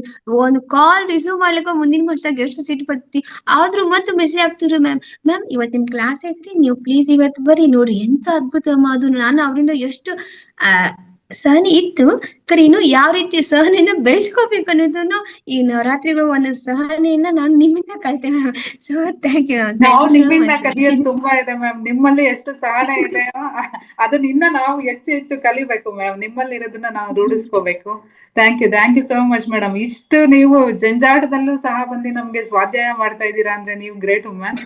ಖಂಡಿತ ಇದೇ ತರ ನಿಮ್ ಕ್ಲಾಸಸ್ ಬರ್ತಾ ಇರ್ಲಿ ಹೆಚ್ಚು ಹೆಚ್ಚು ಅಂತ ಕೇಳ್ಕೊತ ನಿಮ್ಗೆ ತುಂಬ ಹೃದಯದ ವೇದಿಕೆ ಪರವಾಗಿ ಆಗಿ ನಮ್ಮೆಲ್ಲರ ಮಾಸ್ಟರ್ಸ್ ಪರವಾಗಿ ಆಗಿ ನನ್ನ ಪರವಾಗಿ ತುಂಬ ಹೃದಯದ ಧನ್ಯವಾದಗಳನ್ನ ಅರ್ಪಿಸ್ತಾ ಇದ್ದೀನಿ ma'am. Thank you so much ma'am. Masters ನಾಳೆ ರಜಾ ಇರುತ್ತೆ. ನಾಳೆ ಗಾಂಧಿ ಜಯಂತಿ ಪ್ರಯುಕ್ತ ನಾಳೆ ಕ್ಲಾಸಸ್ ಇರೋದಿಲ್ಲ, ನಾಳೆ ರಜಾ ಇರುತ್ತೆ ಮಾಸ್ಟರ್ಸ್. ನಾಡಿದ್ದು ಎಂದಿನಂತೆ 3 ಗಂಟೆಗೆ ಕ್ಲಾಸಸ್ ಇರುತ್ತೆ ಮೇಡಮ್. ಅದೇ ಸಣ್ಣಗೌಡ ಸರ್ ಹೇಳ್ದಂಗೆ ಹುಬ್ಬಳ್ಳಿಗೆ ಬನ್ನಿ ಮೇಡಮ್ ನೀವು. ಅಂದ್ರೆ ಕಾರ್ಯಾಗಾರ 26, 27 ಸಾಟರ್ಡೆ ಸಂಡೇ ಇರುತ್ತೆ. ಅವತ್ತು 2 ದಿವಸದ ಧ್ಯಾನ ಯಜ್ಞ ಇರುತ್ತೆ ಮೇಡಮ್. ಮಾಸ್ಟರ್ಸ್ ಇಲ್ಲಿರ್ತಕ್ಕಂಥವ್ರು ಅಷ್ಟೇ ನಿಮ್ಗೆ ಎಲ್ಲ ಶೇರ್ ಮಾಡ್ತಾ ಇದಾರೆ, ಲಿಂಕ್ ಎಲ್ಲ ಶೇರ್ ಆಗ್ತಾ ಇದೆ. ಆದಷ್ಟು ಜನ ಅಂದ್ರೆ 500 ಜನ ಸೇರ್ತಕ್ಕಂತ ಒಂದು ಪ್ಲಾನ್ ಇದೆ ಅಲ್ಲಿ. ಹಂಗಾಗಿ ಎಲ್ಲಾ ಮಾಸ್ಟರ್ಸು ಸಹ ಪ್ರತಿ ವೇದಿಕೆನಲ್ಲೂ ಎಲ್ಲರೂ ಹೇಳ್ತಾ ಇದ್ದಾರೆ, ಎಲ್ಲರೂ ಸಹ ಅಲ್ಲಿಗೆ ಜಾಯಿನ್ ಆಗೋಣ ಅಂತ ನಾನು ಕೇಳ್ಕೊತಾ ಇದ್ದೀನಿ. ಎಲ್ಲರೂ ಸಹ ಆದಷ್ಟು ನೀವು ಅಂದ್ರೆ ಕಾಲ್ ಮಾಡಿ ನೀವು ರಿಜಿಸ್ಟ್ರೇಷನ್ಗಳು ಮಾಡ್ಕೊಂಡ್ರೆ ಎಷ್ಟು ಜನ ಏನು ಅನ್ನೋದು ಗೊತ್ತಾಗುತ್ತೆ. Thank you so much masters. ಇಲ್ಲಿ ತನಕ ನೀವು ಸಹ ಎಲ್ಲವನ್ನು ಶ್ರದ್ಧೆಯಿಂದ ಸಹನೆಯಿಂದ ಕೂತು ಕೇಳಿದೀರಾ. ನಿಮ್ಗೂ ಸಹ ಧನ್ಯವಾದಗಳನ್ನ ಅರ್ಪಿಸ್ತಾ ಇದ್ದೀನಿ. ಹಾಗೇನೆ ನಾವು ನಿಮ್ಗೆಲ್ಲರಿಗೂ ಸಹ ಧ್ಯಾನ ಮತ್ತು ಜ್ಞಾನವನ್ನು ಪಡ್ಕೊಳ್ಳೋದಕ್ಕೆ ಉನ್ನತ ವೇದಿಕೆಯ ನಿರ್ಮಾಣ ಮಾಡಿ ಕೊಟ್ಟಿರ್ತಕ್ಕಂಥ ನಮ್ಮ ರಂಗನಾಥ್ ಸರ್ ಅವರಿಗೂ ಸಹ ಧನ್ಯವಾದಗಳನ್ನ ಅರ್ಪಿಸುತ್ತಾ, ಹಾಗೇನೆ ಅವರ ಸಿಬ್ಬಂದಿ ವರ್ಗದವರು ಸಹ ಧನ್ಯವಾದವನ್ನ ಅರ್ಪಿಸುತ್ತಾ, ನಿಮ್ಮೆಲ್ರಿಗೂ ಸಹ ಧನ್ಯವಾದವನ್ನ ಅರ್ಪಿಸುತ್ತಾ ಮಾಸ್ಟರ್ ಈ ಕಾರ್ಯಕ್ರಮವನ್ನ ಸಂಪನ್ನ ಮಾಡ್ತಾ ಇದೀವಿ. Thank you so much master. Thank you so much ma'am. ನಮಸ್ತೆ Thank you, ma'am. ಇವಾಗ್ಲೂ ಕೇಳಿಸ್ತಾ ಇಲ್ವಾ ಮೇಡಮ್? ಈಗ ಕೇಳಿಸ್ತಾ ಇದೆ ಮ್ಯಾಮ್ ಲಾಸ್ಟ್ ಅಲ್ಲಿ. ನಮಸ್ತೆ ಮೇಡಮ್. ನಮಸ್ತೆ, ಧನ್ಯವಾದ ಮೇಡಮ್. ಏನಂತ ಮತ್ತೆ ನಾನು ಯಾವ ರೀತಿ ಲಾಸ್ಟ್ ಸೆಕ್ಷನ್ ಮುಗಿಸುವಾಗ್ಲೂ ನಿಮ್ಮ ಮಾತಾಡಿ ಹೋಗ್ಬೇಕು ಅಂತ ನಿಮ್ಮ ಮನಸ್ಥಿತಿ ನೋಡಿ ಖುಷಿ ಆಯ್ತು ರೀ. ಹೇಳಿ ಅಮ್ಮ. ರಾಮಕೃಷ್ಣ ಪರಮಹಂಸರು ಸಣ್ಣ ಸಣ್ಣ ಪುಸ್ತಕಗಳೆಲ್ಲ ಓದಿದ್ವಿ. ಅದೆಲ್ಲದಕ್ಕಿಂತ ಇವಾಗ ನಮಗೆ ಎಣ್ಣೆ ಸರಿ ಮನನ ಆಯ್ತು ಮೇಡಮ್. ನಮಗೆ ನೀವ್ ಹೇಳ್ಕೊಟ್ಟಿದ್ದು ಜೊತೆಗೆ ನವದುರ್ಗಿಯರದು ಯಾವಾಗ್ಲೂ ಹೆಣ್ಣು ಅಂತ ಅಂದಾಗ್ಲೇನೆ ಶಕ್ತಿ ರೂಪಿಣಿ ಅಂತಲೇ ಅನ್ಕೋಬೇಕು. ನಮ್ಮಲ್ಲೇ ನಮ್ಮ ಶಕ್ತಿನ ನಾವು ಕಂಡುಕೊಂಡು ನಾವು ಅದನ್ನ ಅಳವಡಿಸ್ಕೊಂಡು ದುಷ್ಟ ಶಕ್ತಿಗಳನ್ನೆಲ್ಲ ಸಂಹಾರ ಮಾಡಿ ಇಷ್ಟಶಕ್ತಿಯಿಂದ ನಾವು ಸಂಸಾರ ನಡೆಸ್ಕೊಂಡು ಹೋಗೋದಕ್ಕೆ ಬೆಳಗ್ಗೆ ಎದ್ದು ಸಾಯಂಕಾಲ ತನಕ ನವದುರ್ಗೆ ಅವತಾರ ಕೂಡ ಒಂದು ಹೆಣ್ಣಲ್ಲಿ ಇರುತ್ತೆ ಅನ್ನೋದನ್ನ ಕೂಡ ನಾವು ಮನನ ಮಾಡ್ಕೊಂಡೋಗ್ಬೇಕು. ಯಾಕೆ ಬೆಳಗ್ಗೆ ಎದ್ದು ನಾವು ಶಾಂತ ರೂಪಿಣಿ ಆಗಿರ್ತೀವಿ, ಆಮೇಲೆ ಮತ್ತೆ ತಿಂಡಿ ಟೈಮಲ್ಲಿ ಒಂಥರ, ಊಟ ಟೈಮಲ್ಲಿ ಒಂಥರ, ಒಂದೊಂದೇ 9 ನವದುರ್ಗಿಯರ ಅವತಾರ ಕೂಡ ಒಂದು ಹೆಣ್ಣಿಗೆ ರಾತ್ರಿ ತನಕ ಆಗಿರುತ್ತೆ ಮನೆಯಲ್ಲಿ. ಅದನ್ನೆಲ್ಲ ಕೂಡ ನಾವು ಸ್ವಲ್ಪ ಅನುಸರಿಸ್ಕೊಂಡು ನಾವು ನಮ್ಮ ಜೀವನದಲ್ಲಿ ಅದನ್ನೆಲ್ಲ ಅಳವಡಿಸ್ಕೋಬೇಕು ಅಂತ ತುಂಬಾ ಚೆನ್ನಾಗಿ ಹೇಳ್ಕೊಡ್ತೀವಿ ಮೇಡಮ್. ನಿಮ್ಮ ವಾಯ್ಸ್ ಇಷ್ಟು ಸಣ್ಣ ಮಗು ತರ ಇದೆಯಲ್ಲ, ನಮಗೆಲ್ಲರಿಗೂ ಯಾಕೆ ಇಷ್ಟು ಒಳ್ಟಾಗಿದೆ ಅಂತ ಅನ್ನಿಸ್ತಾ ಇದೆ ಮೇಡಮ್. ತುಂಬಾ ಚೆನ್ನಾಗಿ ಹೇಳ್ಕೊಡ್ತೀವಿ. ಧನ್ಯವಾದ ಮೇಡಮ್. ಧನ್ಯವಾದ ಮೇಡಮ್. ನಾಗರತ್ನ ಮ್ಯಾಮ್, ನಿಜವಾಗ್ಲೂ ನಿಮ್ಗೆ ಹ್ಯಾಟ್ಸ್ ಆಫ್ ಮೇಡಮ್. ನಿಮ್ ಪ್ರಯತ್ನಕ್ಕೆ, ನಿಮ್ ತಾಳ್ಮೆಗೆ. ನೀವು ಇಷ್ಟು ಸರಿ ಆದ್ರೂ ನೀವು ಮಾತಾಡ್ಲೇಬೇಕು ಅಂತ ಅಷ್ಟು ತಾಳ್ಮೆಯಿಂದ ಕಾಯ್ದಿದ್ದೀರಲ್ಲ, ನಿಮ್ಗೆ ಹ್ಯಾಟ್ಸ್ ಆಫ್ ಮೇಡಮ್. ಖಂಡಿತ. ಮತ್ತೆ ಒಂದ್ಸರಿ ನಾನು ರಿಲೀವ್ ಆಗಿ ಮತ್ತೆ ಬಂದೆ ಮೇಡಮ್. ಅದು ಆ ತರ ಆಗಿ ಬಂತು ನನಗೆ. ತುಂಬಾ ಸಂತೋಷ ಆಯ್ತು ಮೇಡಮ್. ನನಗೆ ಅದು ರಾಮಕೃಷ್ಣ ಪರಮಹಂಸದ ಬುಕ್ ಅಂತ ಸುಮಾರು ಓದಿದ್ದೀನಿ. ಅದು ಹೇಳ್ಕೋಬೇಕು ಅಂತ ತುಂಬಾ ಇಷ್ಟ ಆಯ್ತು. ಅದು ಮೇಡಮ್ ಅನ್ಕ ಅವರು ಎಷ್ಟು ಚೆನ್ನಾಗಿ ಅವ್ರ ಜೊತೆ ಬೆರ್ತು ಬಿಟ್ಟಿದ್ದಾರೆ ಅಂತ ಅಂದ್ರೆ, ಅವ್ರ ಕ್ಲಾಸಲ್ಲೆಲ್ಲ ಮೊದಲು ಅನಿಸ್ತಾ ಇತ್ತು, ಏನಪ್ಪ ಇಷ್ಟು ಚಿಕ್ಕ ವಯಸ್ಸಿಗೆ ಇವ್ರು ಇಷ್ಟೊಂದೆಲ್ಲ ಇದು ಮಾಡಿದಾರಲ್ಲ ಅಂತ. ಮೊದಲನೇ ಕ್ಲಾಸಲ್ಲಿ ನಾವು ಅದೇ ಅನ್ಕೋತಾ ಇದ್ವಿ. ತುಂಬಾ ಚೆನ್ನಾಗಿ ಹೇಳಿದ್ರ ಮೇಡಮ್. ತುಂಬಾ ಧನ್ಯವಾದಗಳು ಮೇಡಮ್. Thank you. ಧನ್ಯವಾದ ಹೇಳಕ್ಕಾದ್ರೆ ನನಗೆ ಅವಕಾಶ ಸಿಕ್ತು ಅಷ್ಟೇ. ಧನ್ಯವಾದ ಹೇಳ್ಬೇಕಂತ ಅದೇ ನಿಮ್ ಮನಸ್ಸು ತುಂಬಾ ದೊಡ್ಡದು ನೋಡ್ರಿ. ಸತತ ಪ್ರಯತ್ನ ಭಗವಂತನು ಕೂಡ ಸೋತು ನಿಮಗ ಅದ್ ಲೈವ್ ಕೊಟ್ರಿ. ಅಂದ್ರೆ ಇದರಿಂದಾನೇ ಗೊತ್ತಾಗತ್ತೆ, ಅಂದ್ರೆ ಮರಳಿ ಯತ್ನವ ಮಾಡು ಅನ್ನೋದು ಇದರಿಂದಾನೇ ಜೀವನದಲ್ಲಿ ನಮ್ದು ಇಷ್ಟೇ ಅಂತ ಮಾಡ್ತಾ ಇದ್ರೆ ಅನ್ಕೋಬಾರ್ದು. ಫಲ ಸಿಕ್ಕೇ ಸಿಗುತ್ತೆ ಅನ್ನೋದು. ಯಾವತ್ತಾದ್ರೂ ಒಂದಿನ ಕಾಯ್ದಿರುತ್ತೆ. ಜೊತೆಗೆ ನಾವು ಮಾಡಿರೋ ಪೂರ್ವಜಿತ ಕರ್ಮಗಳು ಕಳಿಯಕ್ಕೆ ಅಂತಾನೆ ನಾವ್ ಇಲ್ಲಿ ಬಂದ್ಬಿಟ್ಟು ಆ ರಾಮ ಕೃಷ್ಣ ಎರಡು ಕೂಡ ರಾಮಕೃಷ್ಣ ಅಂತ ರಾಮನಿಗೂ ಕಷ್ಟ ತಪ್ಪಿದ್ದಲ್ಲ, ಕೃಷ್ಣನಿಗೂ ತಪ್ಪಿದ್ದಲ್ಲ, ಅವ್ರವರೇ ಹೇಳ್ಕೊಂಡಿದ್ದಾರೆ. ಕೃಷ್ಣನೇ ಅವನ ಜನ್ಮ ರಹಸ್ಯ ಅವನೇ ಹೇಳ್ಕೊಂಡಿದ್ದಾನೆ. ಅದನ್ನೆಲ್ಲ ಓದಿದಾಗ ಅನಿಸ್ತು ರಾಮಕೃಷ್ಣ ಎರಡರದು ರಾಮಕೃಷ್ಣ ಪರಮಹಂಸರಿಗೆ ಬಂದಿದೆ ಅಂತ ಅನ್ಕೊಳ್ಳೋಣ. ಅವ್ರು ಅಂತಂತವ್ರಿಗೆ ಇದೆ ಅಂದ್ಮೇಲೆ ನಮಗೂ ಬಂದಿರುತ್ತೆ. ಅದನ್ನ ನಾವು ಧೈರ್ಯವಾಗಿ ಎದುರಿಸ್ಬೇಕು ಅಂತ ಮೇಡಮ್ ತುಂಬಾ ಚೆನ್ನಾಗಿ ಹೇಳ್ಕೊಟ್ಟಿದ್ದಾರೆ ಮೇಡಮ್. ತುಂಬಾ ಧನ್ಯವಾದ ಮೇಡಮ್. ಥ್ಯಾಂಕ್ ಯು ಅಮ್ಮ. Thank you so much. Thank you so much Nagaraj. Thank you Bhagyashree ma'am. Thank you masters. ನಾವ್ ಈ ಕಾರ್ಯಕ್ರಮವನ್ನ ಸಂಪನ್ನ ಮಾಡ್ತಾ ಇದೀವಿ. Thank you so much master.